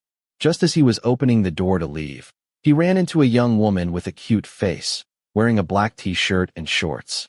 Her long, ash-gray hair was tied up in a messy bun. If he remembered correctly, this was Intouch's younger sister. He had seen her from a distance once before. She was really tall, just like her brother. Chobkhun was 170 centimeters tall, but it seemed like this sibling duo was well over 180. Hello, Pun. Ingfa greeted him cheerfully with a big smile. Hello, Nong Ing. Her friendly demeanor put Chobkhun at ease, unlike the first time he met Intouch. Oh, you know me. Yes. Intouch has mentioned you often. Chobkhun smiled slightly. Ingfa nearly gasped. She had already thought he was cute in his videos, but in real life, he was even more adorable. He looked so soft and cuddly. I'm so happy. I watch all of your videos because Pin makes me. Not just me. He even made Mom watch too. And he insisted that we like and subscribe. She snuck a glance at her older brother, who shot her a warning look. She ignored it completely. Wait, hadn't Intouch told him that his sister was the one who convinced their mom to watch? Or was he misremembering? What are you doing here, ing? Intouch asked in a calm voice. I came to play with Fancy. But if you're busy, never mind. I won't bother you. Ingfa turned back to Chobkhun, eyes twinkling. Pin never invites anyone over. He's super protective of his space. You must be really important to him. Oh, I mean, this must be an important work meeting. Anyway, I'll be on my way. No worries, really. I was just about to leave. Go ahead and make yourself comfortable. Oh, come on, Pun. You don't have to be so formal. Just treat me like your little sister, okay? Think of me as family. Ingfa flashed another sweet smile. She wasn't going to waste this chance to get close to Pun. Pin barely shared anything with her. Something was definitely going on between these two. She might not be able to tell what Pun was thinking, but she definitely knew her brother. All right then, I'll be on my way. Chobkhun had never met anyone this friendly before. He never expected to gain a new little sister in just 5 minutes. He couldn't help but think that if Ingfa and Tirak ever met, they'd definitely get along. They were both chatterboxes. Come to think of it, her way of speaking felt oddly familiar. Go play with Fancy in the room first. I'll walk him down for a bit. Intouch handed the kitten in his arms to his sister. Ingfa took the tiny cat, playfully teasing it, but not going inside as instructed. That's okay, In. I can go down by myself. It's fine. I'll walk you down. Seeing how firm Intouch was, Chobkhun didn't argue. Instead, he turned to say goodbye to his newfound little sister. I'll get going now, no ing. See you later. Bye-bye, Pun. I'm leaving now, Fancy. I'll visit again soon. Chobkhun gave the kitten a gentle pat before stepping into the elevator with Intouch. Ingfa waved goodbye with a sweet smile until the elevator doors closed. Pun is so oblivious. Will he ever catch up to Pin? PT, I couldn't find anything about that photographer. He must be some nobody. No one recognizes that alias at all. Tay approached his boss's desk after spending an entire day searching for information. That's fine. It's not important. Thanks. Tuit glanced at Plume, who was playing a game beside him. Seeing that the other man wasn't paying attention made him feel relieved. Even though it frustrated him not knowing who that photographer was, he kept his irritation in check to avoid making Plume suspicious. Hey, Tu, let's get sushi tonight. I've been craving that place again. Plume looked up from his phone, turning to the side to see Tuit's face. I can't. I have work. Just order it to the office instead. Tuit dismissed him coldly, staring at his computer screen as if he were deeply focused on work. Though, in truth, there was nothing urgent. His mind was preoccupied with thoughts of Chobkhun and that mystery photographer. But we haven't gone out together in ages. Plume's voice softened. Can't we just go for a little while? I already said I'm busy, Plume. Why do you keep pushing? Tuit's sharp tone echoed through the office, drawing the attention of their co-workers. Plume stiffened, pressing his lips together, both shocked and embarrassed. Tuit had never spoken to him like this before. Realizing his mistake, Tuit took a deep breath. I'm sorry. I've just been stressed about work lately. Wait for me at the condo. I'll pick you up, and we'll get sushi together. Plume didn't respond. He didn't want to argue in front of others. His eyes welled up slightly, but he grabbed his bag and walked out of the studio, hoping that Tuit would come after him. But no one did. Chobkhun arrived home just before 4 p.m. Luckily, the traffic wasn't too bad on the way back. As soon as he stepped inside, Katie rushed up to him, sniffing him curiously. Setting his things on the table, he picked up the little pup and planted kisses on both its cheeks before snuggling its soft belly. I missed you. Smelling something weird on me, huh? That's Fancy's scent. Do you want to be friends with a cat, Katie? Even as he held Katie against his chest, the puppy continued sniffing him nonstop. Better get used to it now. That way, you two won't fight when you meet. He grabbed a ball from Katie's bed and set the puppy down on the floor. The moment Katie heard the squeaky sound, its little ears perked up and it fixated on the ball without blinking, ready to chase after it. Chobkhun laughed at the eager expression. After playing with Katie for a while, he headed upstairs to take a shower and change into fresh clothes. Then he made his way to his art studio, browsing tattoo shop reviews. Eventually, he settled on Intouch's senior tattoo artist studio. Their tattooing style and line work were exactly what he was looking for. After calling to schedule an appointment and discussing the details, he set up his cameras to film a new video, as he had agreed with Intouch. One camera was positioned on the table to focus on his face, while another was angled at his hands to capture his drawing process. After making some minor lighting adjustments, he hit the record button. Hey everyone, today, Kun is going to be reviewing his first ever tattoo experience. He smiled at the camera. I have to admit, I'm really excited. I've wanted to get a tattoo since I was a teenager. To me, tattooing is an art form, a personal expression, and something that brings joy. It's beautiful and meaningful. Today, he was filming without a script, and somehow, that made it feel even more genuine. But first, I want to tell everyone under 18 that I'm not recommending or encouraging getting a tattoo. We're still young, and our preferences might change over time. A tattoo stays with you forever, so I want you to really think it through and make sure you truly want it. Even though tattoos can be removed nowadays, the process is extremely painful. Also, if you're unsure whether a tattoo might affect your future career, it's better to wait until the right time. There are plenty of beautiful sticker tattoos and body painting options available now. You might want to try those out first. When I was a kid, I used to love sticking temporary tattoos all over myself.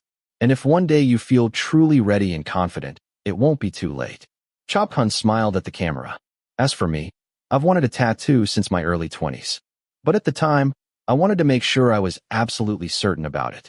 Years passed, and now I'm 29, but the desire to get a tattoo has never faded. So I figured it was finally time. I also found a design that I'm completely sure about, one that I want to have on my body. Today, I'll be drawing it out to show you all and explain why I chose this design. Shifting his gaze from the camera, Chobkhun picked up his iPad and opened a drawing app. After adjusting the second camera to focus clearly on the iPad screen, he began sketching quietly. The first thing he wrote was, "Love yourself first." In reverse, with delicate and flowing handwriting. A flower stem extended from the horizontal line of the letter T, connecting seamlessly to a dandelion, its seeds floating away as if carried by the wind.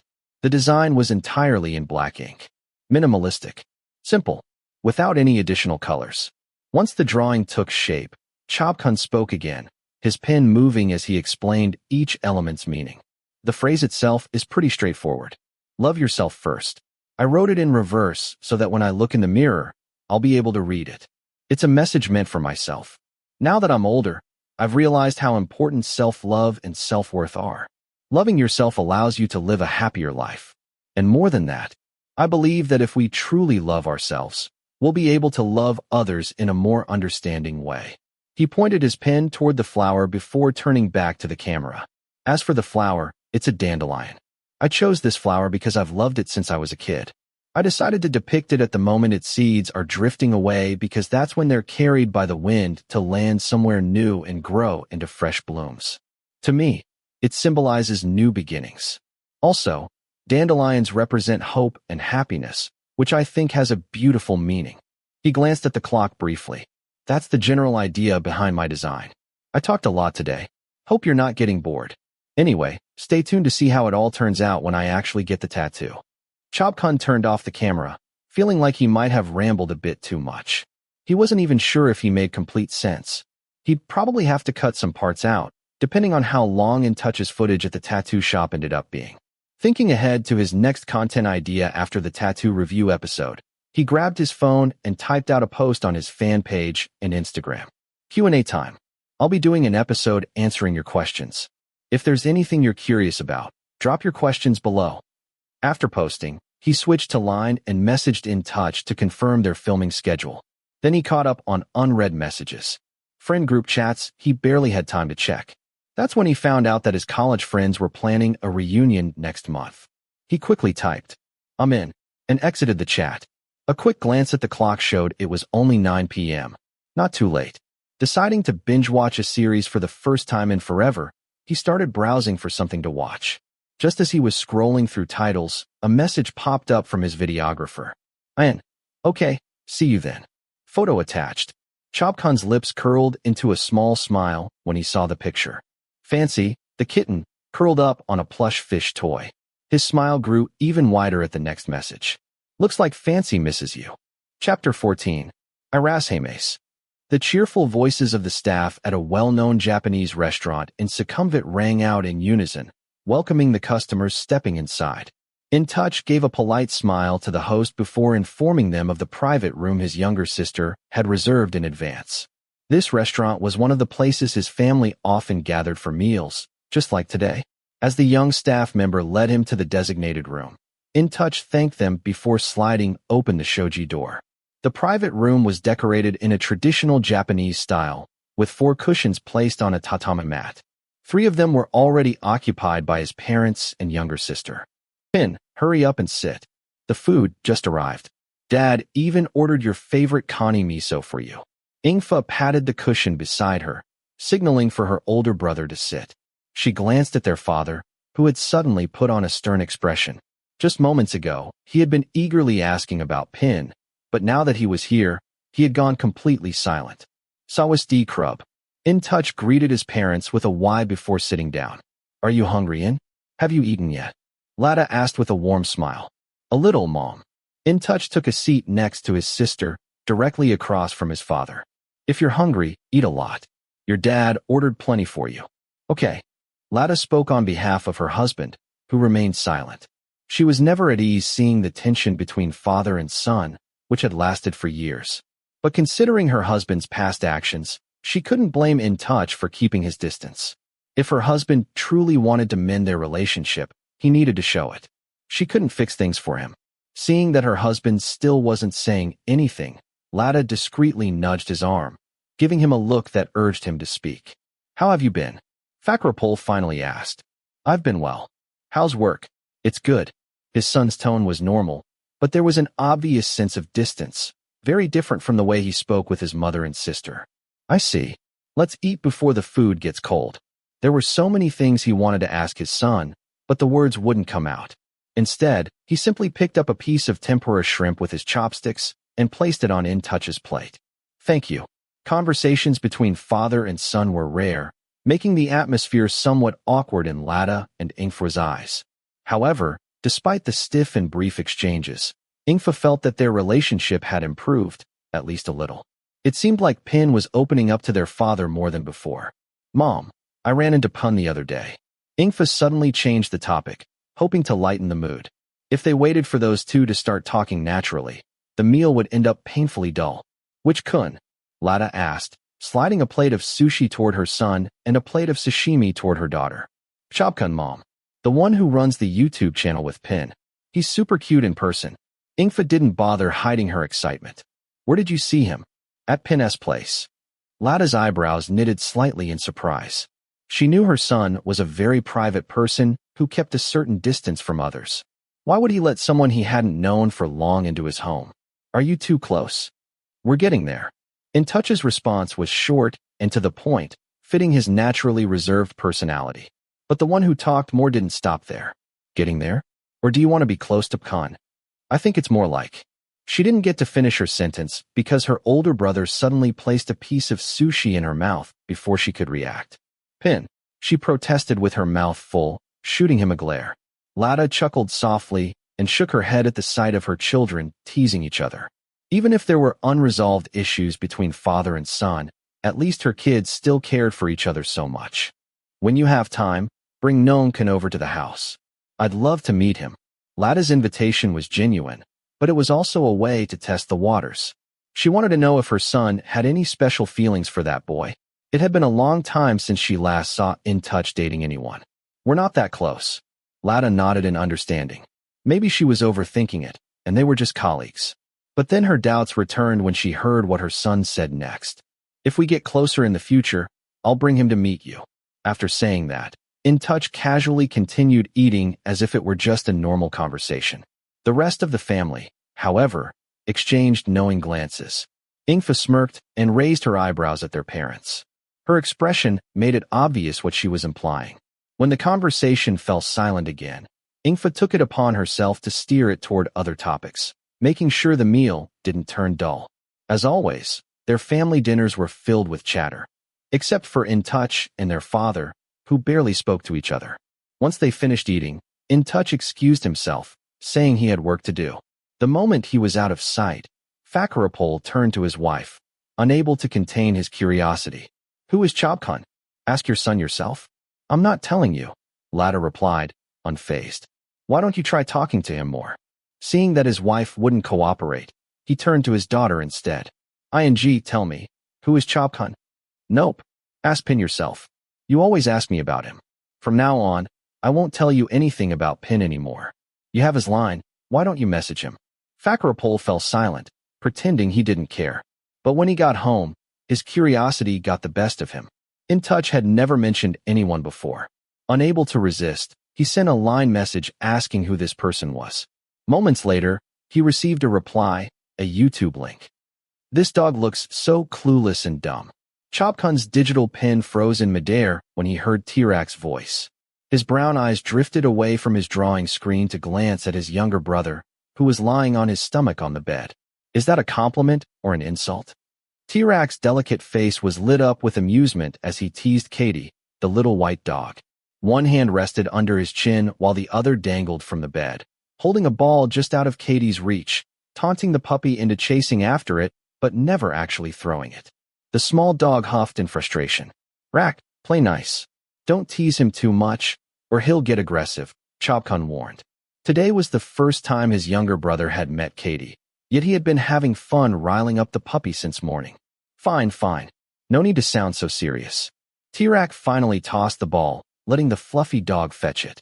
Chobkhun chuckled when Katie grabbed the ball and ran off to chew it on his bed, refusing to return it. "See?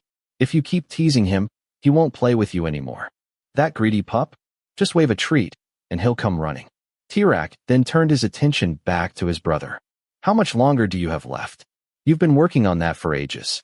"Almost done. If you're sleepy, go to bed first." "Nope. I'll wait and sleep with you." Tirak sat up, causing Katie to instinctively pin the ball under his paws, eyeing him suspiciously as if afraid it would be taken away. Tirak laughed at the reaction before gracefully walking over to his brother's desk. "Still a lot left?" he asked, peering at the almost finished digital illustration. "Not much. Just tweaking the colors." "All right. I'll go take a shower then." "Okay." Chobkhun nodded before refocusing on his work. Today, he had brought his equipment to work at his parents' house because Tirak had just returned from Chiang Mai. But before they could properly catch up, he had to rush upstairs to finish this commission. It was the last book cover design he had pending, so he hurried to complete it, eager to finally have some free time. Once he finished the final adjustments requested by the client, he hit send and felt an overwhelming sense of victory. It was as if fireworks were going off in his mind. Finally done, he stretched his arms high above his head, yawning loudly. Glancing down, he saw Katie lying on his back, belly up, his soft pinkish-white tummy exposed. Chobkhun grabbed his phone and snapped a picture. Come to think of it, his phone was now filled with nothing but pictures of Katie. There were barely any photos of himself. After capturing the moment, he casually tossed his phone onto the bed, stripped off his shirt, and headed for the bathroom, humming one of his favorite songs as he went. "Can you look at me for a moment?" Without realizing it, Chobkhun had been humming the same song repeatedly since stepping into the shower and later applying his favorite scented lotion in front of the mirror. It didn't take long before his pale-skinned figure dropped onto the soft bed, dressed in the same pajamas he had bought to match his younger brother's a couple of years ago. He guessed that Tirak must be wearing the same pajamas as well. And just as he thought, when the honey-skinned boy opened the bedroom door again, he was dressed in an identical set, only differing in the printed design on the shirt. Tirak's oversized white t-shirt featured Tom from Tom and Jerry, while Chobkhun's had Jerry on it. Both wore soft, light brown plaid pajama pants. Another thing that made Chobkhun smile was the old, worn-out teddy bear Tirak was carrying. It was a gift Chobkhun had given him for his 8th birthday. It was like seeing a flashback of the past, back when Tirak was still a small child who would knock on his door late at night, wanting to cuddle up and sleep beside him. Even though Tirak was now taller than him, some things hadn't changed. "Hey, we're totally in sync. Let's take a picture together," Tirak exclaimed as he hurried over to sit on the bed. He pulled out his phone and opened Instagram, scrolling through filters in the Stories feature while adjusting the camera angle. "Move a bit this way. The lighting's better." Chobkhun shifted as instructed, then rested his chin on Tirak's shoulder, sticking out his tongue and rolling his eyes for the camera. Snap. Okay, this is the one. No retakes. Tirak teased, pretending to post the picture immediately. Hey wait, do another one. I was just messing around. Chobkhun shot his younger brother a playful glare before sitting cross-legged, preparing for a new round of photos. Unlike him, who could only think of a few basic poses, Tirak kept switching angles and positions, even coming up with ideas for him.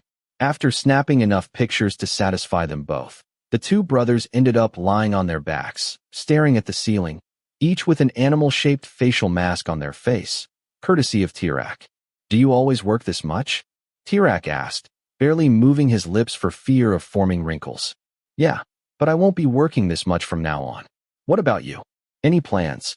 Chobkhun felt slightly uncomfortable with the mask. He usually only used a couple of skincare products, but tonight Tirak had forced him into it, lecturing him about proper skincare. I'll just stay home and study for now. If I pass the entrance exams, I'll ask Dad and Mom if I can move out. That's a good plan. We can look for a condo after you pass. Oh, by the way, when are you getting your tattoo? The day after tomorrow. What did Dad and Mom say?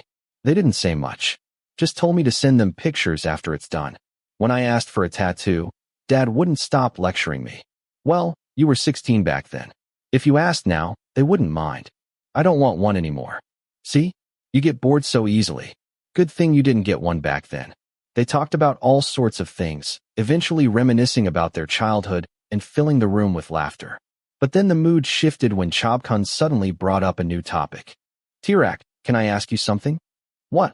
Tirak touched the panda-shaped mask on his face. He knew that whenever his brother switched to using the more formal term for brother, it meant the conversation was serious. When someone tries to hit on you, how do they do it? Whoa, what's that supposed to mean?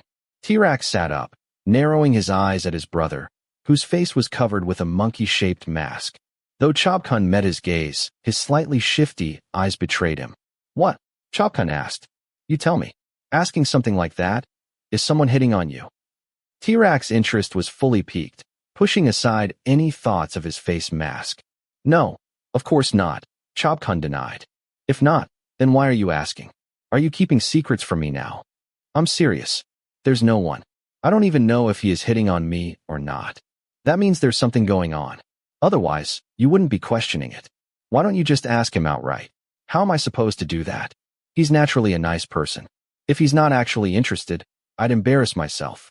Maybe he doesn't mean anything by it. Bro, forget it.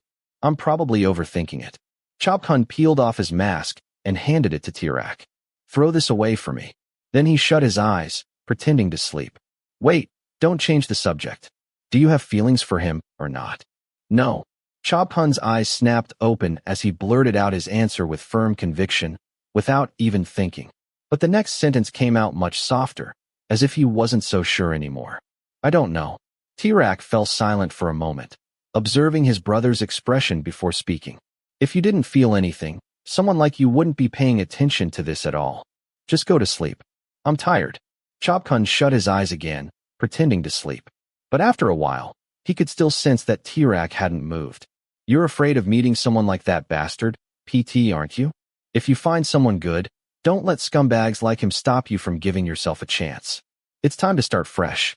If that person makes you feel good, then go after him. Why wait for him to make the first move? Like Dad always told us, whenever a good opportunity comes, grab it right away. You should make a move before someone else does. Chobkhun chuckled internally when he heard Tirak quoting their father's old advice. If their father heard this, he'd probably be shaking his head in disbelief. Are you even listening to me? Tirak suddenly poked his brother's waist, knowing full well that Chobkhun was ticklish. Okay, I heard you. Chobkhun burst out laughing, his face turning red as Tirak continued his relentless tickling. The noise was enough to wake Katie, who barked excitedly, thinking they were playing and wanting to join in. Enough already. Chobkhun finally managed to sit up and smack Tirak with a pillow, his clothes now wrinkled and his hair a mess. Go take off your mask and get to bed. Isn't it past time already? Realizing he had left the face mask on for too long, Tirak quickly scrambled off the bed to peel it off and apply more skincare. Meanwhile, Chobkhun played with his dog for a bit until Tirak, climbed back onto the bed. After we visit Grandpa and Grandma tomorrow, I'm going to sleep over at your place. I want to check on the house. All right, but don't we have to have lunch with the relatives too? Dad and Mom said they're planning a big family trip to Khao Yai. We can leave after lunch. I really don't want to deal with Ime. Just thinking about it annoys me. Let's ditch early, okay? Tirak suggested. We can just sit with Lee and Pton. I've been wanting to see my nieces and nephews. The kids are probably walking by now. Fine. At least if Ime starts running her mouth, Jelly can handle her. Tirak thought about their older cousin, who had always been on their side. Jelly had been the target of Ime's snide remarks for years because she married someone Ime deemed unsuitable. But after Jelly had kids with Pton, Ime adored the children so much that she started meddling in their upbringing, until Jelly finally snapped and put her in her place. Let's just sleep. We have to wake up early tomorrow. Chobkhun glanced at the clock, realizing it was nearly 1 a.m., and turned to his brother. You get up and turn off the lights. No, you do it. I'm too lazy to get up. Nope. Then let's play rock, paper, scissors. Since childhood, whenever they couldn't come to an agreement, rock, paper, scissors had always been their go-to solution. Ugh. Tirak clicked his tongue in frustration when he lost, making Chobkhun chuckle. With no other choice, Tirak dragged himself up to turn off the lights. Good night, Tirak. Good night, P. Even after the lights were off, Chobkhun lay awake, staring at the ceiling in the dark. His brother's words echoed in his mind, telling him to start over, to not hold back. And then there was the person who had been occupying his thoughts lately, making him feel restless. No matter how much he thought about it, he still didn't have an answer. Eventually, his overthinking mind gave in to exhaustion, and he drifted off to sleep. The day of the tattoo, Chobkhun stood outside the house, waiting. Intouch had called to say he was almost there. The thing was, Intouch had mentioned that his senior's tattoo studio wasn't far from Chobkhun's place. Since it was tucked away in a small alley with limited parking, he suggested they go together. Besides, it was already on his way. It wasn't long before a sleek black Porsche pulled up in front of the gate. Hey, In. Was the traffic bad? Chobkhun greeted him as he got into the car for the first time. The interior was spotless, so clean it looked like it had just rolled out of a showroom. Hey, not too bad today. Did I keep you waiting long? Intouch glanced over, meeting Chobkhun's small but genuine smile. Not at all. I just came out.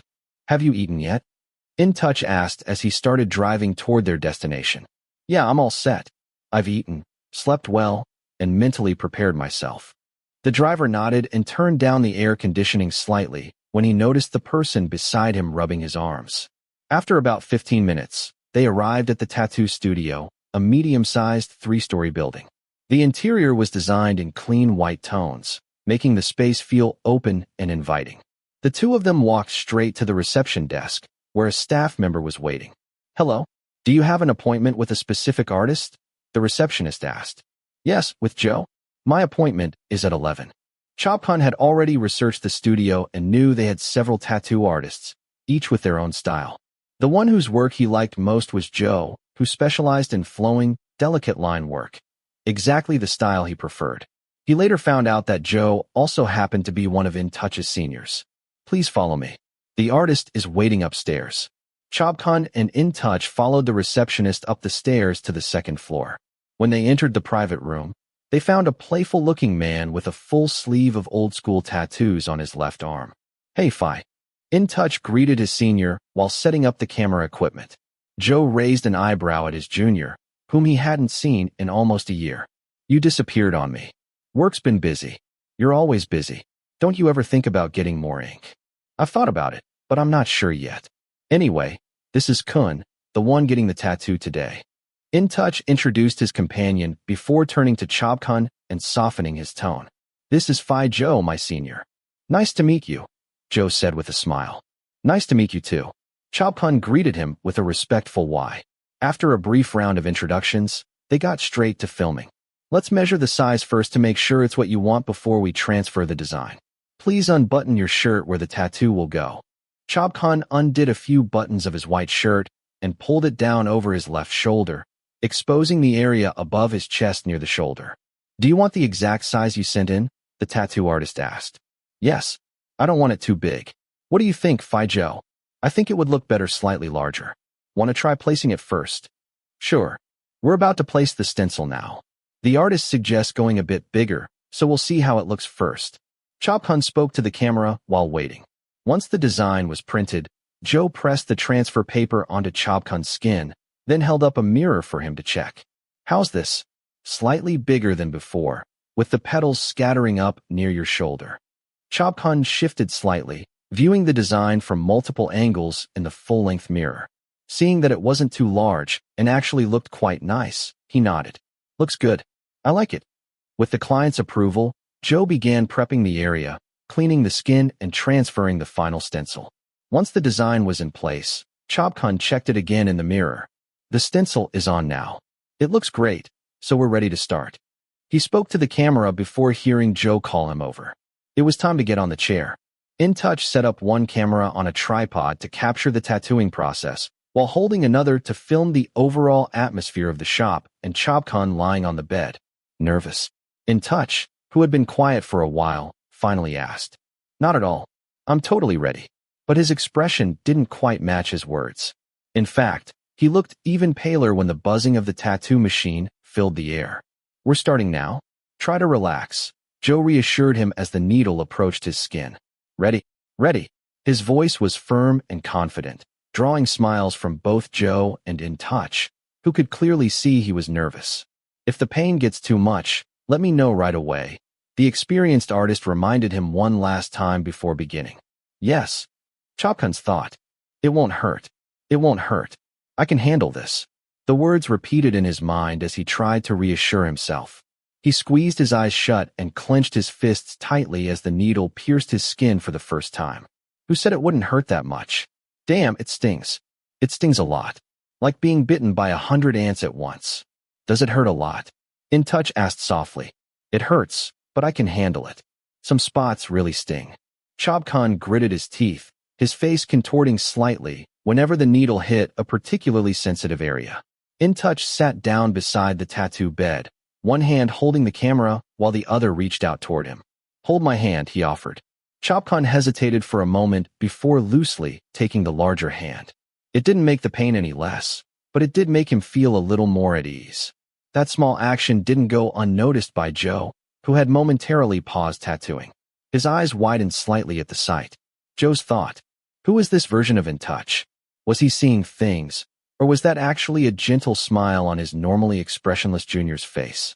He had seen other clients do this before, but he never expected to witness it from Intouch, who wasn't exactly known for being affectionate. He knew Intouch was a good guy, but this good?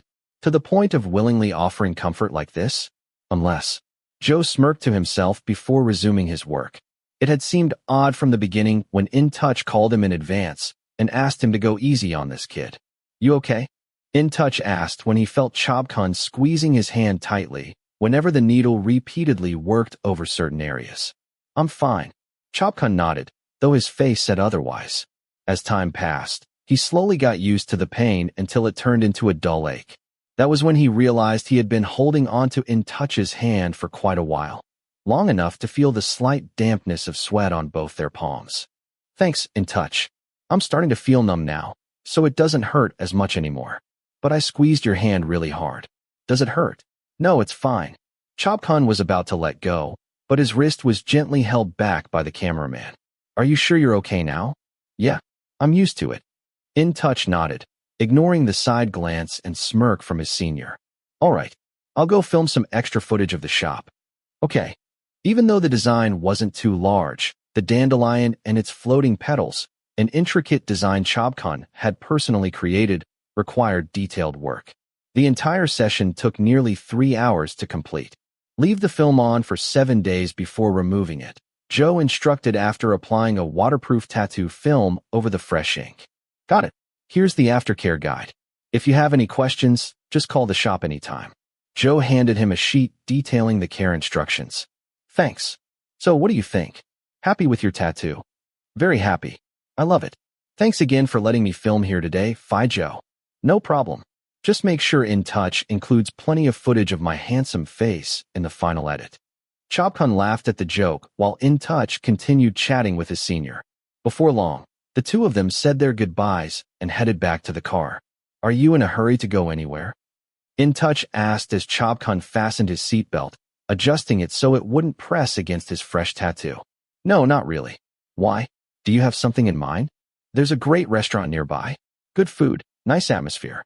Want to grab something to eat? Oh, that sounds good. I'm actually starving. Feels like I lost a lot of energy even though I was just lying there. Still hurts? Intouch asked as he backed out of the parking lot. Not really, but it stings a bit. Try to avoid activities that make you sweat too much for now. That way, the film won't come off easily. Keeping it on for 7 days like this makes things a lot more convenient. After that, just follow Phi Joe's care instructions and you'll be fine. Understood, Khun Intouch. Chobkhun said it in an exaggeratedly serious tone, teasing the person next to him. They talked about tattoo aftercare for a while before the Porsche came to a stop in the parking lot of a restaurant. When they walked inside, they were greeted by a spacious venue. The outdoor section was a lush garden filled with various green plants and colorful flowers, creating a refreshing and peaceful atmosphere. Small decorative waterfalls were scattered throughout, with clear water where beautiful fish swam gracefully. The gentle evening breeze made the ambience even better. They both agreed on a private corner seat outside, near a waterfall shaded by a large tree. After placing their order, crab omelet rice, a dish Intouch recommended, along with a few other items and a coconut drink each, Chobkhun took out his phone to snap a few pictures of the restaurant before posting them to his story. Want me to take a picture for you? The lighting is perfect right now. Intouch offered. Sure. I haven't posted a picture of myself in ages. Chobkhun handed his phone to the cameraman and sat up straight, smiling broadly. His brown hair swayed lightly with the breeze. Try resting your chin on your hand and looking at the camera, Intouch suggested, aiming for a more natural pose since Chobkhun was sitting a little too stiffly. Do I look like I'm taking an ID photo? My friends complain about that all the time. Chobkhun laughed, just as Intouch snapped a perfect shot. Just relax. You don't even have to try. You're already cute as you are. Chobkhun rubbed his nose with the back of his hand, thrown off by the sudden compliment. He didn't quite know how to react, so he quickly grabbed his coconut drink and took a sip before following Intouch's posing suggestions. Do you like these? Intouch handed the phone back for him to check the photos. They're great. I really like them. That's enough. I have plenty now. Want me to take one of you? It's okay. I don't usually post pictures of myself anyway. Chobkhun nodded and took another sip of his drink, scrolling through the photos. The ones Intouch took had a more natural feel. Some were even candid shots when he wasn't paying attention. There were so many he liked that he couldn't pick a favorite. Even with just a phone camera, a professional photographer could still capture such amazing shots. The food's here, Intouch announced. Chobkhun put his phone away. The crab omelet rice, looking absolutely delicious, was set down in front of them, followed by spicy shrimp soup, glass noodle salad with minced pork, and turmeric boiled chicken. Thank you. Chobkhun grabbed the ketchup bottle and squeezed a smiley face onto his omelet. Looks good. He looked up at Intouch. Do mine too. Huh. He noticed Intouch gesturing toward his own plate and immediately understood. Oh, sure. Chobkhun took Intouch's plate and carefully drew the same smiley face with ketchup. Almost forgot. He added 2 little dots beside the smile. Yours need dimples. When he handed the plate back, he saw real dimples appear on Intouch's face as he smiled and reached for his food. Thanks. After decorating both their plates, Chobkhun snapped a couple of pictures of his meal, finding it too cute not to. Then they finally started eating, chatting about random topics, the weather, current events, and general small talk. The conversation flowed more smoothly than expected, and surprisingly, they agreed on most things. There weren't many people Chobkhun could talk to comfortably without fear of being judged, but with Intouch, he felt at ease. Their discussion shifted naturally until it landed on their university days. You went to the same university as me, right? Yeah. How did you know? Chobkhun was sure he had never mentioned it before. I saw a picture of you in your student uniform with your friend during the EP home tour. Oh. Chobkhun recalled the wooden shelf at his place, where he kept several framed photos. Among them was a picture of him and Plume from their university days. But we never ran into each other, did we? Chobkhun asked. He remembered seeing in Intouch's job application that he had a degree in business administration. At the time, he hadn't paid much attention to the fact that they had attended the same university, probably because they had never met before. What was your major? Fine arts. Our faculties were right next to each other. Intouch gave a slight smile upon hearing the answer. Then we might have passed each other before. I used to see fine art students around my faculty all the time. That's possible. I used to eat at the business faculty too. Annie Chen's noodle shop was amazing. Our faculty went there all the time. Chobkhun took a bite of sweet egg dumplings. He always had to end a meal with dessert. His plan to lose weight was postponed once again. Since he had just gotten a tattoo, he felt like he needed a little sugar boost. Narration. A little sugar boost equaled 2 bowls of sweet egg dumplings. We should have met back then, Intouch mused. Yeah, if we'd known each other since university, I wonder how things would be now. Yeah, I wonder too. Intouch watched as Chobkhun chewed on his dessert, looking completely content. He truly wondered. If they had met back then, how would their story have played out? As time passed, the sky turned a soft orange. Chobkhun felt lighter, more at ease after finally spending time outside for real. At this hour, he'd usually be locked up in his studio, painting until his hair was a mess and dark circles formed beneath his eyes. A faint smile touched his lips. Thanks for inviting me out today. Did you like this place? Yeah, everything was great. The food, the atmosphere. Let me pay for this meal as a thank you. Chobkhun felt a little guilty and genuinely wanted to show his appreciation for Intouch's kindness. Without a word, Intouch signaled for the bill and handed his credit card to the server. This one's on me. You can treat me next time. Chobkhun pouted slightly at having the bill stolen from him, but had no choice except to agree, especially with the smug smile Intouch was giving him. Fine. I'll pick the place next time. By the time the black car pulled up in front of Chobkhun's house, the sky had already turned dark. Thanks, Intouch. See you at the next shoot. I'll send you the remaining files as soon as I finish editing them. Sounds good. I'll get going then. Chobkhun was about to step out of the car when Intouch spoke up. Hey. Chobkhun turned to meet the deep black eyes looking at him. Can I have your Instagram? Oh, sure. What's your username? I'll follow you first, and you can follow me back. Chobkhun typed in the name Intouch gave him and hit follow. A moment later, he saw the notification. Intouch had followed him back. Now they were friends both in real life and on social media. From now on, they'd get to see more of each other's lives beyond just work. Yet strangely, Chobkhun didn't feel awkward or uncomfortable about sharing his personal Instagram at all. Is someone home? Intouch asked when he noticed the house lights were on. Oh yeah? My little brother is staying over for a couple of days. You remember Tirak, right? The one who's not my boyfriend. Chobkhun teased, recalling the time Intouch had misunderstood. Yeah, good thing you still don't have a boyfriend. Intouch's voice wasn't loud, but in the quiet car, Chobkhun heard it crystal clear. The way the other man smiled, as if amused by his own words, made Chobkhun suddenly flustered and unable to find a comeback. I'm going now. Chobkhun opened the car door and was about to step out, only to be pulled back by something. He forgot to unbuckle his seatbelt. Before he could react, Intouch reached over and unfastened it for him. Thanks. See you later. Chobkhun met Intouch's gaze, which held a playful glint, before finally stepping out of the car. Yeah, see you. The moment he walked into the house, a voice greeted him. What were you two doing out there for so long? Flirting in the car. Chobkhun sighed as soon as he heard Tirak's teasing tone. Flirting, my ass. And you? Were you bullying Katie while I was gone? He changed the subject, bending down to scoop up the small dog. What do you mean by bullying? This little pup is the most well-behaved thing ever. The moment you're not around, he clings to me all day. I couldn't bring myself to tease him. You're totally smitten with him now, huh? How could you not be? Katie's adorable. Chobkhun set Katie down on the floor. After washing his hands, he grabbed some dog treats and held them loosely in his fists, letting Katie guess which one contained the treat. The little pup sniffed eagerly at both hands before tapping his left paw against Chobkhun's left hand. Smart boy. Whose dog is this? I bet Katie's a genius. Chobkhun praised him proudly. Tirak shook his head at his brother's endless compliments for his own dog. Let me test whether he's actually a genius. I think he's just a glutton.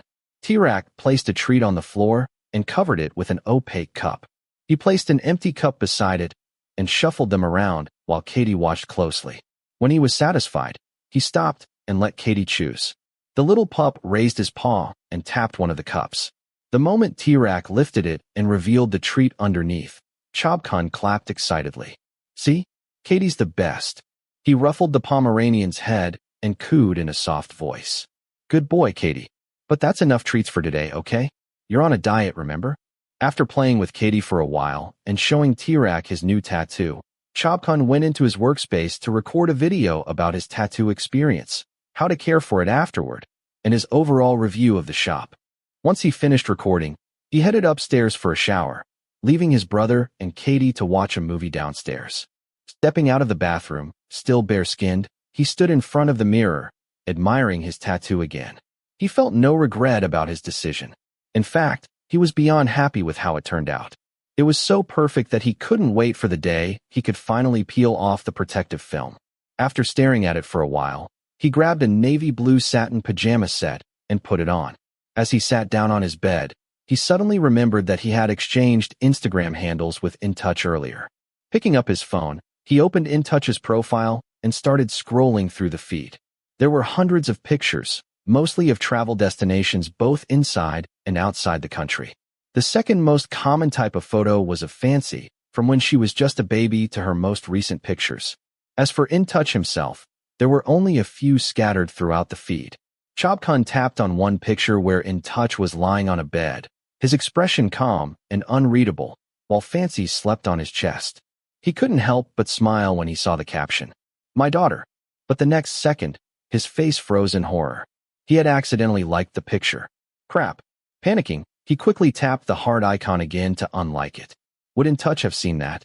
Since there was nothing he could do now, he exited to the main feed. That was when he noticed that Intouch had posted a new picture just a minute earlier. It was a plate of crab omelet rice, with red sauce drawn into a smiley face and dimples on both sides.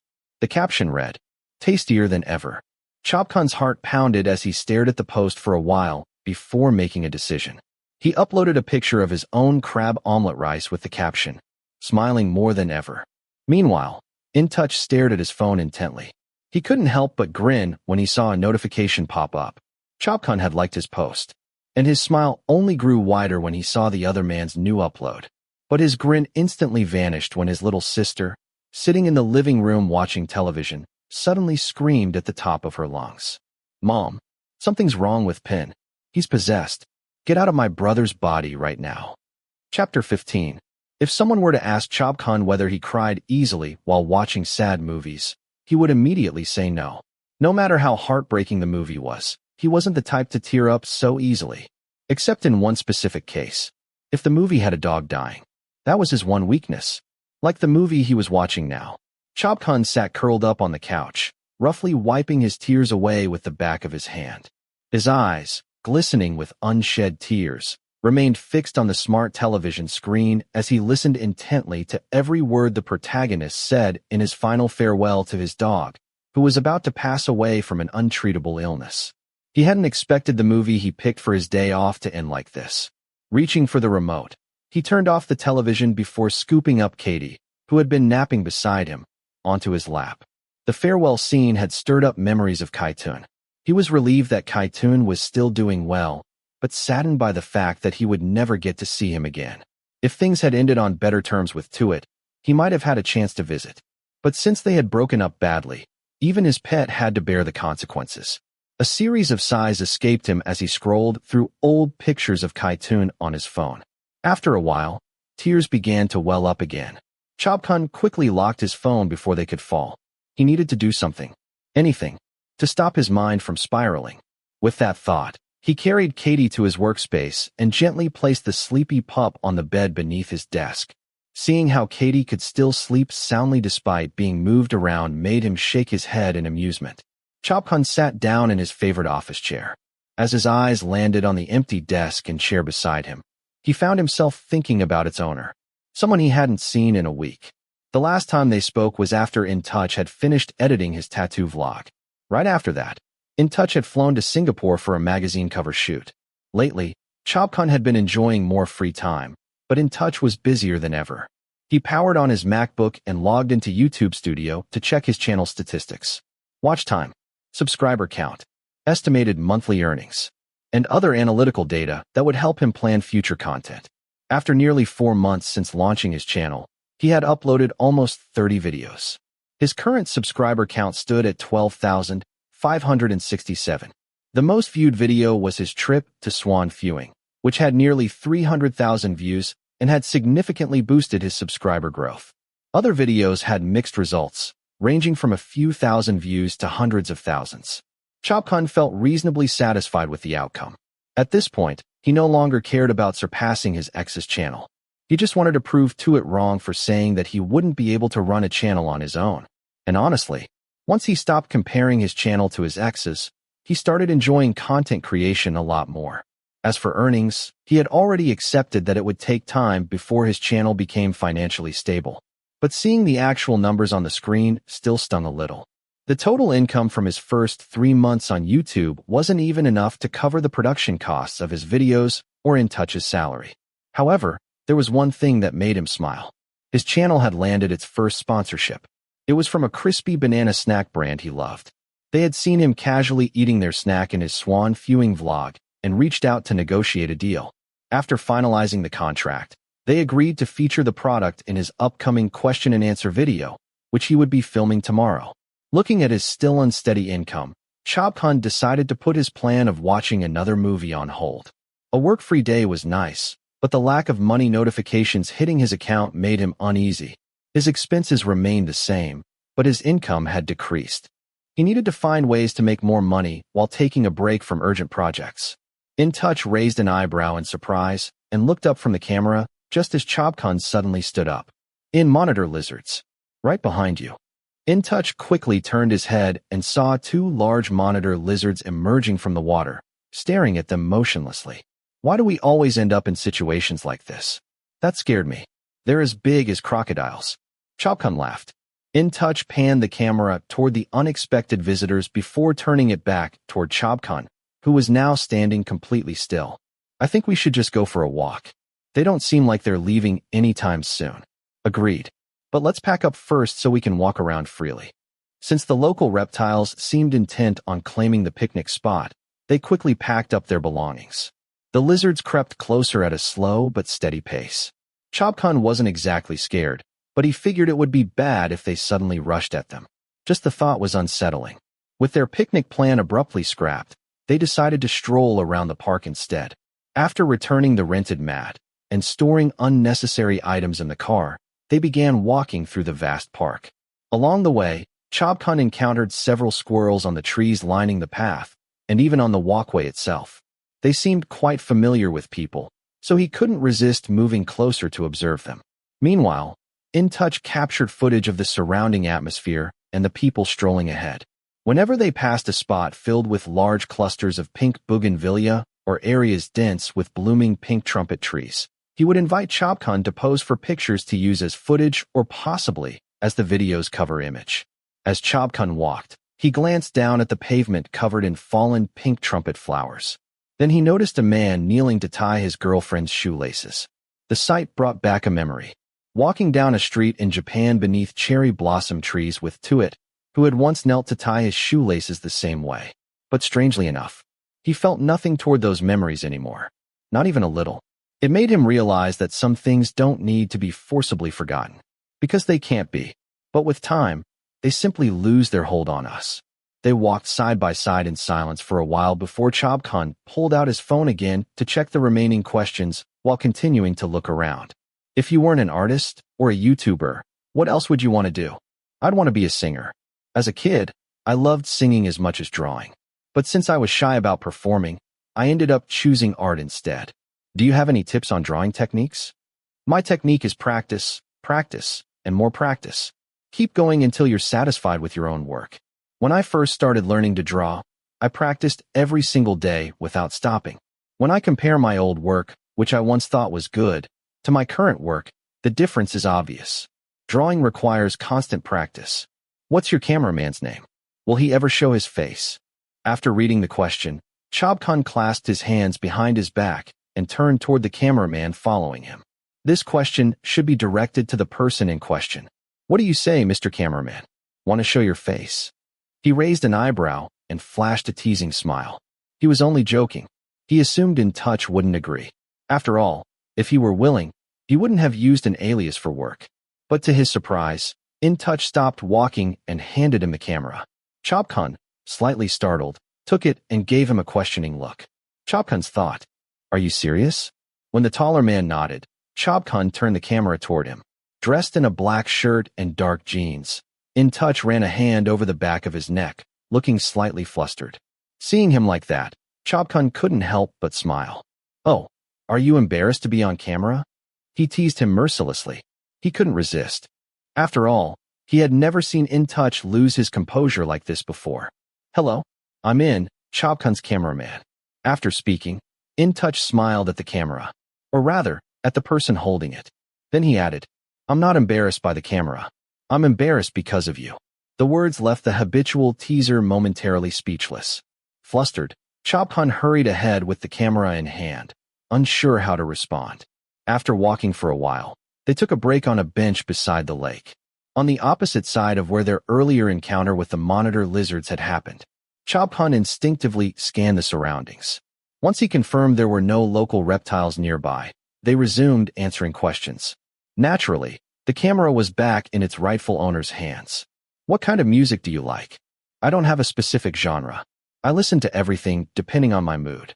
"Do you prefer traveling or staying home?" "I'm a homebody. If I travel, I like going when there are fewer people." "If your ex asked for another chance, would you take them back?" "No," Chobkhun answered without hesitation. There had only ever been one person he dated. To it. Hearing this, Intouch smirked slightly. "If you could go back in time, is there anything you'd want to change?" Chobkhun took longer than expected to answer. Absent-mindedly, he brushed his lower lip with his finger, a habit of his. "I've asked myself the same thing. If I could go back, would I do things differently? But thinking it over, I probably wouldn't change anything. Even though some of my choices and actions may have been mistakes that caused me pain, they also taught me valuable lessons. They shaped me into who I am today. I love and value myself more because of them." "What kind of person do you like?" "Someone kind, patient, who loves animals and respects others." "What makes you happy these days?" "Something that instantly puts a smile on your face." "Playing with Katie, drawing what I love, and being with people who make me feel comfortable." After answering all the questions, Chobkhun wrapped up the video and bid farewell to his viewers. The shoot had gone smoothly. He sat there, watching the golden sunlight reflecting across the water's surface. It was so beautiful that he wanted to capture it on canvas. But since he hadn't brought any art supplies, he pulled out his phone and snapped a picture instead. Then, amid the peaceful silence, Intouch, sitting beside him, spoke up. "Can I ask you something?" "What is it?" Chobkhun raised an eyebrow and turned to meet those deep black eyes staring at him. "What should someone do to make you notice they're flirting with you?" Their eyes locked. Neither moved. Then Chobkhun looked away, letting his gaze drift back toward the water before answering in a way that made both their hearts race even faster. "Who says I wouldn't notice?" A small smile tugged at the corner of his lips. "Maybe I'm just waiting for them to say it outright." Chapter 16. Who says I wouldn't notice? Maybe I'm just waiting for them to say it outright. He said it. He actually said it. After speaking, Chobkhun pressed his lips together and stared at the evening sky ahead. He didn't dare look at the person beside him, so he completely missed the way Intouch's ears had turned red from those heart-fluttering words. "Looks like it's going to rain," Chobkhun commented as the sky suddenly darkened. Intouch, who had been watching him, lifted his gaze. "We should head back. The rain's about to start." He quickly packed his camera and equipment into his bag, but just as he stood up, raindrops began to fall. Both of them looked around for shelter. It was obvious that within minutes, the drizzle would turn into a downpour. The park exit was still far away, and the large wooden pavilion in the distance was their only option. As they ran toward it, Intouch raised a hand over Chobkhun's head, shielding him from the rain. They reached the pavilion just in time. A few other people were already taking cover there, and the moment they stepped inside, heavy rain crashed down behind them. "Lucky. Only slightly wet." "Did your camera get wet?" Chobkhun asked, looking up at Intouch with obvious concern. "No. My bag is waterproof." Relieved, Chobkhun nodded. He reached into his canvas bag with rain-damp fingers, pulled out a packet of tissues, and handed it to the taller man. Together, they wiped the raindrops from their faces while watching the storm rage outside. "This rain is going to last a while," Chobkhun said, raising his voice over the sound of rain pounding against the pavilion roof. We should have grabbed an umbrella from the car earlier. There's a shop near the entrance that sells umbrellas, Intouch replied, taking a step forward. You wait here. I'll go buy one. Before he could leave, Chobkhun grabbed his wrist. No, the rain's still heavy. Let's go together when it slows down. You'll catch a cold otherwise. It's just a little rain. I'll be fine. Intouch was used to working outdoors in all kinds of weather. A little rain was nothing. But we'll be sitting in an air-conditioned car afterward. And with weather like this, traffic will probably be terrible. Chobkhun's concern was impossible to miss. All right. Intouch finally gave in. He patted the smaller man's shoulder lightly and motioned toward the long wooden bench. Both of them sat down. Silence settled between them, not because they had nothing to say, but because each was still thinking about the conversation they had left unfinished. Facing outward, they could see the entire garden. Dark gray clouds stretched across the sky. Trees swayed in the wind. Rain continued to fall without pause. More and more people rushed into the pavilion for shelter. As the benches gradually filled, Chobkhun and Intouch shifted closer together to make room. Little by little, closer and closer, until there was no space left between them. Their shoulders brushed. Their arms touched lightly. The simple warmth of another person's presence made both of their hearts beat faster. After a long silence, Intouch spoke. Want to listen to some music? Sure. With Chobkhun's agreement, Intouch pulled his iPhone from his pocket and handed over one AirPod. After putting the other in himself, he opened Spotify and searched for a song. Just having you to walk along the shore with. This song reminds me of you. A cheerful melody began to play. Soon, a soothing male voice filled the space they shared. Perhaps because of what Intouch had said, Chobkhun listened more carefully than usual. Outside, the rain softened into a gentle drizzle. Inside, every lyric seemed to tug at his heart. A small smile slowly appeared on his face. By the time the song ended, he had already decided it was one of his new favorites. As if on cue, the rain stopped as well. Now only the two of them remained on the bench. Yet neither made any move to pull away. The rain started so suddenly earlier that I didn't get a chance to tell you something. Intouch's deep voice broke the silence. Chobkhun turned toward him. Their eyes met. I'm courting you. His voice remained gentle, steady, sincere. I want a serious relationship with you. The words hit Chobkhun completely off guard. Color immediately bloomed across his pale cheeks. You don't have to give me an answer right away, Intouch continued. I just wanted you to know. Chobkhun remained silent. Not because he didn't know what to say, but because his heart was beating so loudly he was afraid Intouch might actually hear it.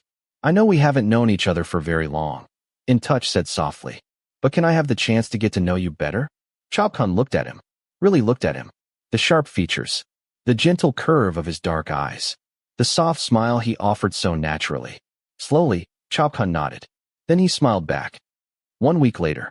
That evening, Chobkhun had a university reunion dinner scheduled at a restaurant in Thongler. The gathering started at 7. As soon as Tirak arrived to watch Katie for the night, Chobkhun booked a grab. He had no intention of driving himself. Reunions meant drinking. And if history was any indication, he would almost certainly end up drunk.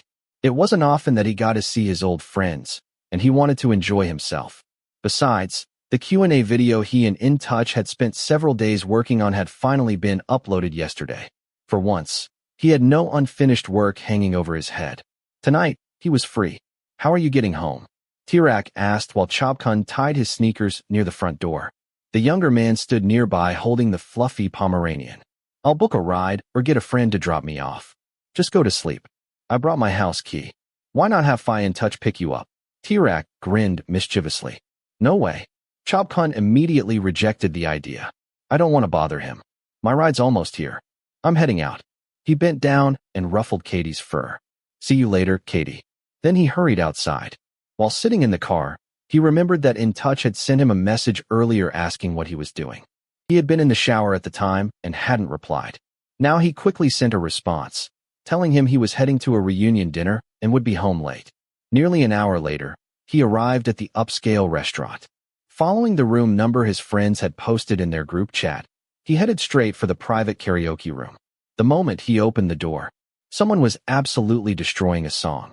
Before he could even step inside, George grabbed him. Perfect timing, Kun. Help me sing this part.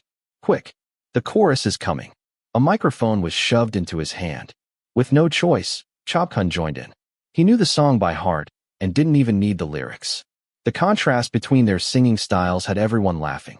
George performed like a rock star. Meanwhile, Chobkhun stood stiffly beside him like he was singing the national anthem. When the song finally ended, he felt exhausted. George kept changing keys so unpredictably that keeping up had been nearly impossible. You're still the same as ever. A tall man near the entrance stood up and casually draped an arm over Chobkhun's shoulders. Then he ruffled his hair. Kim, you messed up my hair. Chobkhun immediately tried to fix his bangs. It's been years, Kim said. How have you been? I'm good. What about you? You never come to these reunions. What changed this year? I just felt like coming.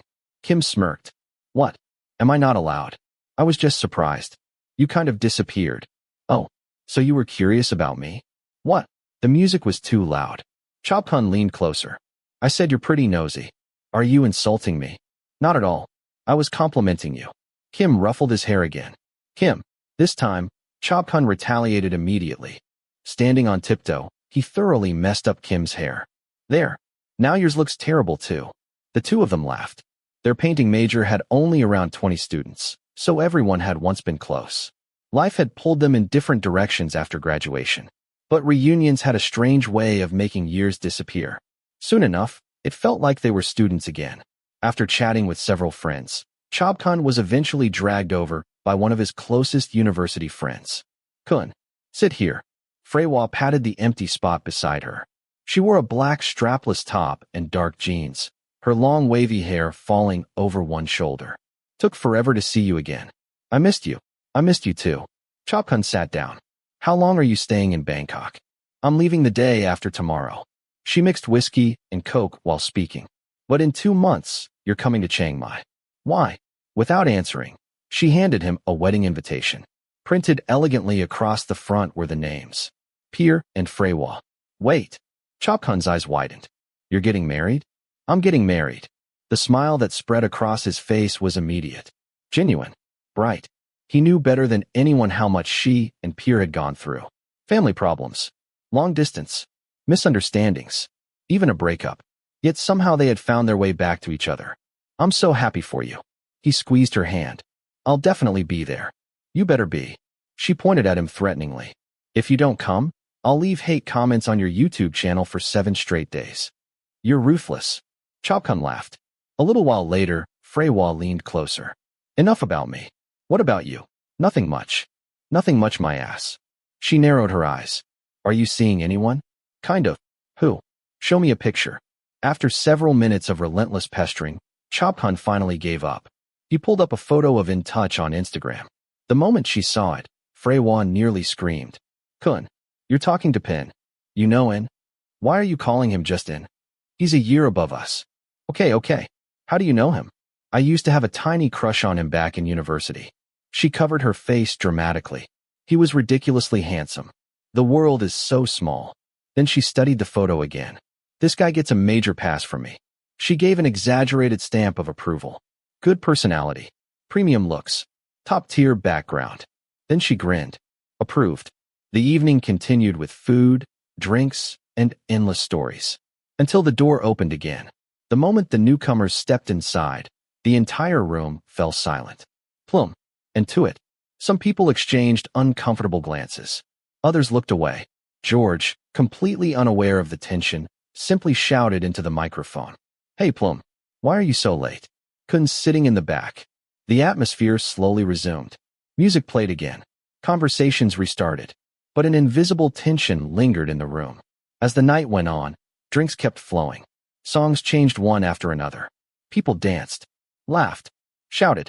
By the time OK Na Ka started playing, nearly everyone was on their feet. Even Chobkhun. The alcohol was finally kicking in. And when the instrumental section arrived, nobody held back. Everyone showed off their best dance moves. Especially Chobkhun. By the time the song ended, he collapsed onto the couch, breathing heavily. Then another song began. You'd by Groove Riders. To it stood and took the microphone. Some people cheered. Others teased Plum. Chobkhun simply looked down at his phone. He had no interest in creating drama. One by one, He reposted the Instagram stories his friends had tagged him in. Videos of him dancing. Pictures of him laughing. Snapshots of old friends reunited. The song continued. And for a brief moment, he remembered that Tuit had once sent it to him. At around 10 o'clock that night, Intouch finally saw Chobkhun's message. He had just finished a magazine cover shoot. While checking Instagram, he noticed something concerning. In almost every story Chobkhun posted, there was a glass of alcohol in his hand. A quick glance at the clock showed it was nearly midnight. Had he gone home yet? After debating with himself for a moment, Intouch finally sent a message asking whether he was drunk. The reply came back filled with typos. Very drunk. Should he call? A moment later, he pressed the call button. The line connected. Immediately, loud karaoke music blasted through the speaker. Kun, are you drunk? Nope. Who dis? It's in. Which in? The one with the cute dimples. Intouch couldn't stop himself from smiling. There was absolutely no way sober Chobkhun would ever say that. Yeah, the one with dimples. He stood up and grabbed his car keys. You're drunk. How are you getting home? Home? Dunno. Pray. Where's my house? You're asking me? Intouch laughed helplessly. You're drunk. Stop drinking. I'm not drunk yet. Just one more glass. No. He was definitely drunk. I'll come pick you up. You're coming for me? Yeah. I'll be there soon. Don't go anywhere. A pause. I'll wait right here. I won't move at all. The slightly whiny tone made Intouch's heart skip a beat. A moment later, another voice appeared. Who are you talking to, Chob? The guy I'm talking to is coming to pick me up. You mean Fian? Intouch chuckled. It sounded exactly like a child proudly showing off a favorite toy. After getting the restaurant name from Frewa, he headed out. The place wasn't far. 15 minutes later, he arrived. After finding parking and asking the staff for directions, he made his way to the private karaoke room. He knocked. Nobody heard him. The music was too loud. So he opened the door himself. The first thing he saw was the person who had promised to stay put, currently standing in the middle of the room, singing, dancing, completely ignoring his own promise. Intouch folded his arms and watched, amused. When Chobkhun finally turned around and spotted him, he immediately started walking over, then stumbled. Intouch caught him before he could fall. The rest of the room finally noticed the newcomer. Meanwhile, Chobkhun looked up at him with glossy eyes and continued singing. If I hug you, you won't mind, right? I don't mind. Intouch leaned closer. We need to go home now. I came to pick you up. But, Chobkhun squinted suspiciously. Are you really in? The real and has dimples. Smile first. Intouch smiled. There. Chobkhun gasped dramatically. You do have dimples. Then he turned toward Frewa. Pray. Look. Do you see In's dimples? Aren't they cute? I see them. You sure? Look again properly. Everyone burst out laughing. Eventually, after saying goodbye to the group, Intouch helped the very drunk Chobkhun toward the car. Nearby, two people were arguing. Tuit and Plum. Their voices were tense, painful, raw. As Intouch helped Chobkhun along, he finally recognized them. The faces from the photographs. Kun's ex, and the man who had once been his best friend. But before he could think about it further, a loud drunken voice interrupted. Hudadadada. Both Tuit and Plum turned toward them. Tuit's face darkened immediately. Plum looked away. Intouch ignored them. He had no interest in getting involved. His only concern was the man leaning heavily against him. After buckling Chobkhun safely into the passenger seat, he climbed into the driver's seat and started the engine. The car pulled away from the restaurant. Silence filled the cabin. Then a weak, slurred voice broke it.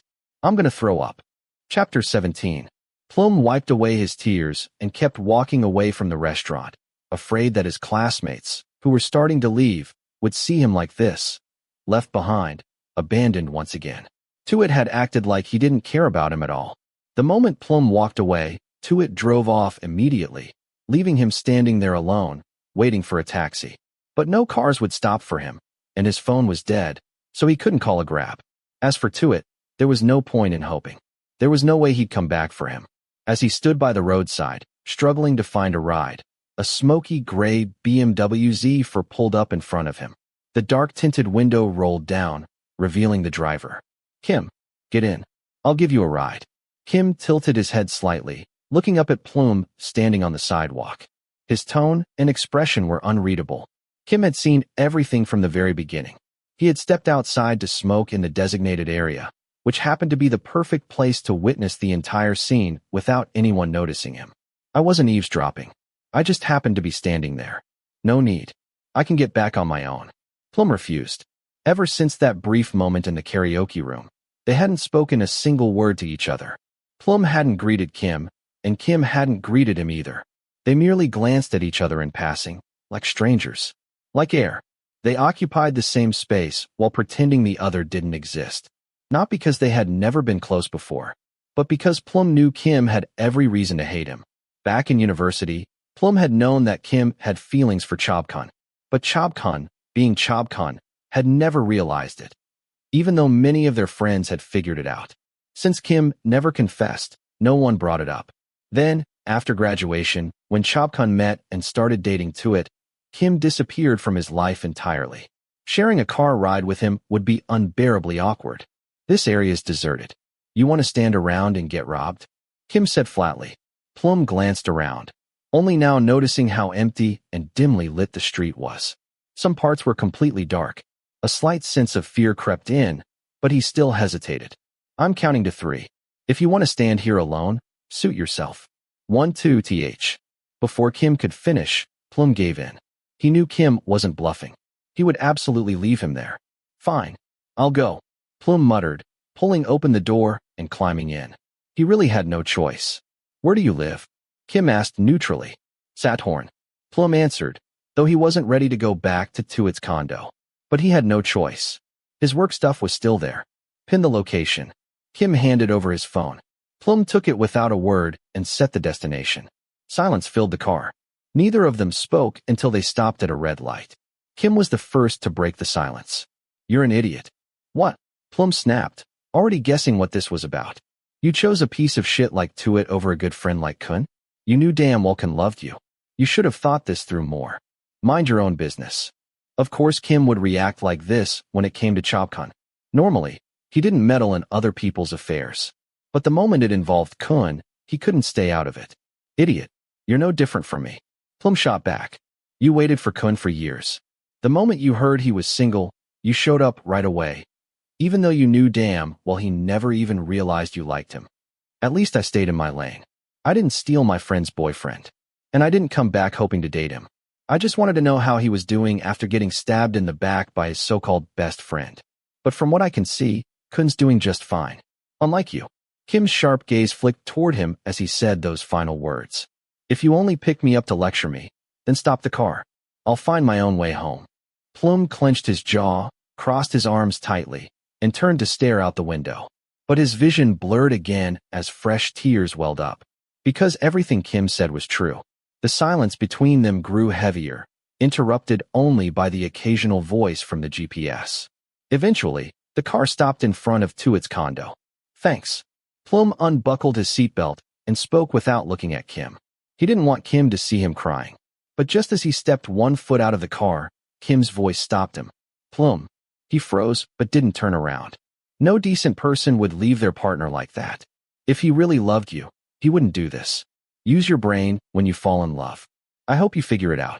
Kim's tone wasn't mocking. It was a sincere warning. Because once upon a time, they had been good friends. That was what Kim reminded himself of before saying those words. Someone like Tuit didn't deserve anyone's love. You should know better than anyone, Kim.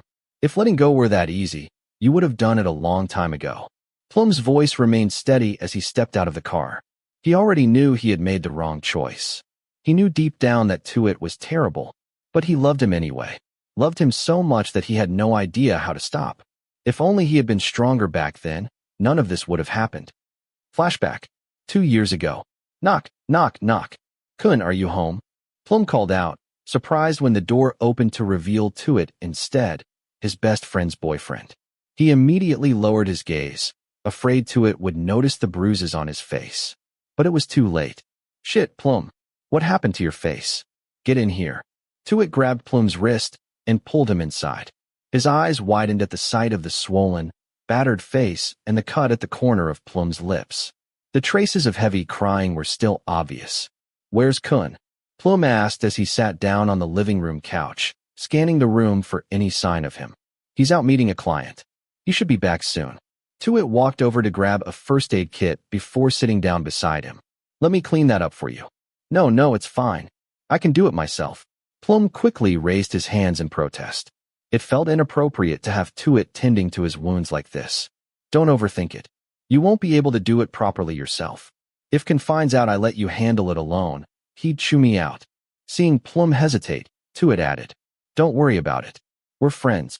Hearing that, Plum finally gave in, sitting still while Tuit carefully dabbed disinfectant onto his wounds. He felt ashamed that Tuit had to see him like this. His lips pressed together, his fists clenched, his eyes squeezed shut against the sting. But he didn't make a sound. Tuit chuckled softly at his reaction, his voice gentle. If it hurts, just say so. You don't have to hold it in. Plum knew Tuit was talking about the physical pain, but he couldn't stop the tears, because the pain he was feeling came from something else entirely. And Tuit seemed to realize that. Who did this to you? He asked softly. My boyfriend. Normally, Plum would have never admitted something like that. They weren't close enough for those kinds of conversations. But maybe because he felt vulnerable, the whole story spilled out. After finishing, Plum cried for a while longer before finally calming down. He tried to suppress the last of his sobs before turning toward the man who had silently listened to everything. Hey, don't tell Khun about this. Why? Tuit frowned and handed him a tissue. Khun would never let this slide if he knew my boyfriend did this again. I don't want him getting involved because of me. Please. Plum begged. This wasn't the first time something like this had happened. The last time, when Khun found out, he had been furious. He couldn't stand seeing Plum get hurt and immediately told him to break up with his boyfriend. But Plum refused, convincing himself it had only been a momentary lapse in judgment. When Khun saw how stubborn he was, he immediately called Plum's boyfriend. If you ever lay a finger on Plum again, I'll call the police. Remember that. That was what Khun had said before hanging up. Afterward, he repeatedly warned Plum that if it ever happened again, he had to tell him immediately. Khun wouldn't tolerate it and would make sure justice was served. He had even put his work aside to stay with Plum until he recovered. Plum smiled faintly as he remembered everything Khun had done for him. If he had listened back then, none of this would have happened. I'm feeling better now. Thank you for taking care of my wounds. I should go before Khun gets back. You're going back to your boyfriend? Tuit asked. No, we broke up. After that day, Tuit started talking and joking with Plum more often. Whenever Khun made plans with Plum, Tuit would frequently join them. Before long, they became even closer. And that closeness gradually turned into something more. One night, while drinking together, Khun stepped away to use the restroom. In that brief moment, Tuit and Plum almost kissed. Plum pulled away immediately. He knew exactly who he was falling for. His best friend's boyfriend. After that, he began avoiding both of them, only meeting Khun alone. But then one day, Tuit added him online and asked why he had disappeared. Plum didn't reply. Yet every day, Tuit continued sending messages. Simple check-ins. Expressions of concern. Eventually, Plum found himself responding. Short messages turned into long conversations. At first, he replied only occasionally. Soon, they were talking every day. And the more they talked, the deeper he fell. The care and attention he had never received from his former boyfriend. He got all of it from Tuit. His feelings grew. From wanting to talk, to wanting more. They began secretly meeting behind Khun's back. When Khun became busy with work, those meetings happened more often. Until everything spiraled out of control. Sweet words and thrilling secrecy pulled them closer together. So close that even Khun started noticing. You and Tae seemed to be getting closer. Khun remarked one evening during dinner at their usual restaurant. Plum froze. His hand stopped midway as he reached for food. The two guilty people exchanged nervous glances. Did Khun know? I'm happy to see that. Khun added with a bright smile. Tuit quietly exhaled in relief. But Plum was overwhelmed by guilt. After dinner, Tuit drove Khun home to visit his parents. Meanwhile, Plum went straight to Tuit's condo. Hey, let's break up. Those were the first words out of his mouth when Tuit walked through the door. Why are you saying that? Tuit asked in surprise, stepping forward to embrace the man sitting on the sofa with tears streaming down his face. I can't keep doing this. I don't know how to face Khun anymore. Plum loved Tuit, but the guilt toward Khun was eating him alive. His conscience and emotions were tearing him apart. He had become a terrible person. A best friend who betrayed another best friend. Don't feel guilty, Plum. This isn't your fault. Even if you weren't in the picture, I would have broken up with Kun anyway. We're just not right for each other. I've told you that so many times. Then how long are we going to keep living like this? When will you make things clear? Plum looked up through tear-filled eyes. Give me a little more time. I will break up with Kun, no matter what. You've seen it yourself. We barely even see each other anymore. I love you, Plum. I choose you. Don't overthink it, okay? In the end, Plum gave in, and the cycle repeated itself, again and again, until one day, Tuit finally broke up with Kun. It happened on the day Plum gave him an ultimatum. Choose one person. Finally, they could be together, just as they had wished. At first, they planned to keep their relationship quiet and gradually reveal the truth. But things didn't go as planned. Kun found out. The memories faded as Plum stood in front of his lover's door, hesitating. The turmoil in his heart made him unable to turn the doorknob. Should he end it here? Or should he keep moving forward? He couldn't decide. But eventually, he opened the door, only to find Tuit sitting in the living room, waiting for him. We should break up, Plum. Those were the first words he heard. Tuit wasn't holding on anymore. Instead, it was Plum who refused to let go. He cried, begged, pleaded for one more chance. But the answer he received was, I'm sorry, Plum. I finally know who I truly love. In flashback. It felt like being on a boat swaying in the middle of a vast ocean. That was the first sensation Kun felt. But when he fully opened his eyes, he realized he wasn't on a boat. He was in his own bed. His head was pounding. The next thing he noticed was the nausea, the bitter taste in his mouth, and the ache throughout his body. Hungover and exhausted, he tried piecing together the events of last night. He remembered dancing a lot. That must have been why his whole body felt sore. Fragments of the night flashed through his mind. Incomplete pieces of conversations. Broken memories. I'll come pick you up.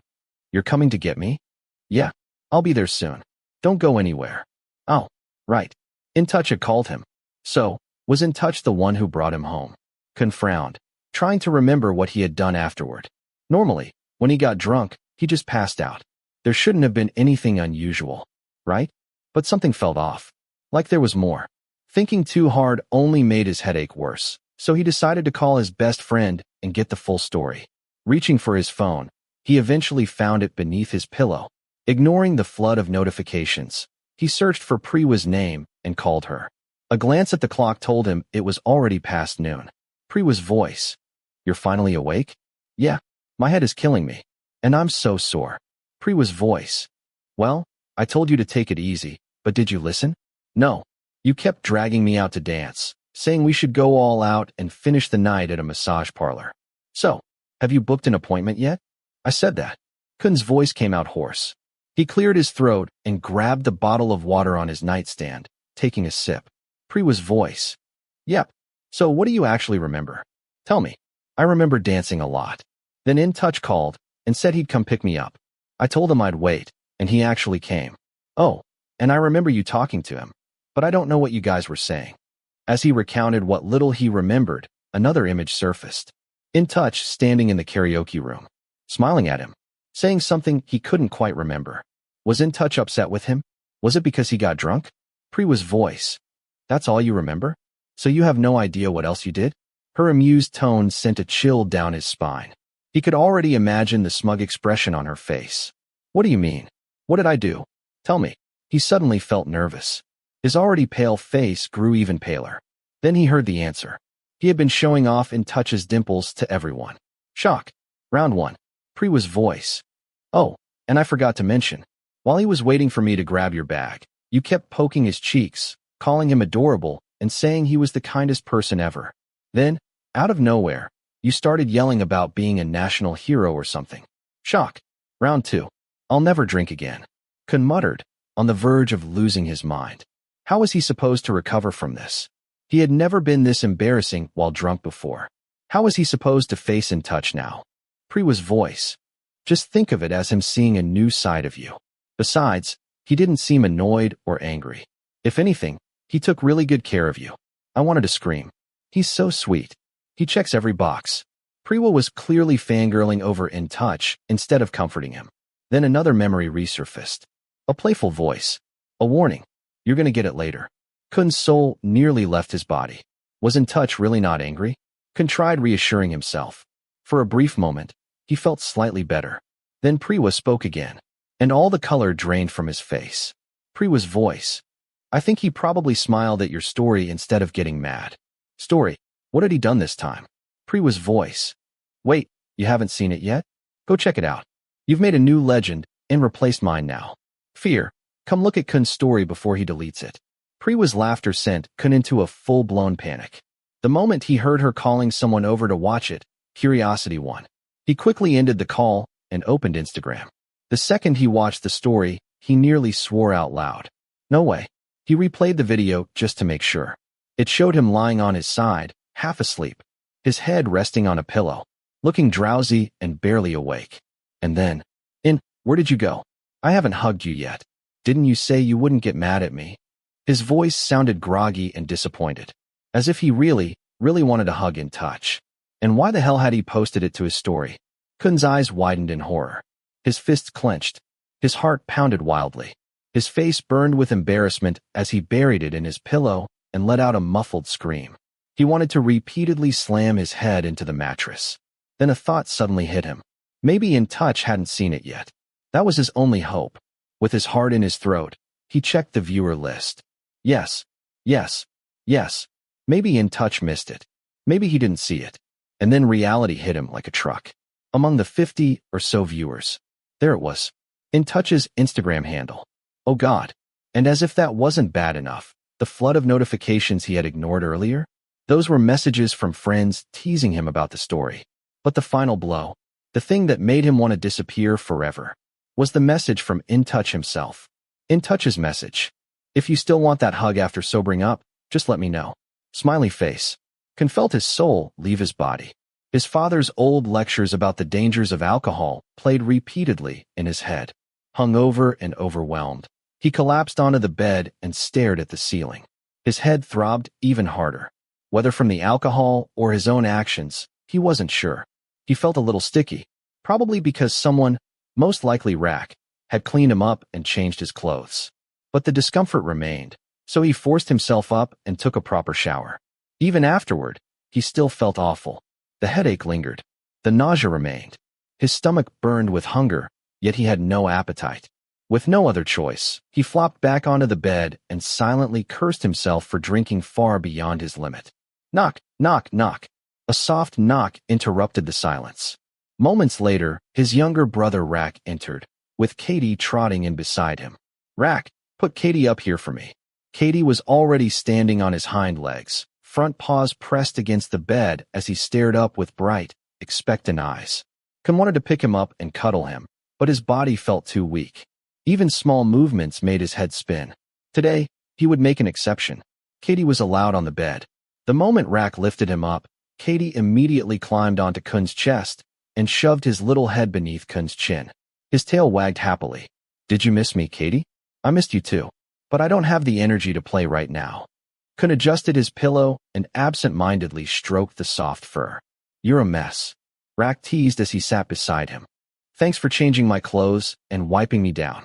Khun mumbled. No problem. Pin helped too. Khun froze. Wait. And changed my clothes? His face instantly heated up. Last night, Pin brought you home while I was downstairs watching a series. We had to carry you upstairs together. You were completely out of it. And since you reeked of alcohol, I couldn't change you by myself. Pin offered to help, but he only changed your shirt. I handled the pants and wiped you down. Oh, thank God. Still, what an absolute burden he had been. Well done, Khun. Sorry for the trouble. I was way too drunk last night. Rak smirked. If you take me out for omakase, I'll keep quiet and won't tell Mom and Dad. He wiggled his eyebrows. What if I don't treat you? I don't know. We'll see. Fine. Just wait until it's my turn. Khun pouted. You said it. I'll go pick a restaurant now. Rak grinned. Get some rest. I'll be downstairs studying. If you need anything, call me. Katie, come here. No. Let Katie stay. All right. Oh, I ordered porridge for you. Want me to heat it up? No, it's okay. Thanks. I'll come down later. By the way, did anything else happen last night? Khun asked hesitantly. Part of him didn't want to know. Another part felt he should apologize properly. No, nothing. That was a relief. Khun let Katie curl up on his chest. At the moment, there wasn't much else he could do. All he needed now was to gather enough courage to call the person whose name had been stuck in his head ever since he woke up. If he didn't apologize to Intouch, he probably wouldn't be able to sleep. But wait, something suddenly clicked. I'm gonna throw up. That was what he had said in Intouch's car. And after that, everything went black. Oh shit. Absolute disaster. Khun's message. Hello, In. Can you talk? Am I bothering you? Intouch glanced toward his mother and younger sister, who were busy browsing jewelry inside a Cartier store. Today, they had dragged him out shopping. I can talk. I'm not doing anything right now. Have you been awake long? Khun's voice. For a little while now. I didn't message you because I thought you might still be sleeping. Have you eaten yet? Khun's voice. Not yet. I don't really have an appetite. Do you want anything? I can bring you something. Khun's voice. No. That's okay. I've got a headache, so I was thinking of going back to sleep for a bit. But about last night. Thank you so much. No problem. I was happy to help. Khun's voice. And I also wanted to apologize. Apologize for what? Intouch raised an eyebrow. Khun's voice. Everything. I'm sorry for bothering you, and for anything I might have said or done. I was out of line. Khun was convinced he must have thrown up in Intouch's car. You don't have to apologize. I came to pick you up on my own. It's not a big deal. Khun's voice. I didn't mess up your car, did I? He didn't dare ask directly if he'd vomited. No. Everything's fine. That was all Intouch said. He didn't mention how, after Khun had announced he was about to throw up, they got stuck at a red light. Without a single plastic bag in the car, Intouch had been forced to grab his backpack from the back seat, dump everything out, and shove it into Khun's hands just in time. For almost the entire ride home, Khun had kept his face buried in that bag. Khun's voice. If there's anything I need to take responsibility for, just tell me, okay? Don't hold back. Khun suspected Intouch was downplaying things just to be nice. The car is fine, but there might be something else. Knew it. There was something after all. Hearing Intouch's unusually serious tone, Khun lightly smacked his forehead. What is it? Khun's voice. What is it? You read my message but didn't reply. Khun's brain immediately went into overdrive. And the moment he understood what Intouch meant, his face turned bright red. Khun's voice. Well, do you still want that hug? The teasing tone in Intouch's voice, along with the quiet chuckle that followed, left Khun frozen in embarrassment for a full 10 seconds. If I say I do, what would you do? The second the words left his mouth, Khun immediately hung up. Intouch loved saying things that made him flustered. So this time, he was going to get him back. With a small smirk, Khun tossed his phone aside and flopped onto the bed, pulling Katie into his arms. If someone asked whether he actually had the courage to hug Intouch. Absolutely not. Who would dare? Chapter 18. What if I say I do? What would you do then, In? Beep, beep, beep. A quiet chuckle escaped In's throat as he listened to the teasing words before the call was abruptly cut off. A smirk tugged at the corner of his lips, but he decided not to call back. He wanted Chobkhun to get a full rest. However, the smirk on his sharp features quickly disappeared when he turned around and saw his mother and younger sister standing behind him, both carrying multiple shopping bags. Slipping his phone back into the pocket of his tailored trousers, he reached out to take some of the bags to help. Do you guys want to keep shopping? Intouch asked, keeping a neutral expression. Let's take a break first. My legs are killing me. Ingfa complained, lightly massaging her thighs. Then how about we grab something to eat? Their mother, Lada, suggested. What do you two feel like having? Normally, Intouch would let his mother and sister choose the restaurant. But this time, he spoke up first. I feel like having Thai food. Sounds good to me. Whatever Pin wants is fine. Ingfa immediately agreed. Intouch narrowed his eyes suspiciously. Why are you giving in so easily? His little sister was never this agreeable. Usually, she'd suggest multiple other places.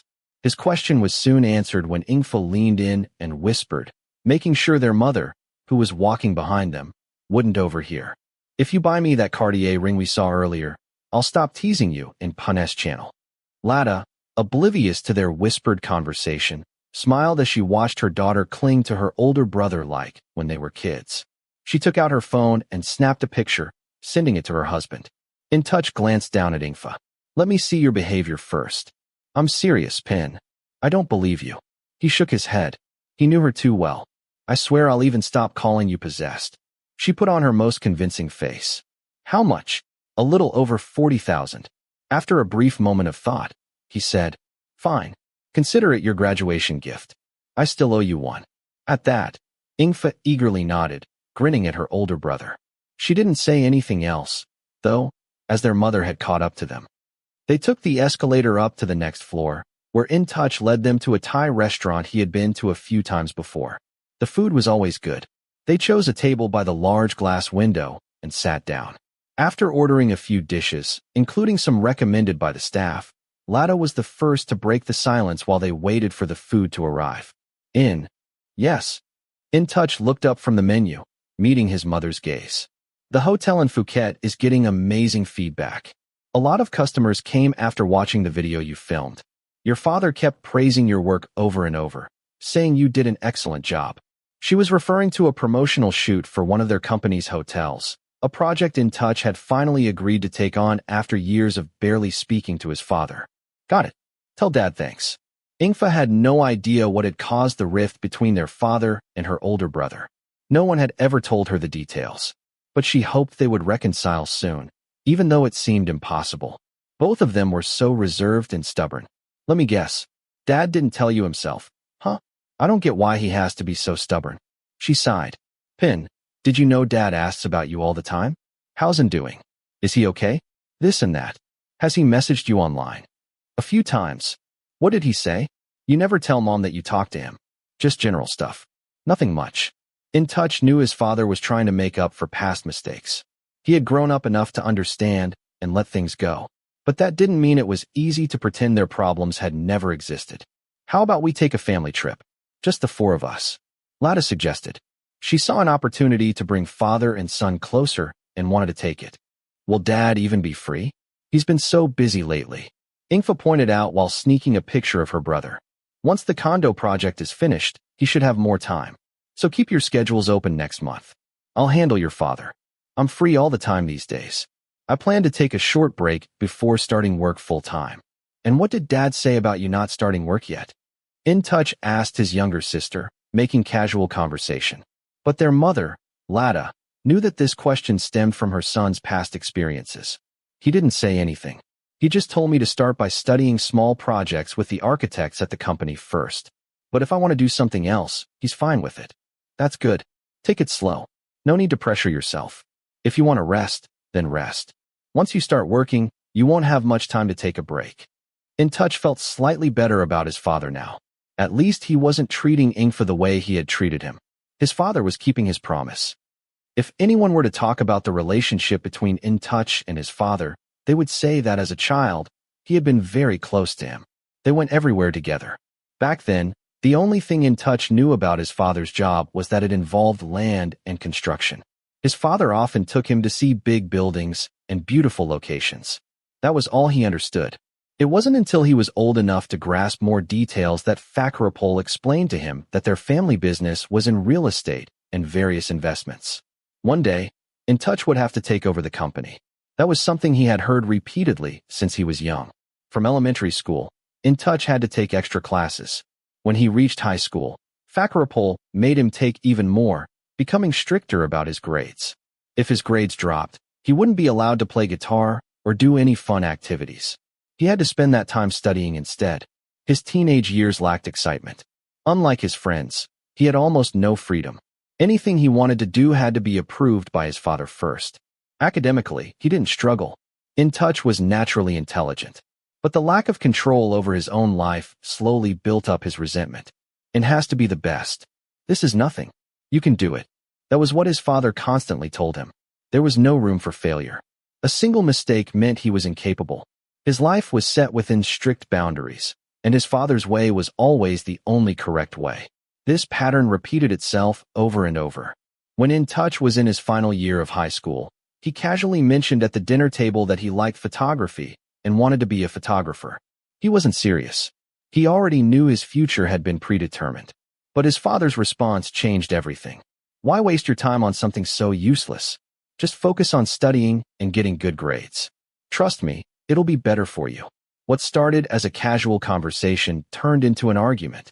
Intouch couldn't understand why his father had to control every aspect of his life, especially when his friends were free to do whatever they wanted. From that day on, he never spoke about his dreams to his father again.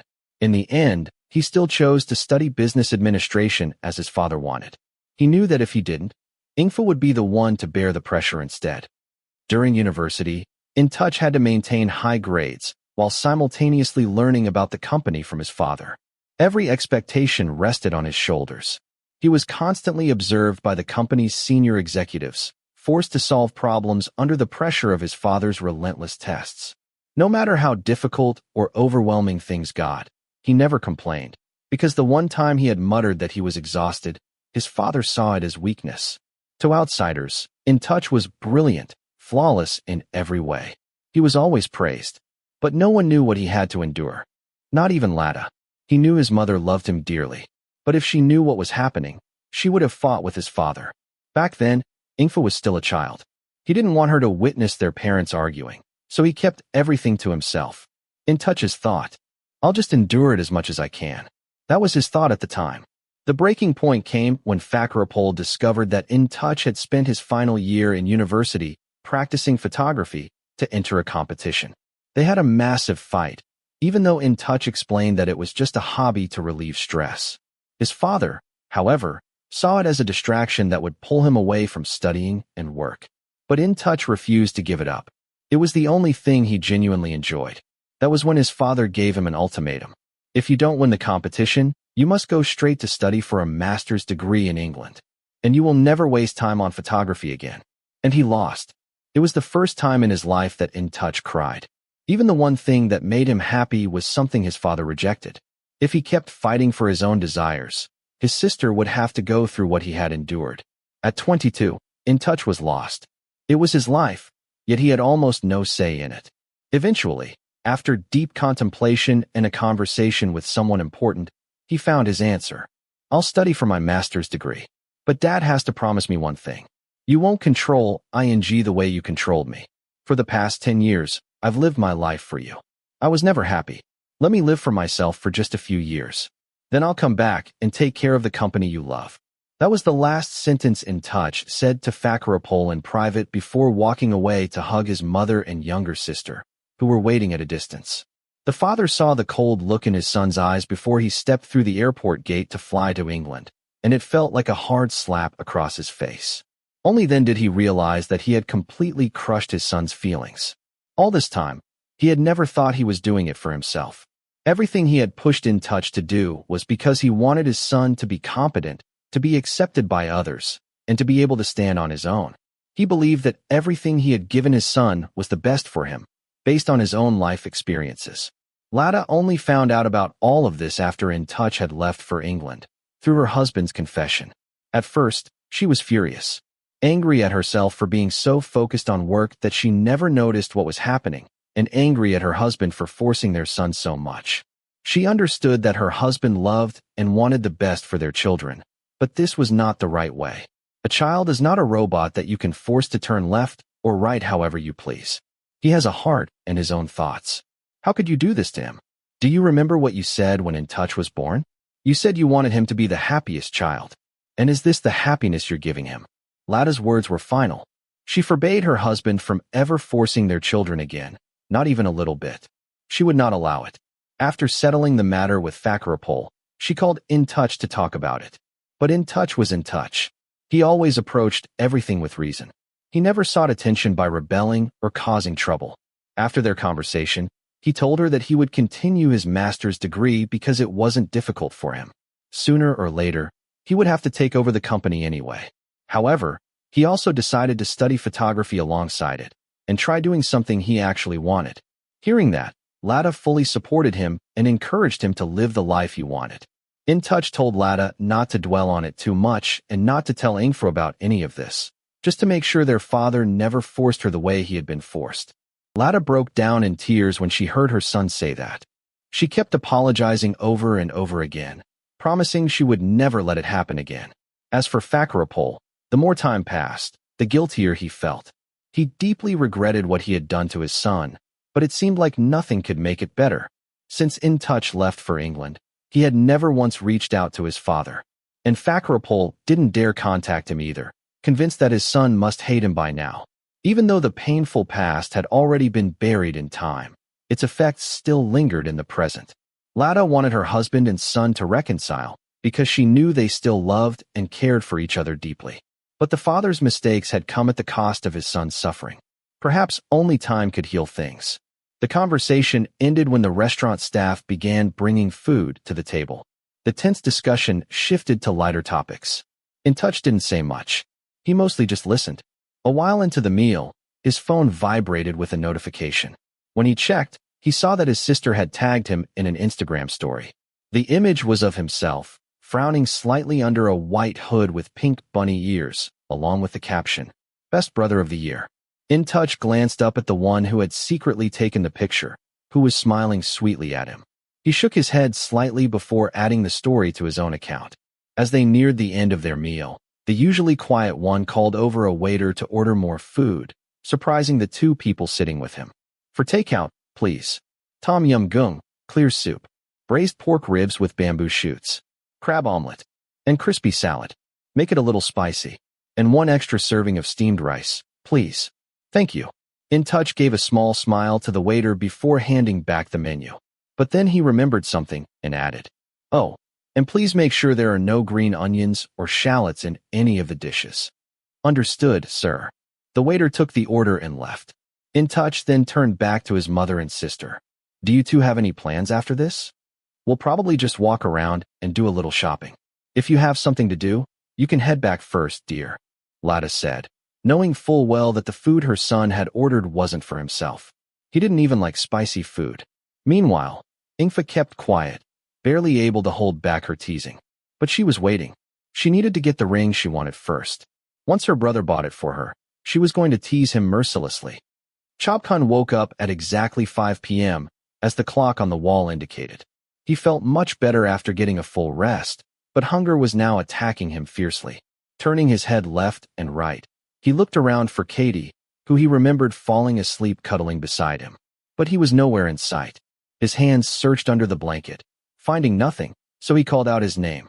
After a moment, Katie drowsily poked his head out from under the covers, yawning widely. "There you are, Katie. Where have you been burrowing? Can you even breathe under there?" Chobkhun chuckled at the sight of his sleepy dog, who could barely keep his eyes open but was still trying to sit up and look at him, only to slowly tilt to the side and flop back onto the bed. Seeing that, Chobkhun burst into laughter before planting several kisses on his fluffy forehead, unable to resist his cuteness. After playing with Katie to his heart's content, he picked him up and set him down on the floor. Then he stepped off the bed and headed straight for the bathroom. Reaching for a simple black headband hanging on the wall, he put it on to keep his overgrown bangs from poking into his eyes again. After splashing water on his face to freshen up, being careful not to get his favorite sleepwear wet, he turned off the tap with one hand while using the other to towel off his face. At that moment, Chobkhun suddenly remembered a dream so vivid it was almost shocking. He had dreamed that Intouch had come to wake him up, and it felt as if Intouch's deep voice was still lingering by his ear. "Time to wake up. How did you get here, In? I came to let you hug me." Chobkhun looked at his own reflection in the mirror, his face slightly flushed, and shook his head. He must have been thinking about Intouch too much, to the point of dreaming up nonsense. His hunger was starting to make his hands shake, so he pushed the dream aside and stepped out of the bedroom. He was wearing a loose, oversized white t-shirt that draped over his navy blue soft fabric shorts, almost covering them entirely. Feeling famished, he didn't forget to scoop up Katie, who had been sitting on the floor staring at him expectantly. As he descended the stairs, the aroma of delicious food filled his nose, instantly making him forget all about the dream. "Rak, what are you making? It smells so good," he called out to Tirak before even reaching the kitchen. It wasn't surprising to find his younger brother there. Tirak had inherited their mom's cooking skills, unlike Chobkhun, who was utterly hopeless at it. "I warmed up some food for you." The reply came, but there was something odd about the voice. Chobkhun hesitated for a moment before setting Katie down as he reached the last step. When he entered the kitchen, his wide eyes filled with confusion. The person who had just spoken wasn't Tirak. It was Intouch, a very real, very present Intouch, who turned to smile at him while stirring something fragrant in a pot with a ladle. Same shirt, same color, exactly like what he had seen in his dream. "How did you get here, In?" The words slipped out before he could stop them, word for word, the same question he had asked in his dream. Intouch looked at Chobkhun, taking in the slightly different appearance. Maybe it was the oversized t-shirt and shorts. Or maybe it was the fact that he had never seen Chobkhun wear a headband before. Without the usual bangs covering his forehead, his wide-eyed, flustered expression and flushed cheeks were even more obvious. And to Intouch, that just made him all the more fun to tease. You really don't know? Intouch's voice was calm, but there was an unmistakable hint of mischief.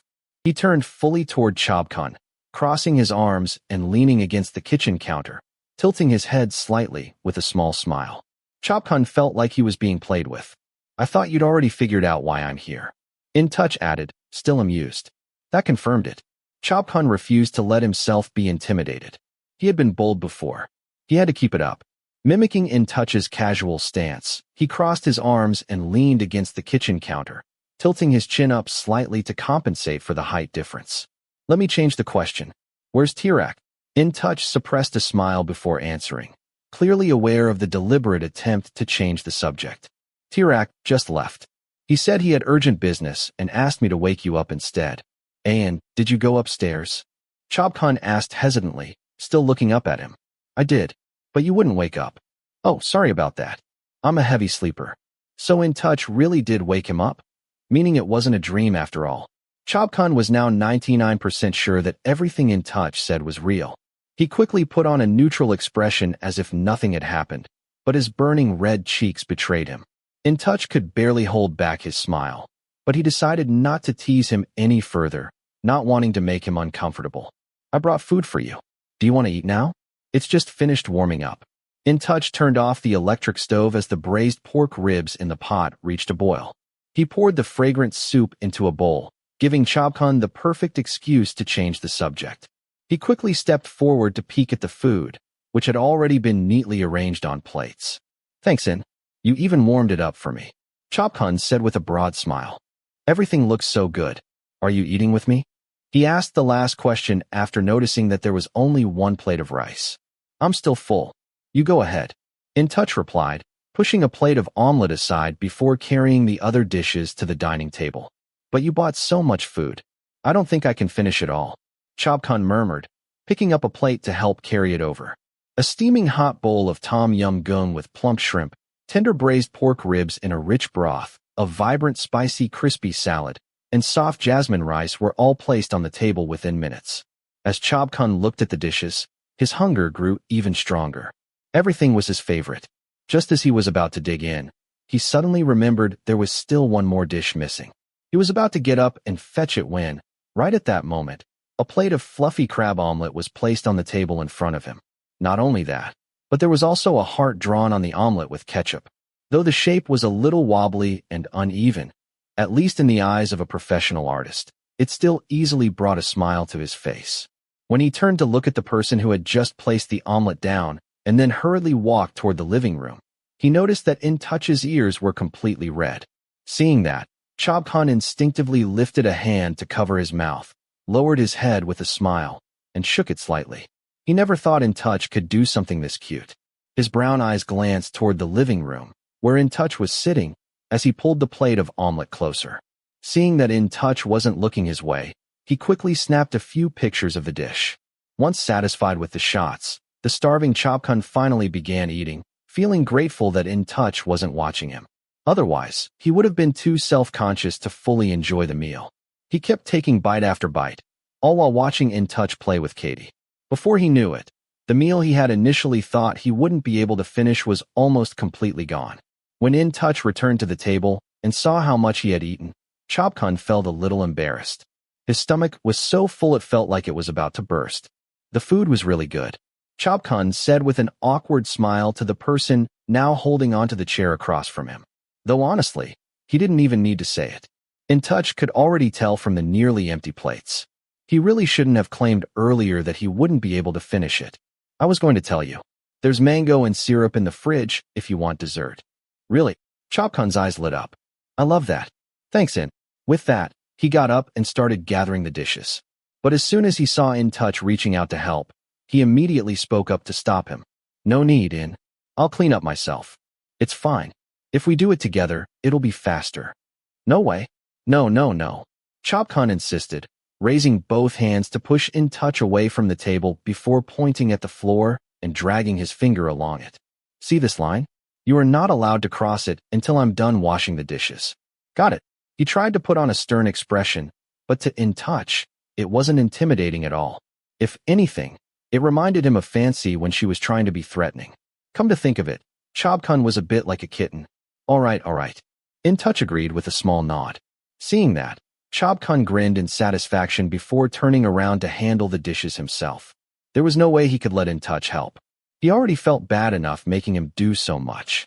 Once everything was cleaned up, including brushing his teeth after the meal, Chobkhun plopped down cross-legged on the large sofa in the living room, placing a cushion on his lap.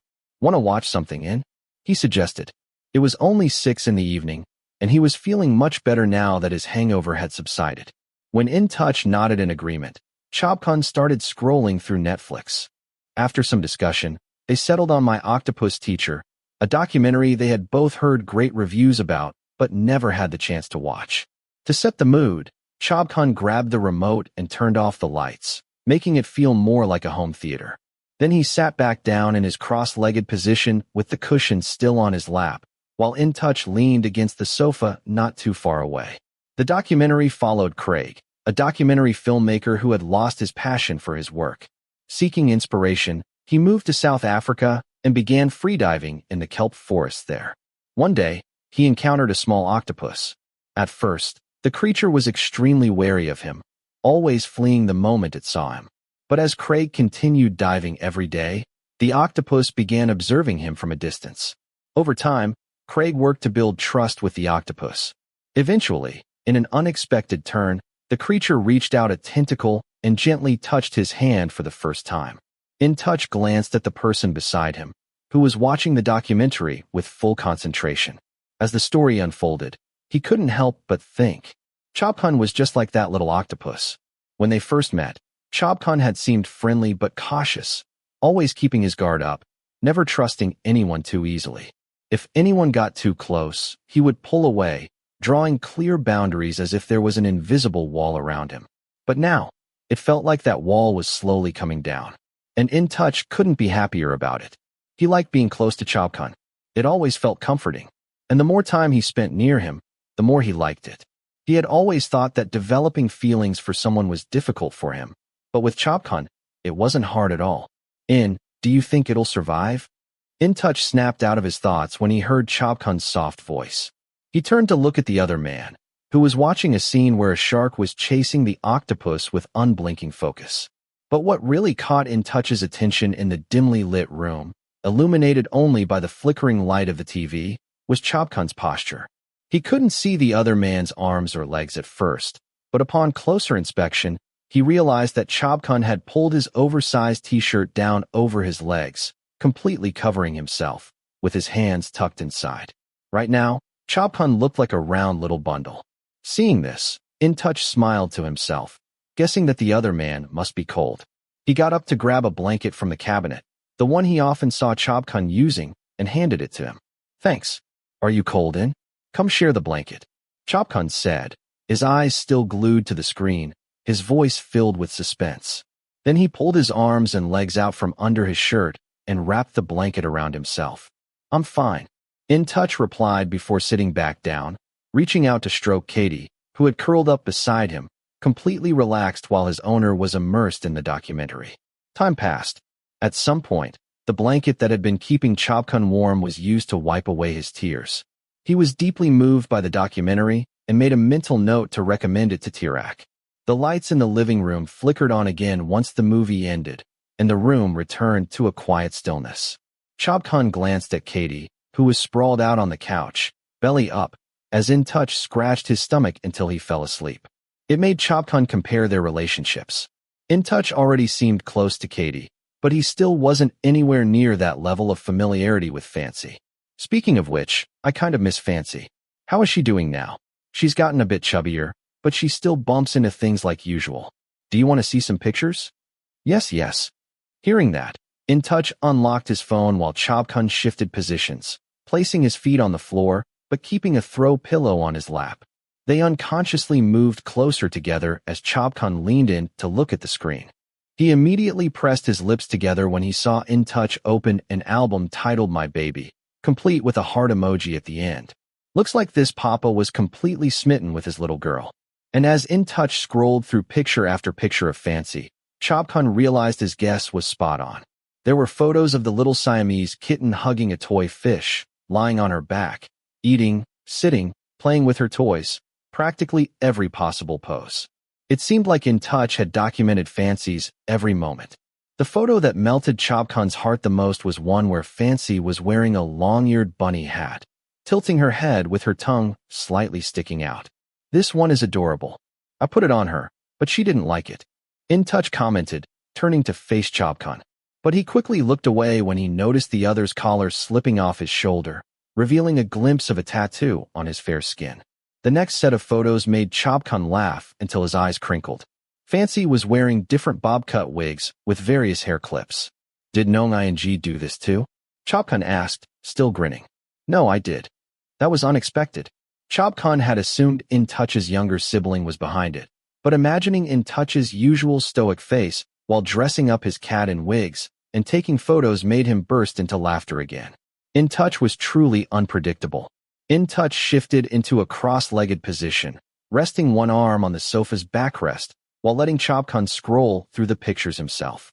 Occasionally, Chobkhun would zoom in on Fancy's belly or face and murmur little compliments about how cute she was. Noticing how focused Chobkhun was, Intouch quietly picked up the blanket beside him and draped it over the other's shoulders, since his shirt kept slipping down. Cat paws really do look like mangosteens. Chobkhun mused, enlarging a picture of Fancy's tiny feet. The more he stared, the more they resembled the fruit. Now I kinda want to eat mangosteens. Intouch smiled at the murmured comment, which sounded more like Chobkhun was talking to himself. What's Fancy doing here? Chobkhun asked, watching a video where the kitten was sitting with her back to the camera, facing the wall. No matter how much Intouch called her name, she wouldn't turn around. She was sulking. She smelled Katie on me. Really? Would she still be mad if she smelled it now? Not anymore. She's used to it. We should introduce them soon before she grows up too much. It'll be harder for them to get along later. That's a good idea. Chobkhun nodded in agreement, continuing to scroll through the pictures. Then he suddenly froze for a moment before quickly swiping past a particular image. It was the first time he had seen a clear picture of Intouch's face. But that wasn't the problem. The issue was that in the photo, Intouch was lying in bed, shirtless. Chobkhun didn't dare look at it too long like the other pictures, even though Fancy was curled up against Intouch's bare shoulder in an affectionate pose that he kind of wanted to admire. But even from the brief glance, he had to admit that seeing Intouch with unstyled hair, giving a slight smirk like that, felt different. He wasn't used to it at all. How to describe it? Intouch looked handsomely dangerous. Do you want to keep looking? Intouch's voice snapped him out of his thoughts. Yeah. Sorry, I got lost in thought. Chobkhun cleared his throat and continued scrolling. The next photo showed Intouch wearing a plain white t-shirt, only the lower part of his face visible, while the little kitten clung to his arm. Fancy is really clingy, huh? Chobkhun grinned at him before zooming in on the kitten's face. Fancy's expression seemed to say, "This is mine. Hands off." Seeing that, Chobkhun chuckled softly and made a teasing remark while still focused on the screen. Looks like your daughter is quite possessive of her daddy. If it's you, she won't mind. Why not? Chobkhun shifted his position, leaning back against the sofa to get more comfortable. He turned to meet the deep black eyes gazing at him. She likes you. Intouch smirked. Does she really? Chobkhun mirrored his smirk. Are you asking about the cat or the owner? Chobkhun's silence. His competitive spirit flared up, and his lips pressed together as his gaze darted around, searching for an answer. Intouch, calm and composed, waited patiently. Both. And what do you think? Intouch countered immediately, watching as a deep blush spread across Chobkhun's pale face, reaching all the way to his ears. But even so, he held his gaze. Chobkhun's thought. I don't know. I don't like assuming things. You can assume all you want.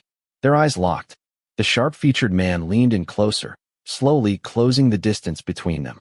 The closer he got, the faster Chobkhun's heart pounded, as if it were about to explode.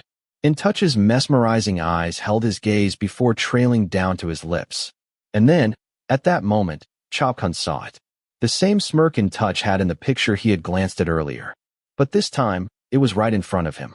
Chobkhun clenched his fists, but he didn't move away. He barely even breathed, fully aware of the warmth of Intouch's breath brushing against his face. Their lips were just about to touch. Chobkhun's thought. Stay still, Chobkhun. Don't flinch. Woof, woof, woof. The sudden barking startled them both, breaking the moment. Neither had noticed when Katie had woken up. The fluffy dog launched himself at Intouch, forcing Chobkhun to jump up in a fluster. I am going to get some mangoes, he blurted out before dashing into the kitchen. Intouch watched him go, then turned his gaze to the little dog pressing its head against his stomach. Katie backed up, sat down, and glared at him, huffing in displeasure. Crossing his arms, Intouch stared right back at the jealous dog. Looks like Katie was even more possessive of Chobkhun than he had expected. Meanwhile, Chobkhun, still lingering in the kitchen, tried to find something, anything, to do. But when he glanced back at the sofa and saw Intouch and Katie locked in a silent standoff, he couldn't help but chuckle softly. Unlike him, Intouch didn't seem fazed at all by what had just happened. Meanwhile, Chobkhun was doing everything he could to act normal, but he could barely look the other man in the eye. After Intouch left that night, Chobkhun had to spend a long time coaxing Katie, who kept sulking in various corners of the house. It took quite an effort to get the dog to play with him again. By the time he was done showering, exhaustion weighed on him. Still, before sleeping, he wanted to check the comments on his Q&A video.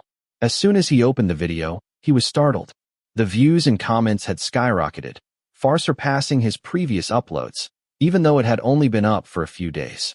Commenter's message. Looks like someone's flirting. Commenter's message. The cameraman is so handsome. Oh my god, I can't stop smiling. Commenter's message. Brother Intouch is so good looking. Was he smiling at the camera or at the person behind it? Commenter's message. This video feels so cozy and relaxed. Brother Chobkhun looks really bright and happy here. Commenter's message. I want to visit the park, but I'm scared of monitor lizards. Commenter's message. This channel always gives off such positive vibes. Take care and rest well. Commenter's message. This is giving major boyfriend energy. Commenter's message. I finally understand the phrase, so handsome it's shocking, after seeing Brother Intouch. Commenter's message. Intouch looked shy, didn't he? Commenter's message. Honestly, this doesn't feel like a work outing. It felt like a date. Commenter's message. Best Q&A ever. Please do more. Next time, can the cameraman answer questions too? Commenter's message. Does the cameraman have dimples? So cute. Does he have an Instagram? Commenter's message. I just want to squish Katie's cheeks. Commenter's message. I almost died when I saw the cameraman's face. Commenter's message. Chobkhun's mom picked the perfect name for him. He's such a warm and kind person. Commenter's message. Wait, isn't that Katie the same dog from Brother to its channel? As Chobkhun kept scrolling, he finally realized why this video had gained so much attention. It was because of Intouch's first on-camera appearance. On top of that, the comments were full of people teasing them. This was the first time so many people had mentioned him and Intouch together like this. Good thing he hadn't invited Intouch to read the comments with him earlier. Otherwise, he wouldn't know where to hide his face. Everything was fine, until he saw the last comment. Commenter's message. Katie is adorable, but I think I've seen this dog on Tuit's channel before. Is it the same one? Chobkhun hadn't expected that question to come up, but it was just one comment. It probably wouldn't turn into anything serious, right? His thoughts started to drift as drowsiness took over, pushing the concern aside. But the moment from earlier that evening, when they had almost kissed, came rushing back instead. He yanked the blanket over his head. Just thinking about the way Intouch had leaned in with that smile made his heart race. And that's when he realized Intouch was becoming more and more dangerous to his heart. Chapter 19. Is this funny or what? He mumbled uncertainly, staring at himself in the bathroom mirror of a shopping mall. Today, he was at Siam, dressed in a semi-formal outfit. Earlier that morning, he had a client meeting in Sukhumvit, so his lean frame was wrapped in a black button-down shirt with the top button undone, tucked into cropped brown trousers, and paired with black loafers he rarely wore. However, what made him feel unsure about himself wasn't the outfit. It was the brand-new haircut he had gotten yesterday. The story went like this. He had gone to the barber shop with Tirak, his younger brother, who convinced him to try a new hairstyle. Chobkhun agreed, realizing he hadn't changed his hair in years. He picked a style he liked and showed it to the barber, who informed him it was called a 2-block cut. He sat still, excitement and nervousness bubbling inside him as the barber worked. It had been years since he'd made such a change. But when the cut was done, he barely recognized himself. Even though Tirak kept showering him with compliments, calling him cute over and over, Chobkhun couldn't shake off his self-consciousness. Well, what's done is done. He sighed and glanced at his watch. Less than an hour remained before his meeting with Intouch. He quickly left the restroom, heading out to buy something before meeting the other man. The reason he had come to Siam early was an apology mission. Almost 2 weeks had passed since his drunken night of humiliation, but there was one thing he had only found out 2 days ago, thanks to a certain video his brother had teasingly sent him. In the 20-second clip, there wasn't a single second that wasn't utterly shameful. He was slumped against the front door, puking relentlessly into a black backpack. Intouch's black backpack. Worse still, the photographer himself was right beside him, gently rubbing his back and holding his forehead so he wouldn't dunk his face into the bag. Absolutely pathetic. The moment he realized whose bag it was, Chobkhun's eyes nearly popped out of his skull. He immediately searched for the price online. Luckily, the model cost only around 8,000 baht, a steal compared to the other bags he'd seen Intouch use. That was why he now found himself standing in the brand store, showing a photo of the bag to a sales assistant. We still have this model in stock, but we've also just released a limited edition with better materials, more functions, and ergonomic support for the user's back and shoulders. Would you like to see it? Chobkhun nodded, drawn in by the staff member's polite pitch. One look at the new model, combined with the health benefits, and he couldn't resist spending extra for something that would be better for Intouch. So, instead of an 8,000 baht bag, he walked out with a 10,000 baht backpack. After paying, he made his way to the famous Shabu restaurant where they had planned to meet. It had been nearly 2 weeks since they last saw each other, both swamped with work. Chobkhun had been painting murals for a new cafe, while Intouch had been on an out-of-town commercial shoot during a storm. Most of their conversations lately had been through text, with short late-night calls before bed. They both understood how exhausting adult life could be and never held it against each other. As the restaurant came into view, his heart began pounding faster. Why was he this nervous? His phone vibrated a few times in his pocket. He thought it was Intouch, but when he checked, the messages were from Kim, whom he hadn't talked to in a while. Their last conversation had been about the drunken video, because, of course, Kim had seen that too. Kim's message. Tay and Plum broke up. They made a video for their channel, but Tay made me cut out all the parts where Plum cried. Chobkhun's delicate eyebrows furrowed slightly as he read the last line. Chobkhun's silence. He glanced at Intouch, who stopped speaking and took a sip of wine. He couldn't quite figure out how Intouch was feeling because the other man told the story with a calm, expressionless face. When I went to university, I had a bit more freedom, so I started a band with my friends, just for fun, not seriously. We performed at some university events, but not often. Intouch offered a faint smile to the person beside him, though it barely concealed the sadness behind his eyes. I'm okay now. Don't worry. Chobkhun stayed silent and listened. He had never been forced into anything by his parents before. Just imagining it made him feel bad. How much worse must it have been for Intouch, who had endured it for all those years? Now he understood why Intouch always preferred sharing stories from work rather than stories from his childhood. You must have been so tired all this time. Chobkhun shifted closer, placing his hand over Intouch's and gently stroking the back of it in comfort. Intouch's heart fluttered at the faint scent coming from the other man. The warmth in his chest twisted at the tender gesture, like he was being comforted as if he were a child. Are you tired? Did you get to rest? Don't forget to eat on time. Those simple words he'd heard over the phone for the past 2 weeks had made him feel so good. But hearing them face to face like this, nothing compared. It had been so long since he'd felt anything like this. No one had ever made him feel this way before. I missed you. Chobkhun froze at the unexpected confession, his hand stilling on Intouch's. Throughout their entire conversation, Intouch had never said something like this aloud. When he met those dark eyes, he could read every emotion clearly, making his heart tremble. When we were apart, Did you miss me? Even just a little? Chobkhun bit his lip, glancing up at the man waiting for his answer. After a moment's hesitation, he finally replied, his voice soft but clear enough for Intouch to catch every word.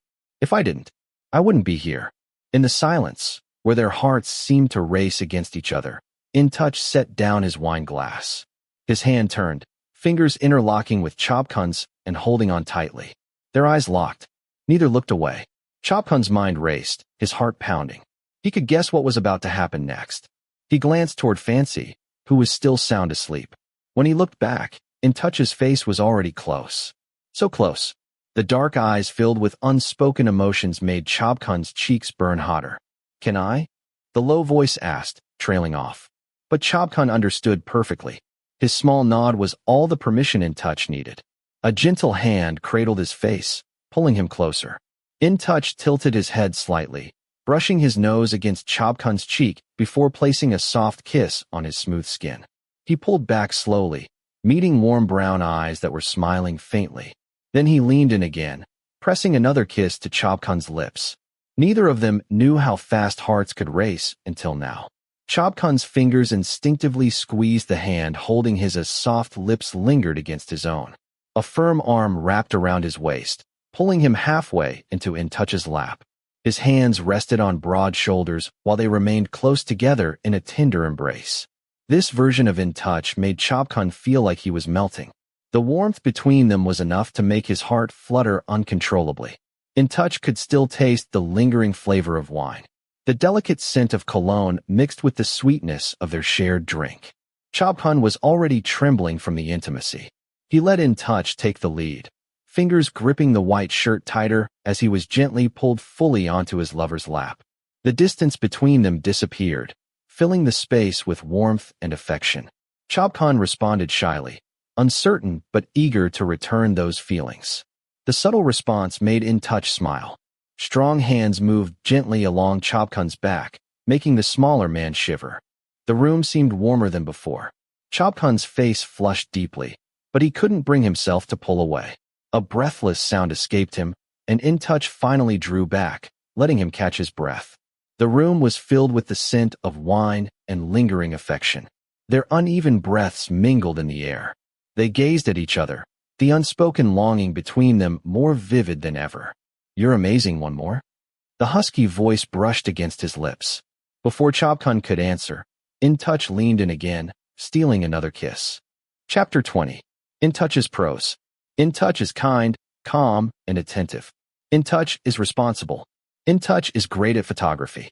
Intouch loves family and animals. Intouch respects others. Intouch is clean and tidy.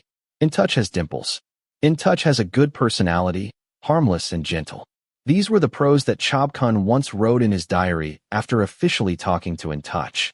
And now, the thing he's thinking of adding is really good at kissing. Even though he didn't have much experience in this area, he could confidently say that this kiss was memorable. Besides Intouch's skill, the emotions conveyed through their first kiss were incredible.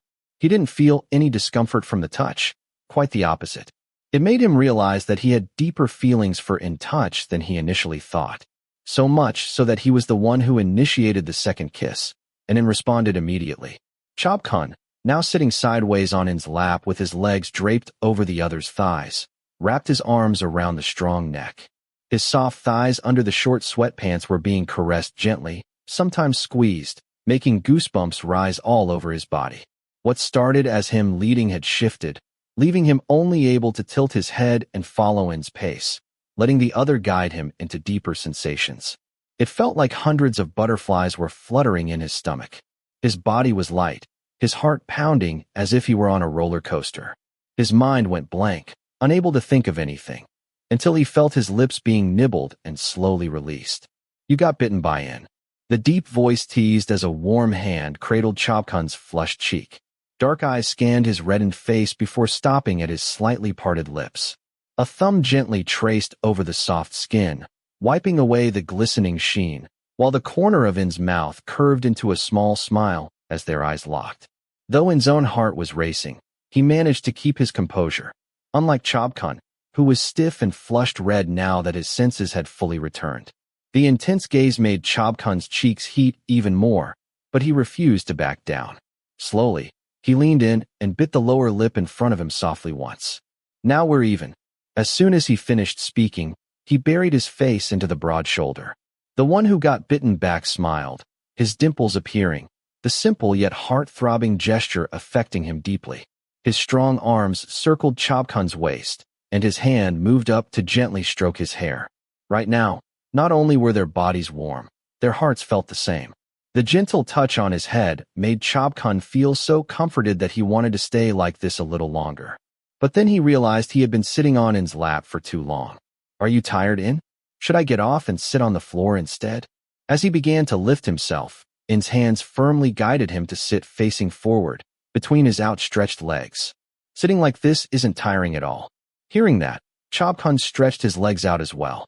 However, his back remained straight, not daring to lean against the chest behind him. When he glanced at the leftover red wine in the glass, he reached out to grab it, but before he could, a low voice stopped him. That's enough, Kun. You still have to drive. Oh right. I completely forgot. Chobkhun settled back into place, only to feel In's arm snake under his left arm, wrapping around his waist and pulling him against his chest until there was no space left between them. His flushed face hadn't even cooled down when a larger hand covered his right hand, stroking it slowly. If you want to keep drinking, should I drop you off? Or would you like to stay here tonight? The low voice whispered near his ear, the touch on his hand making him flustered. But even with that, he tried to reply as normally as possible. I still have some work to finish for a client tomorrow, so I can't stay tonight. He paused for a moment before adding softly. Maybe next time. Okay. You're sure you're not drunk? Absolutely. I only drank a little. I can drive perfectly fine, so don't worry. Chobkhun turned to flash a small smile, resting his left arm on the one wrapped around him. As for his right hand, when round eyes glanced down, Chobkhun's face flushed red. In's fingertips were lightly tracing over his palm, sending a fluttering sensation from his stomach all the way down to his toes. They sat quietly for a moment before the conversation resumed. Do you still have a lot of work outside the city? Just one more job. After that, it'll only be work in Bangkok. So, the next time we see each other will be next week when we go on the trip? Huh? That's so long. Are you more excited to go on the trip or to see me? In teased, his deep voice playful. Which one do I want more? Chobkhun tilted his head, pretending to think hard. His squinting eyes and playful pout made him look both adorable and irresistibly tempting at the same time. Unable to resist, In bent down and nibbled his earlobe softly, again and again, until Chobkhun squirmed, giggling with closed eyes from the ticklish sensation. Okay. I want to go on the trip with you. I can't wait anymore. Chobkhun beamed, his bright smile infectious. What about you? Do you want to travel or see me more? In mimicked his earlier expression. Which one do I want more? Chobkhun's pout deepened, his eyes narrowing. He couldn't help but laugh. I want to go on the trip with you. In finally answered, smiling softly. His arms wrapped around Chobkhun's waist, pulling him back into the warmth of his chest. The gesture was so comforting that Chobkhun unconsciously leaned into him completely. It was then that Chobkhun felt someone watching them. When he glanced around the room, his eyes landed on the wooden shelf along the wall, and there was Fancy, in Siamese kitten, staring at them intently without blinking. Chobkhun grinned and nudged In to take notice. When In looked, he shook his head fondly and patted the floor. Fancy, come to Papa. Chobkhun's smile widened at In's gentle tone. He had heard In talk like that over the phone before, but hearing it in person made his heart flutter every time. In's way of talking to his cat, so adorable. Fancy trotted over without hesitation. Once she reached them, she hopped onto Chobkhun's lap and flopped onto her back, exposing her chubby belly. Chobkhun's grin stretched even wider at the sight. Can I touch her belly? Better not. She doesn't like it. Scratch her neck instead. Chobkhun nodded, making a mental note. Not only did Fancy dislike having her tail touched, but she hated belly rubs too. It was completely different from his dog, Katie, who loved being petted everywhere and never once acted possessive about his body. Together, they gently scratched Fancy's head and neck until the kitten's eyes drooped shut, her little body going limp. It took only a few moments for Chobkhun's heart to melt completely, especially when Fancy clung to his arm, nuzzling and rubbing her face against his hand affectionately. See? Fancy's not hard to take care of. Chobkhun nodded, his eyes glued to the kitten. She's so clingy. Way easier than I thought. Just like her owner. Chobkhun's smile twitched wider. Really? So does that mean I have to scratch your neck like this too? He glanced back at In, whose dark eyes gleamed with a smile. You're welcome to try. Chobkhun chuckled, gathering the courage to lift his hand and lightly scratch along In's sharp jawline. Not hard to take care of, huh? But if you're with me, don't be naughty, okay? His voice was sweet, playful, but in that moment, he saw something new. For the first time, Intouch's face flushed red, ears burning. Before Chobkhun could tease him about it, a low whisper brushed against his ear. Don't worry. I'll be your good boy. 100%.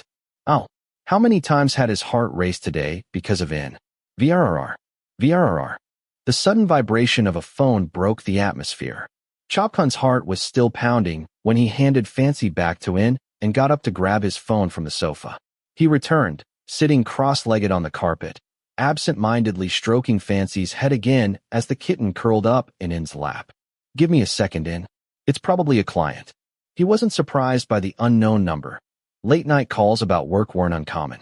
Hello, this is Kun speaking. Hello? Can you hear me? Kun, it's Tae. Chobkhun froze. He hadn't expected the voice on the other end to belong to his ex-boyfriend. In, sitting close by, could hear every word. His sharp brows furrowed ever so slightly. Tae wants to apologize. Can we go back to how we used to be? Please, Kun. Don't call me again. Chobkhun's voice was firm, cutting the conversation short before pressing the end button. His eyes flicked toward In, who kept his face turned away, but the slight crease between his brows was unmistakable. Silence wrapped around them like a heavy blanket. In the living room, the only sound was the air conditioner working at full capacity, cooling the room. In contrast, Chobkhun's heart was racing with the situation unfolding, knowing full well that the person next to him had heard everything. Answer me. Do you love Plum, or do you want to go back to Kun? Plum will let you choose right now. If you want to go back to Kun, I won't hold you back. The words Intouch had once overheard outside the restaurant echoed in his mind, making him realize that the man had already made his choice to return to Chobkhun. He had never brought up Chobkhun's ex because he considered it a personal matter he didn't want to interfere with. But now that the person from the past had such clear intentions, he felt they needed to talk about it to let their relationship move forward fully. I know who he is. Chobkhun turned to him, surprised, before his confusion cleared as Intouch explained how he had found the picture in the trash and recounted the incident outside the restaurant in detail. His first feeling after hearing everything was concern for Intouch. In had kept this to himself all along without Chobkhun ever knowing. Chobkhun couldn't imagine how much it must have weighed on In. Maybe Intouch thought he still had lingering feelings for Tuit. If they didn't talk things through now, it would definitely leave unresolved tension between them. And Chobkhun didn't want that at all. He refused to let Tuit have any part in damaging the good relationship he had with Intouch. To be honest, I don't care what anyone else thinks. I only care about what you think right now. If Chobkhun chose him, then the ex wouldn't matter at all. He only cared about the person in front of him. But if Chobkhun still loved his ex and wanted to go back, there was nothing he could do except accept that decision, even if it was the last thing he wanted. Chobkhun still had the right to choose because they hadn't made their relationship official yet. Despite the calm, composed voice, the faint trembling in Intouch's dark eyes didn't escape Chobkhun's notice. He shifted, kneeling to face him, cupping Intouch's sharp face in both hands. His clear, earnest gaze locked onto those deep black eyes. I don't feel anything for my ex, not even a little bit. There's no way I'd ever go back to him. His voice was steady, unwavering, meant to reassure the person listening. Right now, I only have you. I only think about you. Chobkhun smiled softly, leaning in to press a gentle kiss to Intouch's lips. His thumbs brushed along the dimples on Intouch's cheeks, their eyes reflecting each other. From now on, you can ask me anything. Promise me you won't keep your worries to yourself, especially if they're about us. Intouch nodded. You too. You can ask me anything. His dark eyes shone with the same gentle warmth that always made Chobkhun's heart flutter. Chobkhun's smile widened, seeing Intouch's eyes curve into a matching smile. An unexpected problem had led to their first heart-to-heart, and it ended without anyone getting hurt. Ever since they started talking, their relationship had felt so easy. Both of them were clear about their feelings, no games, no one trying harder than the other, no guessing what the other was thinking. Every time they were together, it was only comfort and understanding. The longer time passed, the deeper those good feelings seeped into both of their hearts, even Chobkhun's. He had vowed never to open his heart to anyone again, never to love anyone so deeply after breaking up with his ex. Even though he no longer had feelings for Tuit, the betrayal from someone he had once loved and trusted had left scars too deep to erase. When he loved, he gave everything. It took him a long time to trust anyone, but in the end, he still got hurt. That was why he believed he would never give his whole heart to anyone again. But then Intouch came along, and suddenly, those walls he'd built so carefully started crumbling, so easily, without him even realizing. How could he hold himself back when he felt this strongly about Intouch? And now, he didn't think he could stop anymore. Underscore. To its point of view. Don't call me again. Khun. Wait, listen to me first. Chobkhun had hung up before he could hear the rest. On the other end of the line, Tuit cursed under his breath, frustrated that things hadn't gone the way he wanted. He threw his phone onto the chair by the balcony, not caring when it bounced onto the floor. Dressed in nothing but boxers, he brought a cigarette to his lips, exhaling smoke into the dark night as his mind drifted to the voice he'd just heard. The more he heard it, the more he missed it. It used to be the voice that woke him up when he slept in. The voice that reminded him to eat when he was buried in work. The voice that called his name over and over in bed.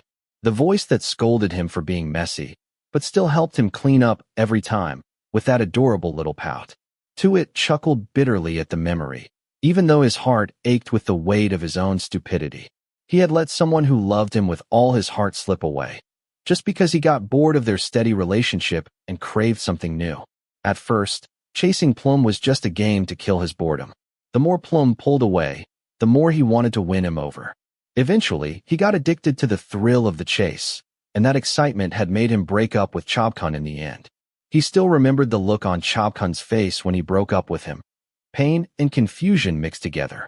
Chobkhun kept asking over and over what had gone wrong. But in his selfish desire to cut things off quickly, Tuit had only said cruel things and dumped all the blame on him. And now, he was the one suffering. That day, Chobkhun listened in silence, tears streaming down his face. There were no pleas, no begging, not even a single question in return. At the time, Tuit thought it was for the best, that ending everything would be easier than expected, and it would allow him to start a new life with someone who seemed to be a better match and wouldn't make life boring. At first, his relationship with Plum was perfect. They were infatuated with each other, overlooking every flaw. But when the initial excitement faded and they truly began living together, things didn't turn out as he'd imagined. Plum loved him a lot, took great care of him, and always gave him what he wanted, especially in bed. But there were two major issues he couldn't ignore. First, Plum was overly suspicious, always turning small matters into big problems. No matter what Tuit did, he was constantly being scrutinized. The second issue was that Kaitun didn't like Plum, and Plum didn't like Kaitun either. Plum never once tried to get along with his dog, making their life together more difficult. On top of that, there were countless little things that made Tuit feel they simply weren't compatible. Day by day, he couldn't see a future with Plum anymore, but the image of Chobkhun kept resurfacing in his mind. He couldn't help but compare his new boyfriend to his ex. Chobkhun loved Kaitun dearly, taking care of the dog as if it were his own. Even after they got Katie, he made sure to love them both equally, afraid one might feel left out. Whenever they went out, Chobkhun always took the dogs along, even when Tuit was too busy to join. Aren't you afraid Kaitun is going to feel neglected? I don't want him to think we don't love him like before. Chobkhun had once told him that. Tuit took another deep inhale of nicotine into his lungs before glancing at the burning tip of his cigarette. You've been smoking a lot lately. Maybe you should cut back a little. I'm worried about your health. Is something stressing you out? He could still remember that voice, full of care, accompanied by a warm embrace from behind, as if it had only happened yesterday. But now, even if he smoked 10 times more, there would be no one to ask him that again. The memories he'd never been able to forget kept flooding his mind. Chobkhun was never demanding or hot-tempered. He never pried into Tuit's personal life to the point of making him uncomfortable. But there was one time when Chobkhun had been truly upset, when Tuit snapped and cursed at one of the staff at his family's restaurant over a mistake. Chobkhun hadn't said anything in the moment, but when they were alone, he'd spoken seriously with a calm voice and unwavering gaze. I don't like it when you treat people like that, Tuit. You can speak nicely instead. I'm telling you now. I really don't like it. I hope you won't do that again. If it happens one more time, I'll have to reconsider our relationship. And maybe you should think carefully about whether you owe that employee an apology. A few days later, Chobkhun handed him a book about being a good leader, with several passages underlined. Tuit had felt embarrassed reading it, but it stopped him from ever acting that way again. He found himself smiling bitterly at the memory. Looking back, Chobkhun had made him a better person, a partner, a confidant who had always stood by him and never let go, not even on his worst days. I don't have any dreams. I don't know what I like. Why don't we start a YouTube channel together? I've been thinking about it for a while. You're a great talker. I think you'd do well. Maybe you'd even enjoy it. It was Chobkhun who had suggested starting the YouTube channel. From someone without any dreams, Tuit had found something he loved for the first time. When Chobkhun saw that, he'd willingly sacrificed his own desires to create content that suited Tuit more. Even though Tuit knew Chobkhun had always wanted to try making videos of his own. But because Chobkhun was shy and not a great speaker, Tuit had never encouraged him to be on camera. He'd thought there was no way Chobkhun could do it, and it would only slow down their work. The truth was, as their channel grew in popularity, Tuit wanted its image to be about him, and him alone. He knew exactly how badly he'd treated Chobkhun in the past. If he could turn back time, he would never hurt him or make him cry again. He was willing to pay for all his mistakes if it meant Chobkhun would forgive him and give him another chance. If only he hadn't chased the thrill of pursuing Plum, they would still be together, happy, just like they'd been during those 5 years. The time he'd spent with Chobkhun was the best of his life. And now, more than anything, he wanted those days back. Watching Chobkhun's videos, seeing someone else receive the same smiles he once did, it was unbearable. The little world where he'd once been the most important person was slowly being filled by someone else. And he wouldn't, let that happen. Even though the man named Intouch seemed special, he was confident that the two of them were not in a relationship yet. He knew that Chobkhun wasn't someone who trusted or gave his heart to anyone easily. It had taken him almost 2 years before Chobkhun finally opened up and agreed to be in a relationship with him. He believed he still had a chance, at least more than someone Chobkhun had only recently met. The 5 years they had spent together, going through so much, couldn't be erased so easily. Are you staying over tonight, Tay? Tuit snapped out of his thoughts when he heard the voice from behind, accompanied by arms wrapping around him. The cigarette in his hand was crushed out in a glass ashtray before he pried the arms away. His sharp features turned toward the naked body behind him, marked with bites and bruises. All from him, of course. No, I'm not staying. We already talked about this. From now on, I won't be staying over. His voice was flat as he watched Plum's face visibly fall. But it's really late. You can stay here. So what if it's late? I can go home. I'm just worried about you. We're not together anymore. These feelings aren't necessary. You're the one who asked for this, for us to meet occasionally. You should know that's all our relationship is now. His emotionless tone made Plum's eyes sting. Okay, you can come see me another day then. Plum's shaky voice replied. Actually, it's good you brought that up. I won't be seeing you anymore. I'm going back to Khun. Plum's sad expression immediately shifted to shock. No, Tay.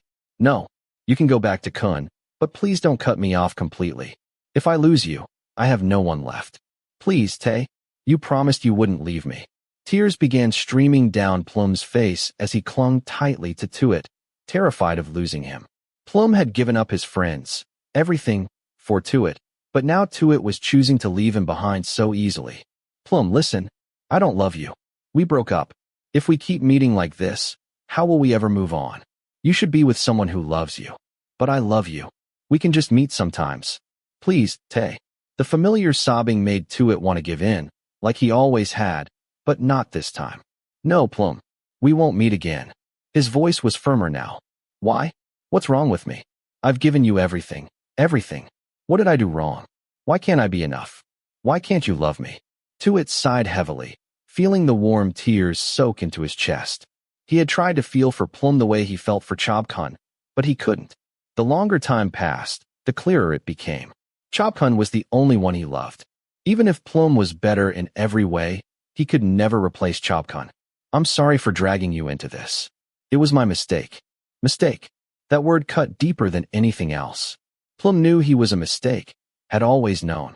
From the beginning, it had been obvious that Tuit was just using him to replace someone else. But he had always convinced himself that if he loved Tuit enough, maybe, just maybe, Tuit would love him back. But he never did. Even knowing the truth, he couldn't bear to lose the person he loved. Desperate and out of options, Plum dropped to his knees and tugged at Tuit's boxers. Plum, stop. Tuit tried to pull him back up, but Plum refused to let go. With practiced movements, Plum started pleasing him. The only way he knew to make Tuit stay. His touch made Tuit's protests fade into silence.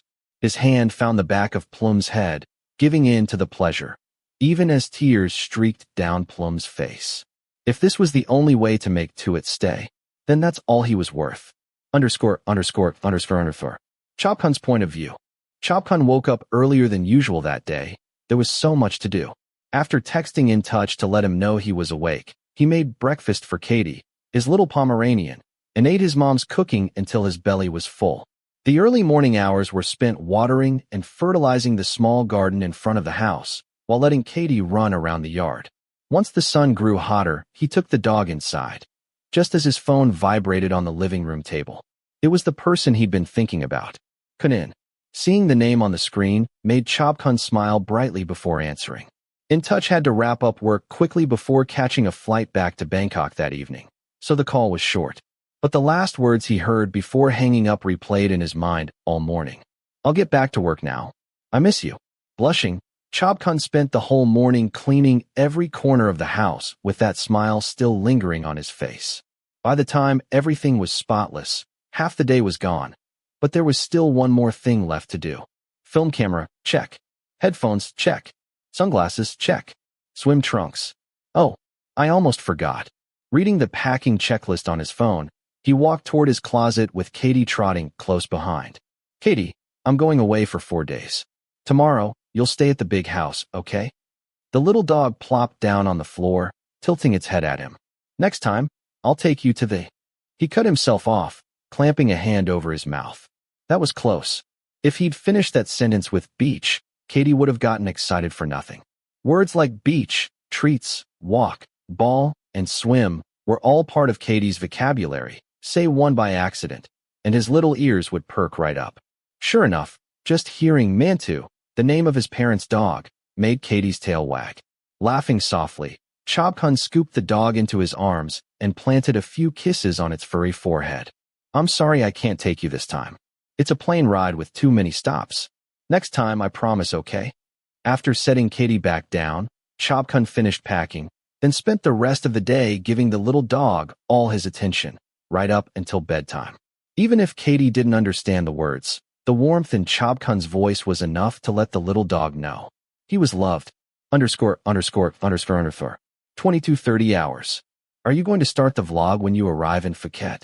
The voice on the phone asked. Yes. At the airport, I'll just shoot a little footage. I'll start filming properly when we get to Phuket. Chobkhun, snuggled under a blanket on his bed, replied while his clear brown eyes glanced at the sharp-featured man focused on his computer screen. Okay. This trip to Phuket was meant to be a vacation for Chobkhun. Even though he planned to film a vlog, he didn't have a fixed storyline in mind. He wanted the video to feel as natural as possible, like capturing memories to look back on, rather than something overly scripted. Each day would follow only a loose plan. The mood and tone he imagined for the video were vintage and calming, with a summer vibe still shining through. Are you almost done with work, In? Almost, but you can sleep first if you're tired. Intouch glanced away from his work, resting his chin on his hand as he turned toward the phone screen, showing the person lying on his side, cheek pressed into the pillow. It's okay, I'm not sleepy yet. I'll keep you company. But I don't want you to just keep me company. Why not? Chobkhun asked softly, a little dejected. His heart sank further when Intouch's steady gaze remained fixed on him. I want you to be something more than just company. Realizing what Intouch meant, Chobkhun quickly pulled the blanket over his face. Why are you hiding? Intouch teased. Because of you. The muffled voice replied from beneath the covers. What did I do? You're teasing me. You'll never finish your work at this rate. Okay, I'll work now. When the teasing voice finally went quiet, Chobkhun slowly lowered the blanket until his round eyes peeked out. Seeing that Intouch was still watching him with that same calm gaze, Chobkhun clicked his tongue before ducking back under the covers. Stop it. A soft chuckle came from the man on the other end of the line before he spoke more gently. It's late. You have to go to the airport early tomorrow. You should sleep now. Okay. Don't stay up too late either. See you tomorrow. The sweet voice said from under the blanket, giving in easily because he wanted Intouch to finish his work. Can I see your face before you sleep? Intouch's smile widened when he saw Chobkhun slowly peek out from the blanket. Sweet dreams. Sweet dreams, In. Chobkhun smiled back, giving a little wave before hanging up. The past week, Chobkhun had been counting down the days to this trip. He'd been finishing his work as quickly as possible, though his mind was already at the beach, and with the person who had just said goodnight. Finally, tomorrow he'd get to go on a trip with Intouch. Everyone, I've just arrived in Phuket. I'll be staying here for 4 days and 3 nights. Before checking into the hotel, I'll be stopping by a famous local restaurant and exploring the old town. Chobkhun smiled brightly into the camera while sitting in the front passenger seat. I'm in a rental car right now, on the way to a restaurant called More Mudong, a well-known local spot with tons of great reviews. They even got a Michelin Guide mention in 2019. From what I've read, there are so many delicious dishes to try. Let's meet at the restaurant. I'm starving. Dressed in an oversized white short-sleeve shirt and cream shorts, Chobkhun rubbed his stomach before turning the camera toward the passing scenery to capture more footage. Are you hungry? He glanced at the handsome man behind the wheel, his features partly hidden behind sunglasses. A little. Are you hungry? I packed some raisin bread and strawberry milk in my bag. Have some first if you want. Thank you. Chobkhun turned off the camera and reached for Intouch's backpack on the back seat. When he found his favorite raisin bread and strawberry milk inside, he couldn't help but smile. After wiping his hands with wet tissues, he tore the bread into small pieces and offered one to the driver. Let's share. Intouch opened his mouth and took the bread, lightly nibbling on Chobkhun's fingertip in the process. Chobkhun's heart skipped unexpectedly as he stared at the man's lips, memories of their last kiss flashing through his mind. Is something wrong? Intouch asked, sensing the lingering gaze. No, I was just daydreaming. Chobkhun quickly turned to look out the window, missing the small smirk playing at the corners of Intouch's mouth. Chobkhun alternated between feeding himself and the person next to him until the entire packet of bread was finished. After that, he helped give directions according to the GPS while reading the recommended menu items to the person beside him. Occasionally, he had to explain some of the local dishes they weren't familiar with. After a 30-minute drive, they arrived at a restaurant by the canal, surrounded by lush greenery. The inside had various seating zones, but every table was occupied, showing how popular the restaurant was. They had to take a queue number and pre-order their food in advance. After waiting for a while, a table became available. The pair were seated in a bamboo pavilion by the canal with floor seating. Now all the food is here, Chobkhun said to the camera in his hand. Let's start with the first dish. This is squid and black ink sauce, a signature dish here. This one is stuffed mackerel, and this is stir-fried mealyintha with egg, which is In's favorite. This is salted pork, a must-try according to many reviews. And the last dish is fried eggplant with spicy sauce, something I really wanted to try. Everything looks delicious. Let's dig in. Before reviewing each dish, Chobkhun shifted his gaze from the camera and Intouch's hand to the camera set on the side, so Intouch could eat along with him. The first dish is stuffed mackerel. It might look like an ordinary fried mackerel, but the restaurant removes the bones and stuffs it with a curry paste similar to Thai fish custard. It's really delicious, but quite spicy. He moved on to the next dish, scooping up some eggplant. This one is fried eggplant with spicy sauce. Normally, I don't like eggplant, but here they roast the eggplant until soft and top it with crispy fried curry paste. It's really good together, but it's spicy again. Chobkhun chuckled. I'll give this dish a slogan. Super spicy but can't stop eating. This one gets a perfect 10. He held up all 10 fingers playfully, making Intouch glance up. Chobkhun spoke naturally to the camera, no longer showing any nervousness. When Intouch noticed Chobkhun's flushed cheeks and red lips from the spicy food, he silently pushed a glass of cold water toward him. Chobkhun smiled gratefully before gulping down several sips. Next is the squid in black ink sauce. Chobkhun ladled squid onto his plate, then served Intouch the same way. This one's not spicy and can eat it. Thank you, Intouch replied. We're going to taste this one together, since neither of us has ever tried it before. Chobkhun chewed thoughtfully, his eyes widening in pleasant surprise. This is really good. The squid is fresh, not fishy at all. The sauce is slightly sweet and salty. I really like this one. What about you, In? I like it. Intouch nodded before pausing, as if noticing something. Both of them pointed at each other's mouths at the same time. Your mouth? Your mouth. They laughed when they saw each other's teeth and lips stained black from the squid ink. Quickly, they drank water and wiped their mouths with tissue. If anyone tries this dish, don't forget to check yourself in the mirror before leaving. Chobkhun joked to the camera before finishing the rest of the meal and turning off the camera. Good job, Intouch praised sincerely. It's thanks to you. Intouch had always given him advice on speaking techniques and camera angles, even video calling to help him practice. Chobkhun was sure he'd improved quickly because of Intouch's guidance. It's not because of me.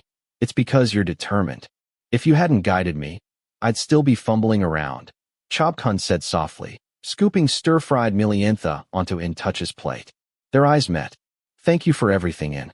You've helped me a lot. It's nothing. I'm happy to help. Chobkhun returned his smile before they both started eating in earnest. They chatted casually while finishing their meal. Once full and done filming, they set off for their next destination. Now we're in the Old Town district. Chobkhun spoke to the camera again. It's pretty hot, but there aren't many people, probably because it's a weekday.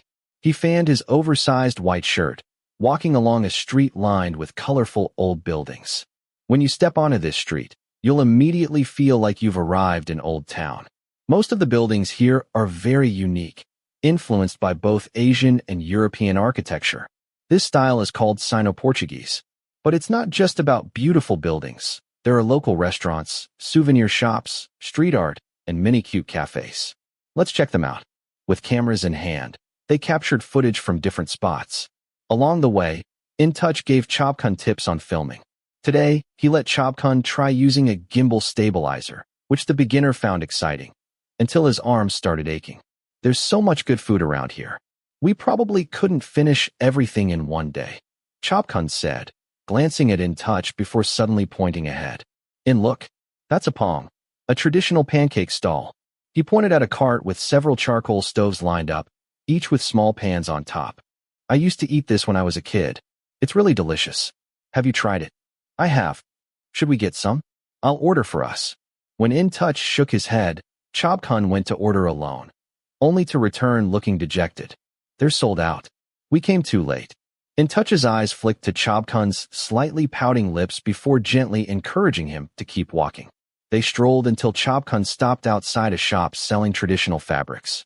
Inside, colorful textiles and local costumes hung from every corner. Does your mom like to have outfits tailored sometimes? Or does she prefer ready-made clothes? Chobkhun turned to ask the person beside him. A bit of both, Intouch replied. That's perfect then. I'm planning to buy some fabric for Mama. She loves to have pants or skirts tailored. I'll get some for your mom too. Can you help me pick out the patterns? Sure. Intouch smiled slightly, not rejecting the other's kind gesture. What style does your mom like? She prefers subtle colors with minimal patterns. Just like my mama. She also likes soft colors with simple designs. Chobkhun walked inside and asked the shop owner for advice on fabrics. Eventually, he decided on batik fabric, which came in various colors and intricate patterns. As someone who appreciated art, he couldn't help but admire the fabric designers, knowing how skilled they must be to weave stories and culture into their designs. This one is beautiful, right? Do you think your mom would like it? Chobkhun held up a white fabric with delicate swan patterns surrounded by flowers. It's really nice. I think she'll like it. Okay, let's go with this one. I'll pick one more design. All right. Intouch's dark eyes gazed at the smaller figure with fondness, but Chobkhun was too focused on selecting fabrics to notice. Once they'd finished choosing, The two strolled around until hunger crept back in, leading them to a local restaurant housed in an old building. This is Miyahakien, a local specialty here. It smells amazing because they cook it over charcoal. It looks a bit like stir-fried yellow noodles with soy sauce, but it's saucier. It comes with shrimp, pork, and a soft-boiled egg, kind of like an onsen egg, on top. Chobkhun narrated to the camera before piercing the egg with a fork, letting the yolk ooze out. Look at that, lava-style yolk. Now let's see how it tastes. He picked up the noodles with chopsticks, took a bite, and his round eyes widened slightly. It's so delicious. And you can add crispy pork crackling on top. If you ever visit Phuket, this is a must-try. Intouch smiled at how many times Chobkhun had said delicious that day. After the savory dish, they headed to Tori's Ice Cream Boutique, a cafe in a pastel pink heritage building with vintage decor. The menu was filled with tempting desserts, but since they were still full, they ordered only a little. Chobkhun picked Baiko Moi, black sticky rice with coconut cream topped with butterfly pea ice cream, while Intouch chose a pung, 2 pieces of traditional crispy pancakes, served with a pung-flavored ice cream. Do you see this dessert, everyone? Chobkhun picked up one of Intouch's pancakes. I asked the locals what its real name is because some places call it a pung, others a pong, and some a pong. The final answer is, all of those names are correct. Intouch chuckled quietly, watching Chobkhun's cute, animated explanation. Intouch. Yes. He looked up from his camera, meeting Chobkhun's gaze. Do you want a nickname like this dessert? Chobkhun tilted his head toward the pancake in his hand. Huh. Intouch raised an eyebrow. In. Chobkhun furrowed his brows, struggling with the sound. Intouch couldn't hold back his smile at the little playful moment. This is hard. I'll stick to calling you Int. Chobkhun laughed before biting into the dessert, cheeks puffed out in satisfaction. The top part is crispy like a wafer, but the middle is soft and fragrant with coconut milk, slightly sweet, very tasty. And the ice cream is a must-try. I highly recommend it.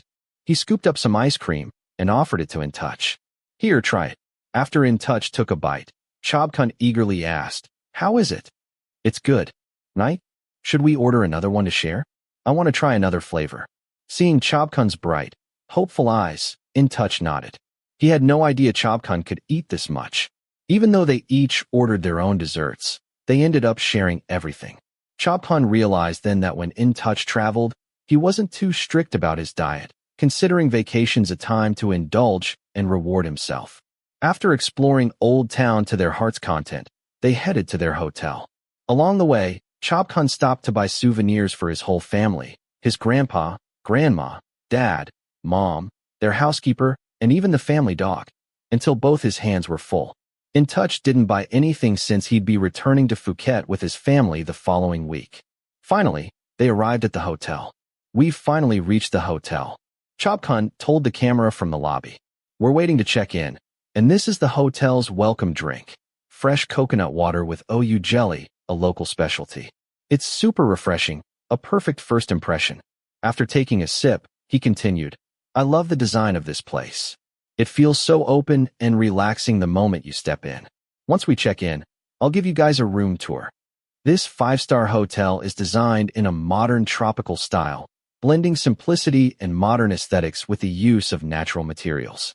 The hotel is surrounded by tropical plants, creating a relaxed and lively atmosphere while still maintaining a sense of luxury. When it was their turn to check in, Chobkhun put the camera into his bag and walked up to hand over his ID card to the receptionist. May I have another gentleman's ID card as well, please? Here you go. Intouch handed his card over. Thank you. The female staff paused for a brief moment before returning to input the details into the system as usual, even though her mind was racing. Receptionist thought. She recognized the surname on the card, the same surname as the hotel's owner, and it wasn't difficult to guess who the person standing in front of her was. She had heard of the owner's son and daughter before. What should I do? Should I inform the manager? Should I treat them like regular guests or offer some special privileges? A million questions flooded her mind, based on her past experiences with various types of guests. However, when she saw that the owner's son stood quietly without saying anything, simply waiting like any other guest, she decided to provide standard service without making a fuss. After completing the check-in, She handed their ID cards back along with the room key card. Thank you. Intouch gave a small smile as he took the cards back. They stayed in the lobby for a little longer before heading toward the hotel's golf cart to be taken to their private villa. The receptionist watched the two of them leave with a small smile. She saw the taller man gently ruffle the hair of the smaller, cuter man beside him before the two held hands as they walked off. Just by looking, she could tell that the person accompanying the owner's son was someone special. She decided not to tell anyone about their identity, wanting to respect their privacy. And now, we're standing in front of our villa. Chobkhun spoke to the camera.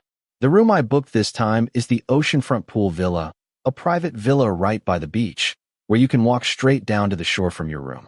Let's go inside and take a look. Chobkhun opened the large wooden door and led the cameraman inside.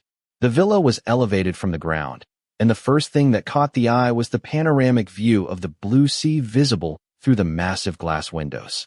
He walked to the glass sliding door in the living room, opening it to step onto the wooden deck by the private pool.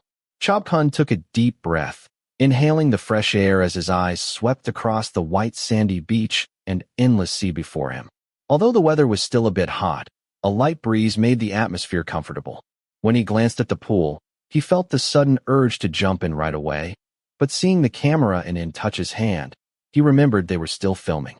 The villa is designed so that you can see the ocean view from every corner of the room. Every wall facing the sea is made of glass. But don't worry about privacy. There are lush trees and fences between each villa. He kept his explanation brief, knowing that during editing, he would add relaxing music and scenic footage. The cool air from the air conditioning greeted them as they stepped inside. Chobkhun walked to the foot of the king-sized bed in the center of the room and resumed speaking. This hotel has all the facilities you'd expect from a five-star hotel. You don't need to go anywhere because there are plenty of activities to do here, perfect for a relaxing vacation. The highlight of this hotel is that every room allows you to watch the sunset from bed. Very romantic, especially for couples. He froze mid-sentence. Chobkhun cleared his throat awkwardly when he noticed Intouch gazing at him with a slight smirk. Flustered, he quickly walked to the next room. The bathroom is huge. Chobkhun continued, trying to act normal. There's a big bathtub where you can soak and watch the sunset at the same time. Intouch panned the camera to capture the round white bathtub by the floor-to-ceiling glass window, showing the sea view and pool beyond. They also provide scented reed diffusers that smell really relaxing. Plus, the hotel gives you bath bombs and body scrubs, and you can choose your own scent and color during check-in. It's such a cute touch. One of the things that impressed Chobkhun the most was the hotel's commitment to art and local craftsmanship. The hotel has a space where artists can display their work for 1 month. Everything from crafts, paintings, photography, sculptures, and more. They change the concept regularly, and if guests are interested, they can buy the pieces directly. Sometimes they even organize art workshops for guests to join. I think this is such a great idea. It creates opportunities for artists and supports them financially. As they wrapped up the villa tour, Chobkhun's eyes sparkled with genuine appreciation. Intouch captured every moment, the soft smiles, the wide-eyed excitement, and the little gestures that made Chobkhun. He could sit and watch him talk like this all day. But for now, he simply held the camera steady, letting Chobkhun's voice fill the room as the sun began to dip toward the horizon. The filming continued until the camera was finally turned off in the living room. Chobkhun immediately sank onto the large sofa bed, his body relaxing. He glanced up at the cameraman, who had walked over and stood right in front of him. They stared at each other in silence for a moment before Intouch opened his arms wide, a gentle smile softening his face. Seeing that, Chobkhun smiled back and stood up, wrapping his arms around the taller man. When he felt the warm embrace in return, he only hugged him tighter. Ever since they met at the airport, both had been busy with traveling and filming. This was the first time they were truly alone together, the first chance they'd had to just be their own. It was their first hug in a whole week. Chobkhun tilted his face up, resting his chin on the taller man's chest, locking eyes with him. I missed you. I missed you too. Intouch pressed a soft kiss to Chobkhun's forehead, one hand gently brushing back the fringe that had fallen over his eyes. Are you tired today? I'm not tired. Chobkhun replied softly, still holding onto Intouch's waist. What about you? You've been carrying the camera almost all day. I only held it for a little while, and my arms were already sore. Intouch chuckled quietly. A little, but holding you like this makes all the tiredness go away. He wasn't exaggerating. Just being together like this, feeling each other's warmth, melted away every ounce of exhaustion from work. Chobkhun's cheeks flushed pink before he buried his face into Intouch's chest, hiding his smile. Then, let's stay like this for a long time. The soft voice that spoke with affection, paired with the head rubbing against his chest like a cuddly cat, made the taller man's heart flutter. Strong arms wrapped tighter around the smaller figure as his hand gently stroked the other's soft hair. What do you want to do next? The sun is almost setting. I want to take a walk along the beach. Will you come with me? Okay. Intouch nodded. Let me set up the camera by the pool first, so I can capture the sunset. Chobkhun pulled back slightly, tilting his face up to meet Intouch's eyes. Right now? His voice carried a hint of disappointment. Why? Did you want to do something else first? Chobkhun's brows furrowed briefly before he broke into a mischievous grin, wiggling his eyebrows. I wanted to keep hugging you. The teasing remark caught Intouch off guard, making him chuckle under his breath. It wasn't often that Chobkhun played like this. The rare sight made his heart flutter even more. Tonight, you'll get to hug me all night. ________. The golden hues of the setting sun shimmered across the deep blue sea, casting glistening reflections on the calm waves. The beach stretched out in front of their villa, nearly deserted, with only the rhythmic sound of waves crashing onto the shore. A light breeze carried the salty scent of the ocean, brushing gently against their skin, the perfect atmosphere for an evening stroll. Intouch watched as Chobkhun ran ahead, leaving a trail of footprints in the soft, light brown sand. The cameraman instinctively lifted his camera, capturing the scene before following the trail. He slowly panned the lens upward, recording the slender figure repeatedly, sinking his bare feet into the cool, wet sand. Chobkhun's gaze fixated on his feet as the foamy white waves lapped at his toes before retreating back into the sea. He only looked up when he felt Intouch's presence beside him. I have someone I want to introduce you to. Who? Mr. Sebastian. Intouch's brow furrowed in confusion, but Chobkhun only grinned before tugging him along the shore. After a short walk, Chobkhun crouched down, pointing at a hermit crab nestled in a beautiful, patterned shell. There he is, Mr. Sebastian. Intouch's lips curved into a knowing smile as he knelt down beside him. Have you ever watched The Little Mermaid?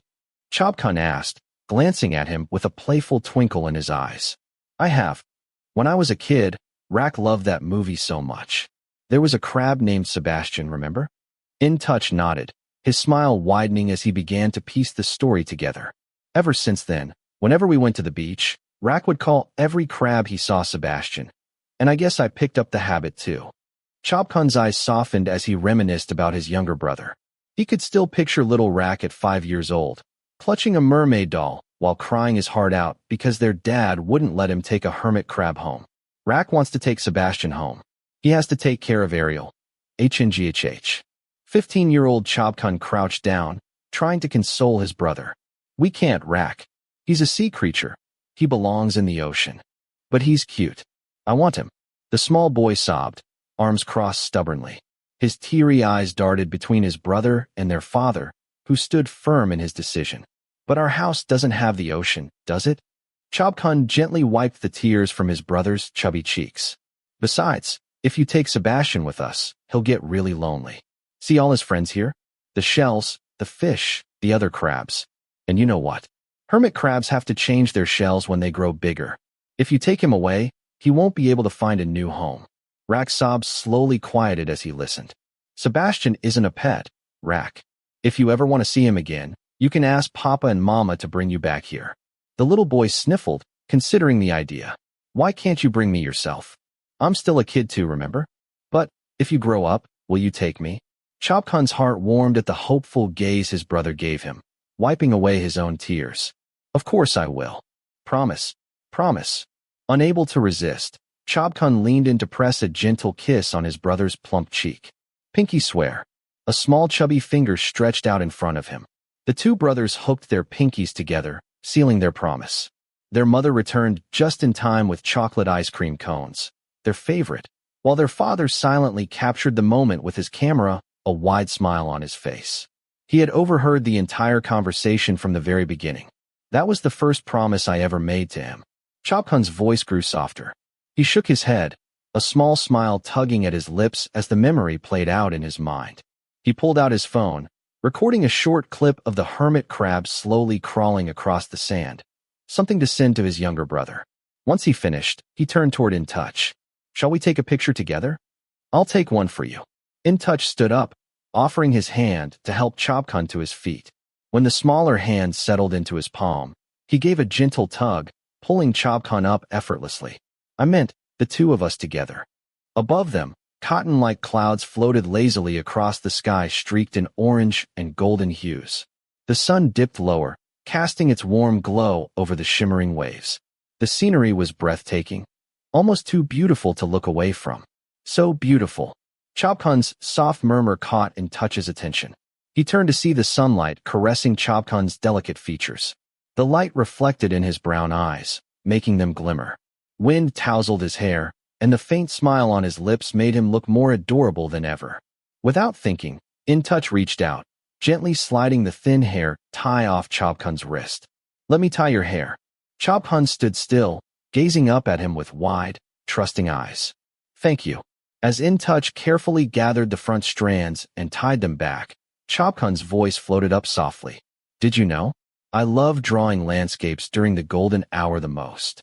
When the sun rises, you love that too, right?" Chobkhun blinked. "How did you know?" "I wonder how." Intouch teased, lips curving into a small smile. "Maybe I once took a picture of you sketching the sunrise." "That's impossible. We've never met before." Chobkhun's brown eyes lingered on him, waiting for an explanation that never came. When Intouch only smiled, the smaller man sighed softly. "You know, I could stare at a beautiful sky like this all day." Intouch finished tying the small bun and met his gaze. "I could stare all day too." They stood quietly for a moment, the gentle crash of waves filling the silence. "Between the sunrise and sunset, which do you like more?" Intouch's eyes softened. "You." Chobkhun blinked, caught off guard. "What? I didn't say your name. I mean, I like you more." The world seemed to stop. Chobkhun's heart pounded painfully in his chest. His face flushed as he quickly buried it against Intouch's chest, unsure of what to do. He could hear Intouch's heartbeat, loud and fast. But was it louder than his own? Even the simplest words and gestures from Intouch made his heart flutter like a teenager experiencing love for the first time. But this direct confession left him completely speechless. Warm arms wrapped around his waist, holding him close without needing any response. They stood like that for a while, just two hearts beating in sync. Finally, Chobkhun whispered, his voice barely audible. "Can you take a picture of the sunset for me?" Intouch pressed a light kiss to the top of his head before reaching for his camera. As he snapped the photo, Chobkhun slowly stepped away, leaving him focused on his task. When Intouch finally turned back, he noticed Chobkhun crouched down, using a stick to draw something in the sand. The moment he stepped closer, Chobkhun's eyes widened, and he quickly scurried away, flustered. Curious, Intouch walked over to see what had been written. "Can like you too." His heart thudded painfully against his ribs. A wide smile spread across his face as he instinctively lifted the camera to capture the message before the waves could wash it away. When he looked up, Chobkhun was watching from a distance, pretending not to notice. His fingers brushed nervously against the back of his neck, his gaze fixed on the ground. Intouch couldn't hold back his grin. He closed the distance between them, tilting Chobkhun's chin up until their eyes met. Neither of them said a word, but the emotions in their gaze spoke louder than any confession. Against the backdrop of the golden sunset, their shadows stretched across the sand. Slowly, Intouch leaned down, pressing a soft, lingering kiss against Chobkhun's lips, sealing a promise without a single word.